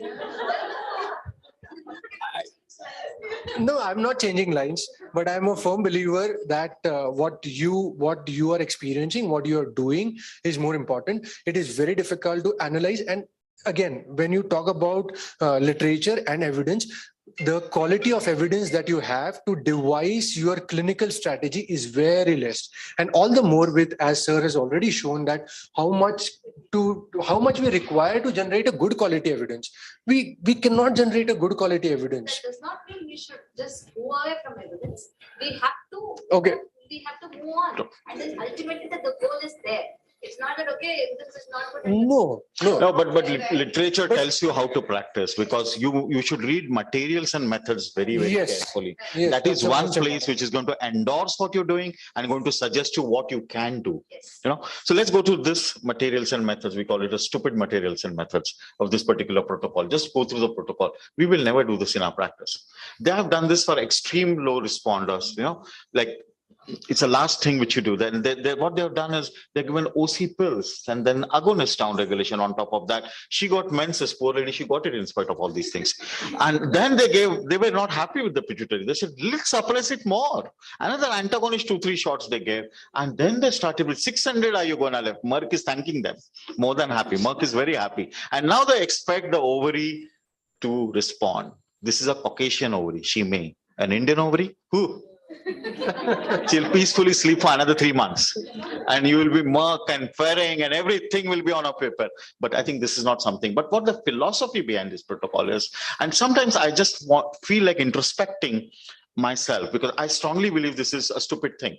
But our literature has taught us that in endometrioma patient, ultra long agonist protocol had best results. And all of you must have experienced your endometrioma patient, then you're given 2 or 3 cycles of loop, right, depots, and you see good AFC being seen at a point, isn't it? And that's commonly happens with us also. So is there some physiology there? You are not really over suppressing, but the continuous recruitment keeps on taking in spite, the physiological recruitment keeps on taking in spite of you giving this agonist, and that exhibits itself. And when you see that AFC, that is a point to take ahead. So what I want to, more than this practice, what I want to go towards is, why not do follicular tracing, AFC, or follow the AFC. So by the follicular wave theory is what we have understood, and just take the patient up and say, okay, allow me to evaluate you every 7-8 days for the next 2 months. And in these 2 months, you're going to take CoQ, you're going to take DHEA, you're going to do lifestyle measures, you're going to reduce your weight, you're going to see all my YouTube videos. You do all that thing for these 2 months. And during these 2 months, suddenly maybe just after 20 days, you say, well, ma'am, I'm seeing 7 AFC. I never saw 7 AFC in the past with you. Let me start stimulation today. I think that would be the way to go ahead, rather than, debating upon which add-ons and what will make a difference. That would be a real catch story. Like, I'll give you an example. This lady, which we are going through, she had a small endometrioma. We kept on giving Zoladex for the first FET, which we are not successful. But after the Zoladex, the endometrium was totally gone. It's less than 1 centimeter now. But what I find, her AFC is good. I'm stimulating with Gonal-F Menopure together, and we are able to see about 7 on one side and 5 on the other, where the AMH is just 1.2. So I feel, I don't know how to put it physiologically, that why that AFC gets expressed more after the GnRH agonist. If somebody of you can help it out, where I'm not able to put it in a correct fashion, but definitely there is sense in following the follicular waves and picking and riding up a wave, and that probably will take you better. So putting on that, as Sir said, that this GnRH agonist is given. So same way we are discussing about this fertility preservation, right? In patients with fertility preservation, if GnRH agonist was going to prevent this movement of the follicles, then it would have been very useful in patients with fertility preservation. In patients with breast cancer, you could have given GnRH agonist and you could have prevented the loss of the follicle, but that never happens. So you cannot stop the movement of the follicles from the, the whole follicular growth cannot be stopped. So that's one point. And the second thing is, as Sir was saying about this, it's about the apoptosis which is happening even otherwise. So it is only for the transition which is going to get prevented. These two are two different things. It is not that it is trying to preserve the reserve. Yes. Never happen, because that is never going to happen. Preliminary suppression of the it is a continuous process. Exactly. But transition is one thing which is going to get altered, and that's how the recruitment is going to be better. So those two are two different parts. They have preservation, GnRH agonist, and also to prevent the luteal follicular transition to get a better or recruitable follicles. Those two are two different theories. Yes, absolutely. So recruitable follicles, yes, I agree. Means obviously with ergonomics, that's the best evidence where you have a synchronous. The cyclical recruitment is what we are talking about, but the initial recruitment is one which cannot be done with. Yes. Now, before going to the regenerative strategies, no. One minute. I was on to something. Okay, we'll go. Okay, we go ahead with this. I forgot that point again. Okay, you can come back on it. So now regenerative strategies, Dr. Kulkarni has already spoken about PRP, and then we would not like to put up into that. I would recommend all of you to read an article by Setkin. I'll push it to Divesh. You can forward on the group. It's a beautiful article reviewing the whole PRP's work which has been done. Complete nice review of literature.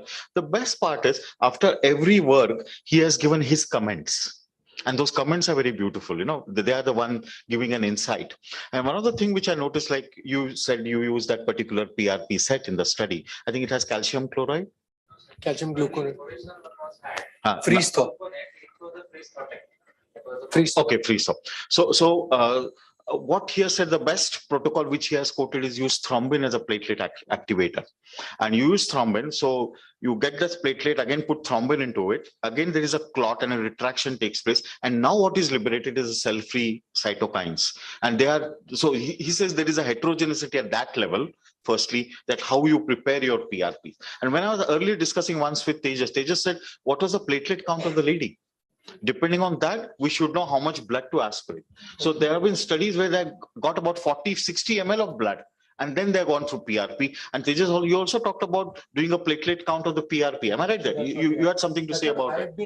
I've been doing a lot of PRPs. So the two things I would like to put onto your study. One is, when you take blood from patient, every patient's PRP, that is platelet-rich plasma, is formed. It's different. Though I have used the same protocol, I've found a difference because the amount of platelets that are there, they differ. So the amount that is separated with the same centrifugation technique that you use, you do not get the same result. First thing. Second, the therapeutic levels that you want to achieve in PRPs are where you want to have a concentration of more than 10 lakh platelets per ml, right? So that now to achieve that, there's another problem that I face is I work in two setups. One is a very good setup, that's Pune. The other setup is a very primitive setup in Pandharpur. So there my centrifuge machines are also different. Okay, so when I did centrifuge on an older machine with the same RPM, I found out that the platelets were lesser. So I had to centrifuge it more to get the amount of platelets. So this is also another thing, depending upon the centrifuge machine that you are using. I think all of us need to take the blood, centrifuge it, see the concentration of platelet. If you do not have enough platelets, take more blood and achieve that concentration. I think that is one step where we need to go. Yeah, just two things only. We're just going to with the PRP again. Now this is just one. Let me finish. So, and one more thing is where you put the PRP. So now you have all the follicles in the ovarian cortex. If you're going to go deep in the stroma and putting your PRP, I don't know how useful it is. Now I developed a PRP needle where we have marked on the surface of it at 3 millimeters, 5 millimeters, 7 millimeters. So if I'm going to go laparoscopically, I know how deep I am going because of the mark that I have on the needle. I don't know if it is going to be helpful or not, but this is what I've started doing it. Just going back to the synchronization part of it. Why synchronize early? Let's synchronize at the end, at the time of trigger. If you have two herds of follicle, one is 14 millimeter, 2 follicles, and 18 millimeter, 2 follicles, wait for another 2 days. Let the 18 millimeter go to 22 millimeter. Nothing will go wrong. You will still. So all the synchronization we can do at the end. Let's not bother about the synchronization at the start of the stimulation. We can still get a better yield. Yes, I agree, but that's a problem. So this is the strategy that we use in normal responders or PCOS patients, where we let go of the biggest follicles. 20, we don't give trigger till 22 mm, 24 mm, we don't give trigger if we are getting a bigger cohort afterwards. But when you're talking about a patient with poor responder, that's the problem, because that is where, because you do not have follicles. What do you do? Yeah, so the literature says on either side. The literature says, okay, synchronize at the end. Delaying the trigger by 2 days doesn't make a difference, but only thing you have to go for freeze-all, your progesterone goes up. You do not have andro follicles. So in poor responder, the best part of poor responders is smaller size follicle get eggs. Yeah, at 14 to 13 millimeter, you have more eggs. Yeah, at 6. So you can go for a trigger little early. So the protocol which is again coming up is give a high dose stimulation and give trigger early. That is trigger about 15 to 16 millimeter. Don't use antagonist at all. That method a lot. Yeah, that the proper IVF setup as well. If you end up having all immature that ones. doesn't work in all centers. Correct. I think we can just run over the follicular activation. Yes. So basically, this is just a last few slides. So this is a new technique that has come up, which is called as OFFA, that is oocyte fragmentation and follicular activation. So what they do is, this was been published by Kawamura, and what he does is he takes ovarian cortex, removes the medulla from it, puts the ovarian cortex into very small pieces and puts it back into the ovary. So this is also known as something called as drug-free in vitro activation, where he showed initially that the recruitable antral follicles were much more as compared to the control group. This I'm talking about diminished ovarian reserve, okay? But now this randomized control trial I just got recently, a RCT was published on this. Can you imagine a RCT being published on this? So there was a RCT published on this, and they said that the evidence, I mean, is absolutely same. It does not make a difference, though it said that number of follicles, antral follicles seen are more as compared to the number of oocytes that you get. But that's all. That's the only RCT that is there. Okay, Dr. Deveshi. So we're going to finish it off. You accumulate eggs while going home, you accumulate eggs. Try your best to accumulate eggs. That is the take-home message. Okay. And thank you so much, Deveshi, for giving this opportunity. Thank you very much. Thank you so much. So thank you so much, everybody, for a patient listening. Would like to give a social message. Please, please, please save water, save paper, and say no to plastic. Let's make this a better place to live. Thank you so much. Thank you.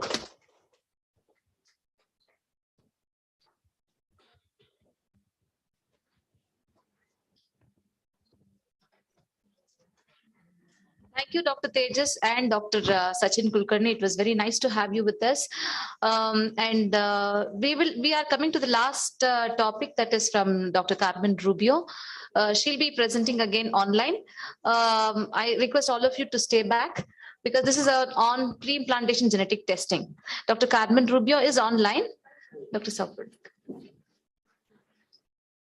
Good afternoon, Dr. Carmen. I think it is good morning for you. Yeah, good morning here in Spain. Thank you.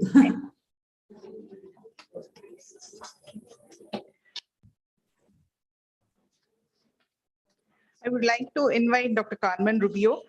She is trained in the science in the University of Valencia, Spain. She is specialized in cytogenetic studies in human reproduction, partly in the University of Barcelona. She has completed her PhD in the field of reproductive genetics and postdoctoral research, included research in male and female meiosis at the laboratory of Washington State University, USA.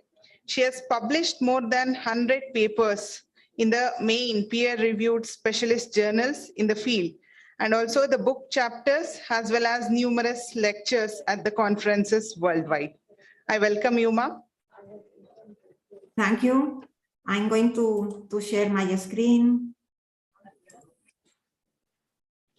Okay, so let me know if you can see it properly.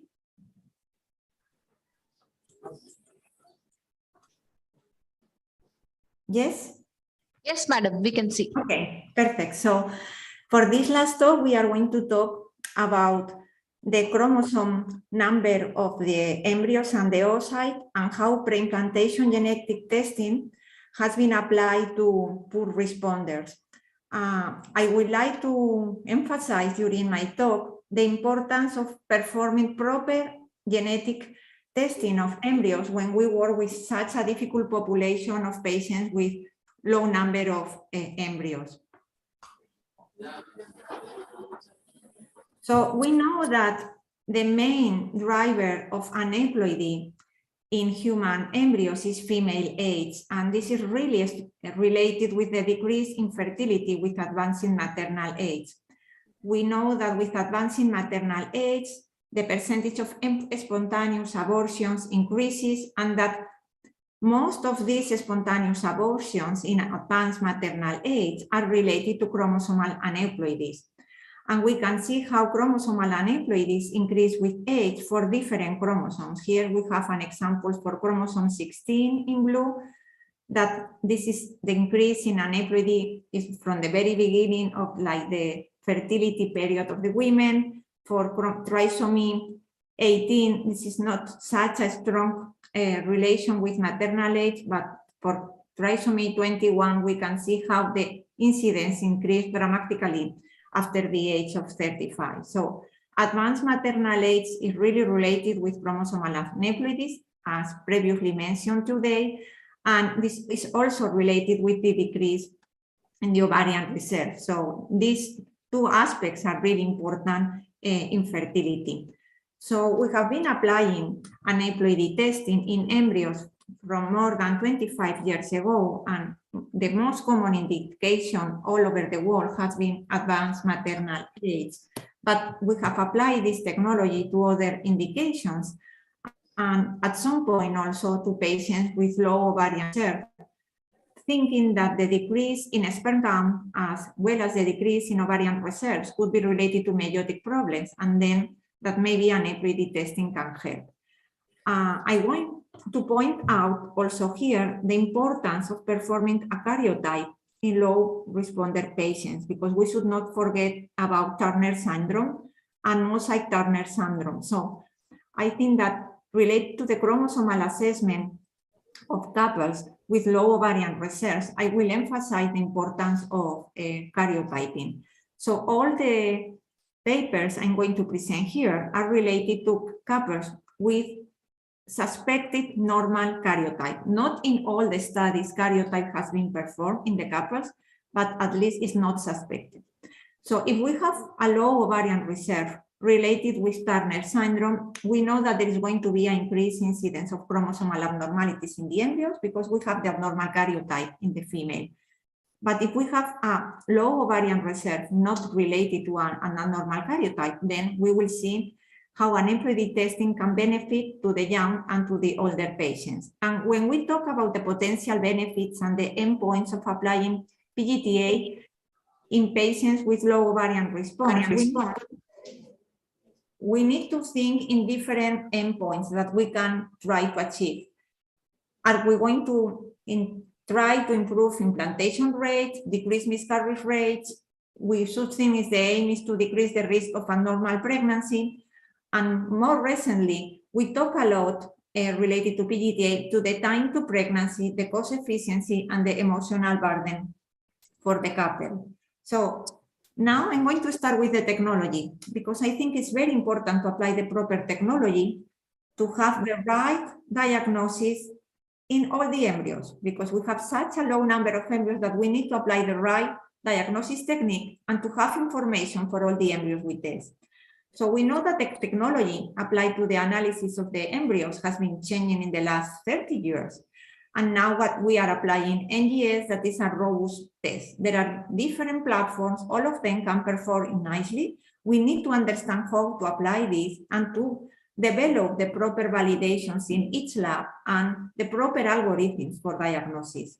And with this NGS, we can also test the cell-free DNA in the culture media. And this new approach of non-invasive PGTA, I think could be of very good interest for these populations of poor ovarian response.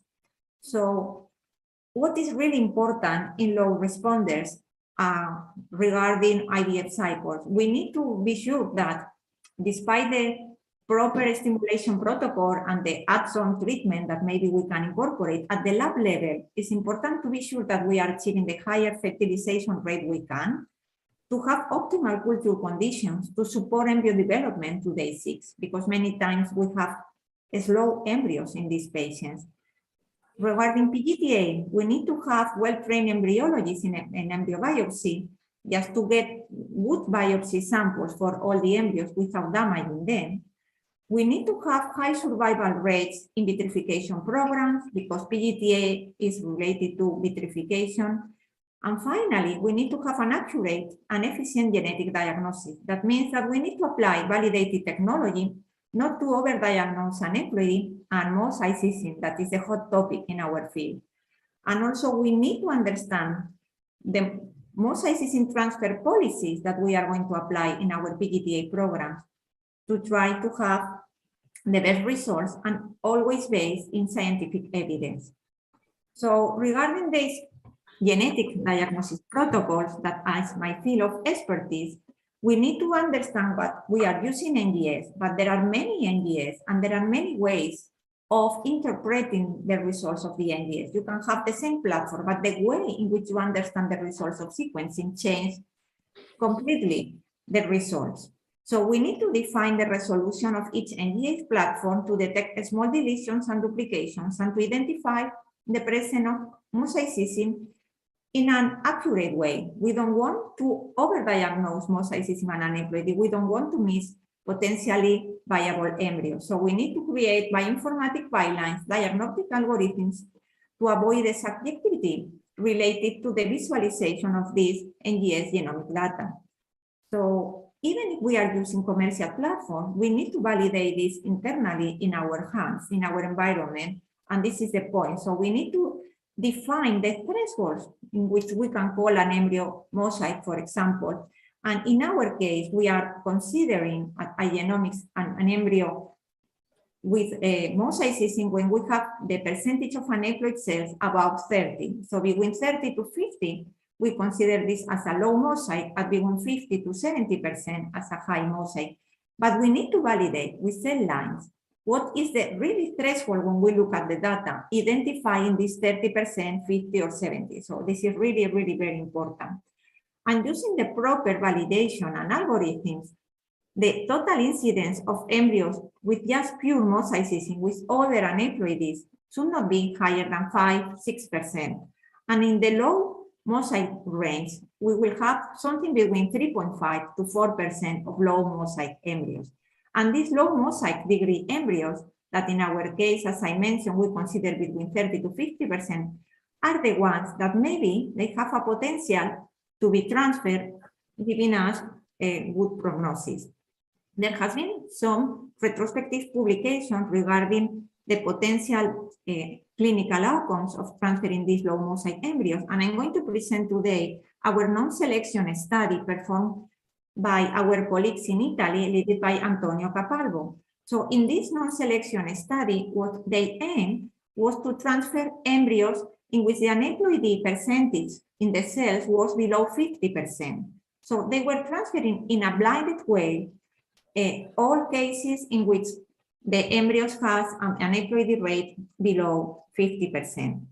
And in this non-selection study, after finishing the transfer, the period of transferring the embryos, the results were analyzed in 3 groups. So with this transfer of embryos with less than 50% of aneuploid cells, then the clinicians and the embryologists were selecting for transfer the ones with the best morphology. So that means that below 50%, then the second selection criteria was morphology.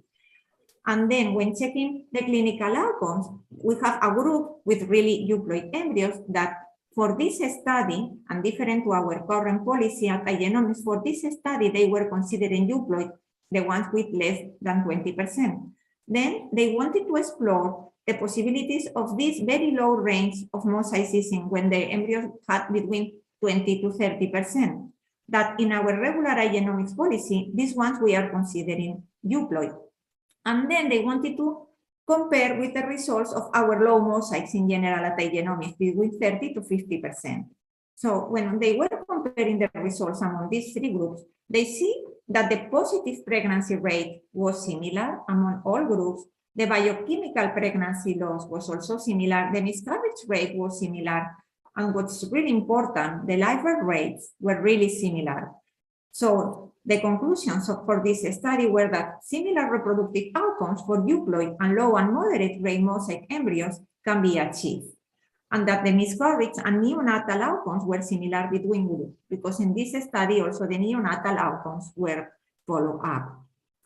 Also in this study, we have an additional information in which they were performing multiple biopsies of trophectoderm and also of the inner cell mass.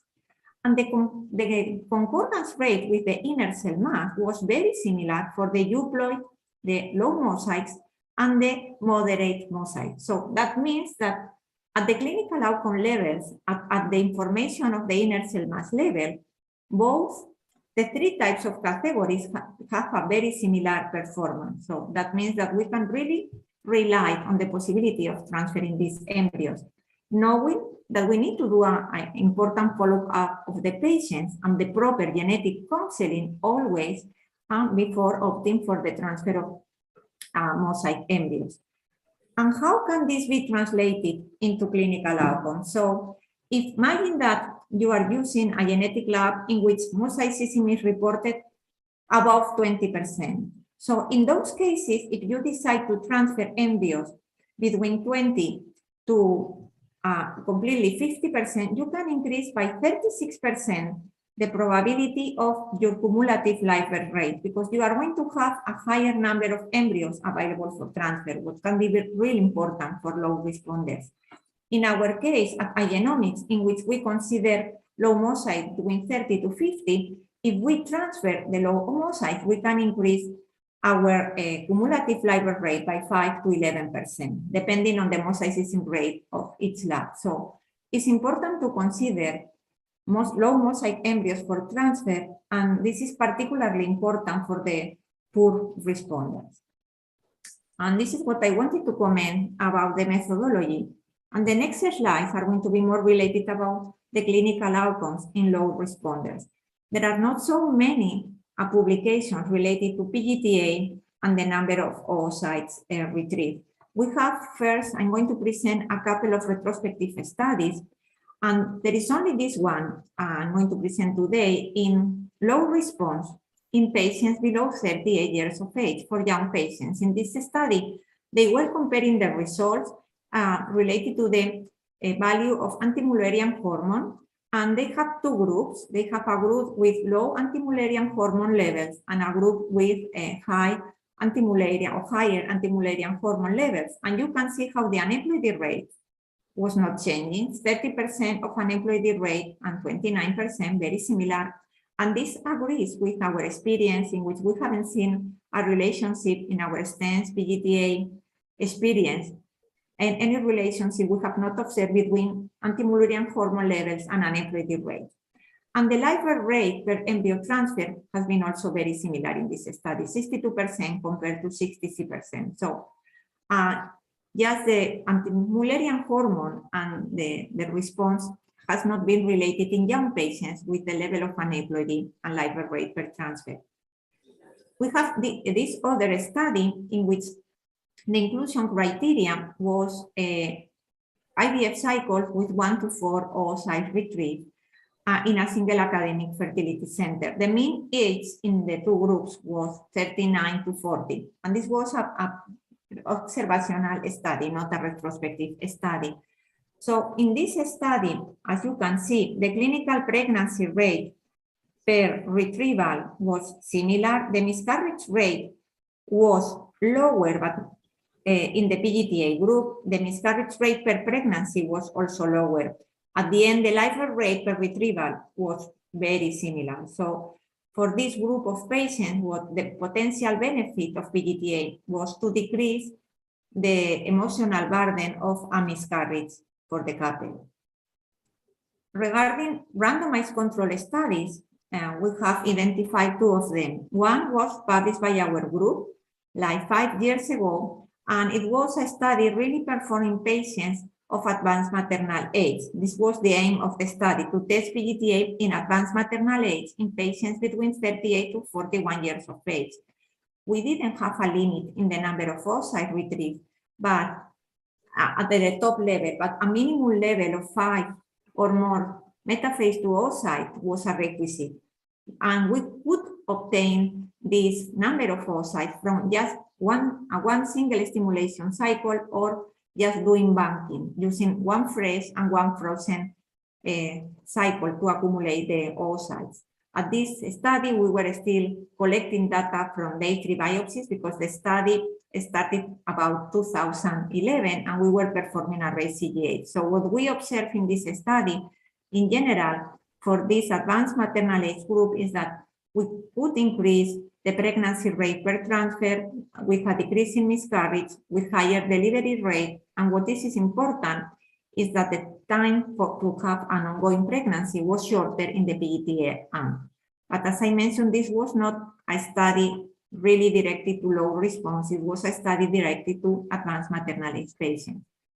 And we have this second RCT from Franasiak and colleagues, in which they were doing also a randomized trial comparing PGTA with morphology, and they were using as inclusion criteria anti-Mullerian hormone level lower than 1.1 and less than 8 oocytes. And they observed again a reduction in the time to achieve an ongoing pregnancy, a trend towards a reduction in clinical pregnancy losses.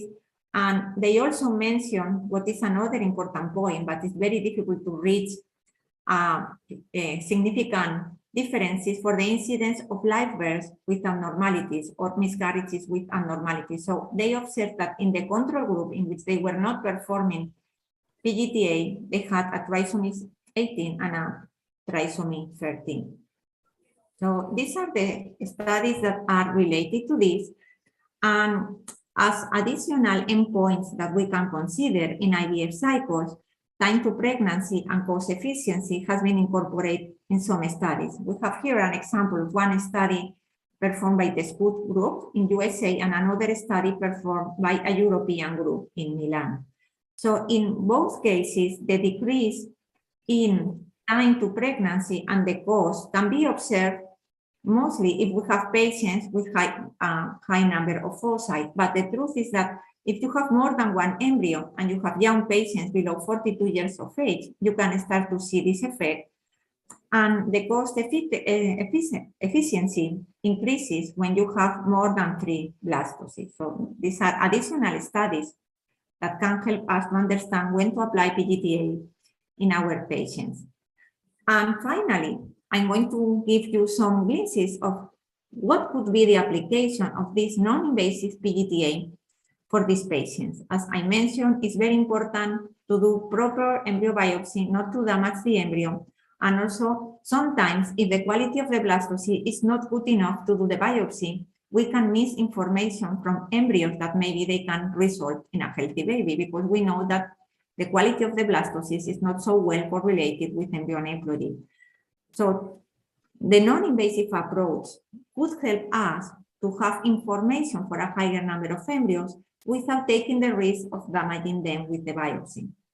And what are the basics of this technology? So we have learned that embryos release cell-free DNA during embryo development, and that we have higher concentration of this cell-free DNA with higher number of cells. We have learned from our different studies that at day 6, we have the better results with higher concordance rate and a decreased risk for contamination, because as mentioned previously today, the risk with non-invasive technologies is that if we have DNA from other sources in the culture medium drop, we can have information that is not directly from the embryo. So if we have DNA from the cumulus cells, we can have a misdiagnosis. That's why it's very important to use properly developed protocols in the IVF center that, giving just some tips and having special measures, we can really decrease close to 0 the risk of maternal contamination. So using these protocols, we can have a concordance rate of the cell-free DNA in the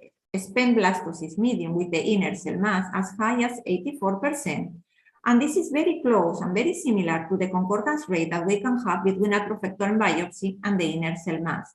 So we should consider this technology as a really potential option to have chromosomal information for our patients.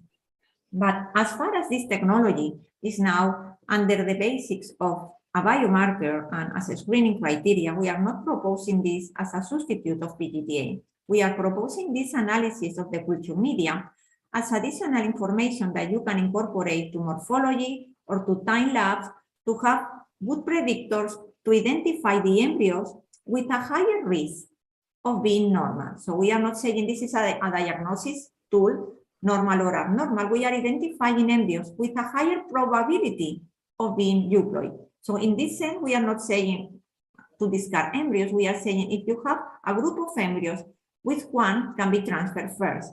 And in this prioritization system, we have developed what we call the euploidy score, because we have the possibility of comparing the results of the medium with the corresponding trophectoren biopsy of the inner cell mass of more than 1,000 embryos. So this allows us to do the bioinformatic analysis to identify different results in the media and to be able to prioritize according to this probability of being euploid. And this tool can be applied to these low response patients. We have started to apply this clinically more than 1 year ago all over the world, and we are offering also this to Indian clinics. And for example, we have these results from one of the groups working with us in Spain. They were applying this to patients with less than 38 years of age and ovum donation. And what they were publishing last year is that if they are applying to this population of that they are not advanced maternal age, if they are applying non-invasive PGTA or PGTA, they can have ongoing pregnancy rates around 60%.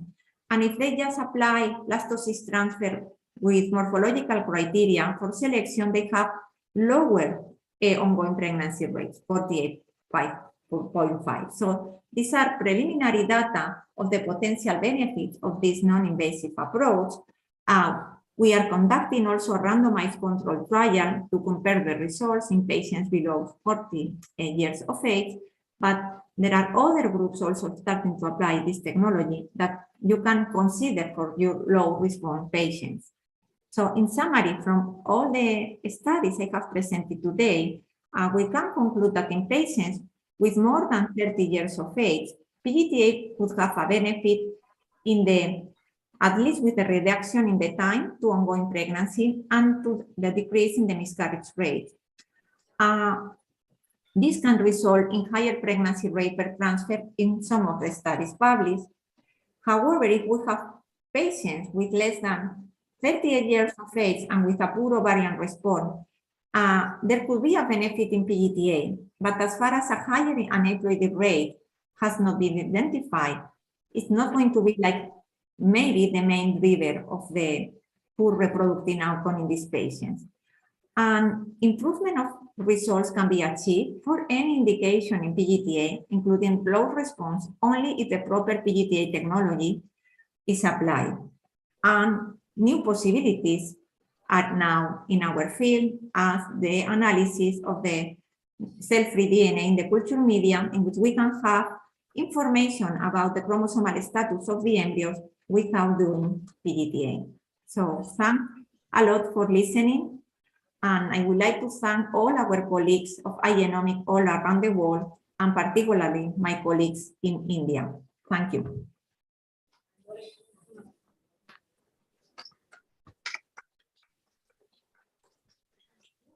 Thank you, Dr. Carmen Rubio. It was an excellent talk with very good insight into PGTA and especially on non-invasive PGTA.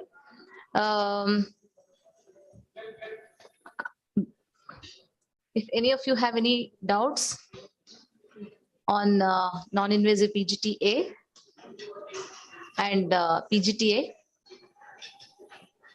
to help prognosis in low prognosis patients.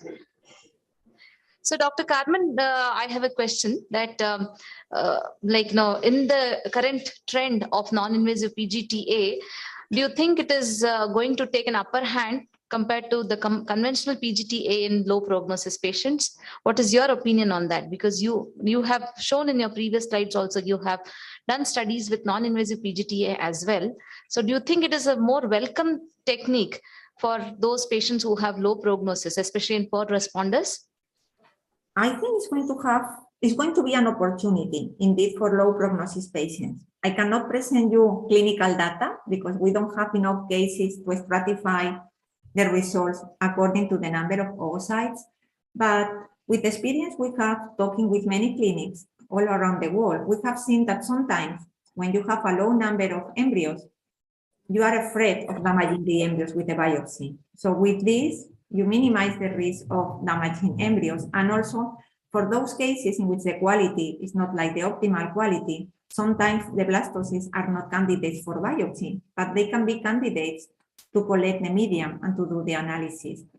And there are also some groups proposing that even for those cases in which you are doing PGTA, for the poor quality embryos, you can always try to get some information from the culture media. So in the next 2 years, I think we are going to see some groups starting to apply the technology, and we are going to be able to collect the data and to get the information. Mm-hmm. Thank you. Thank you, Dr. Carmen Rubio, for your wonderful talk. There are a lot of take-home messages from your talk. Thank you once again. Thank you for joining us. Thank you. My pleasure. Bye-bye. Bye. So before we end, I would request Dr. Chaitra Nayak to deliver vote of thanks.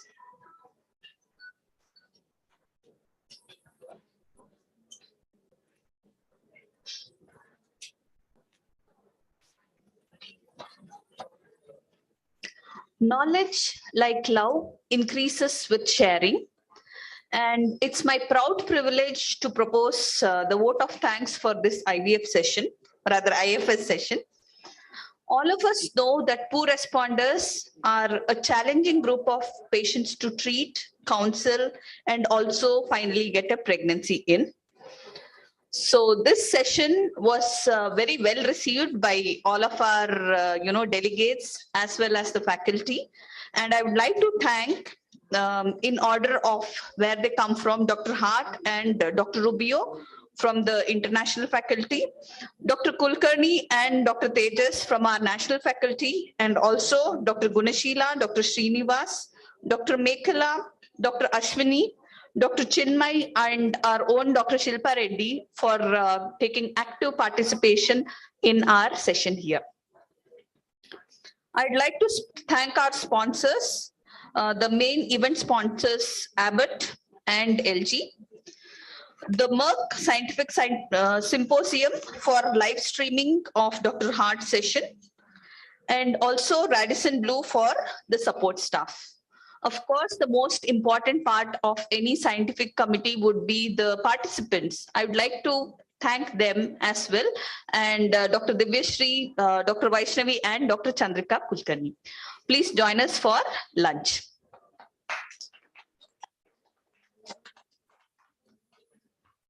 Thank you, one and all. As we had also put up on the group, in the IFS Karnataka group, we have a vacant post for EC member. The applications which have come to me is only from Mr. Dilip, who is an embryologist. So if no one else is contesting for the EC member group, EC member post, then we would anonymously select Mr. Dilip as the next EC member.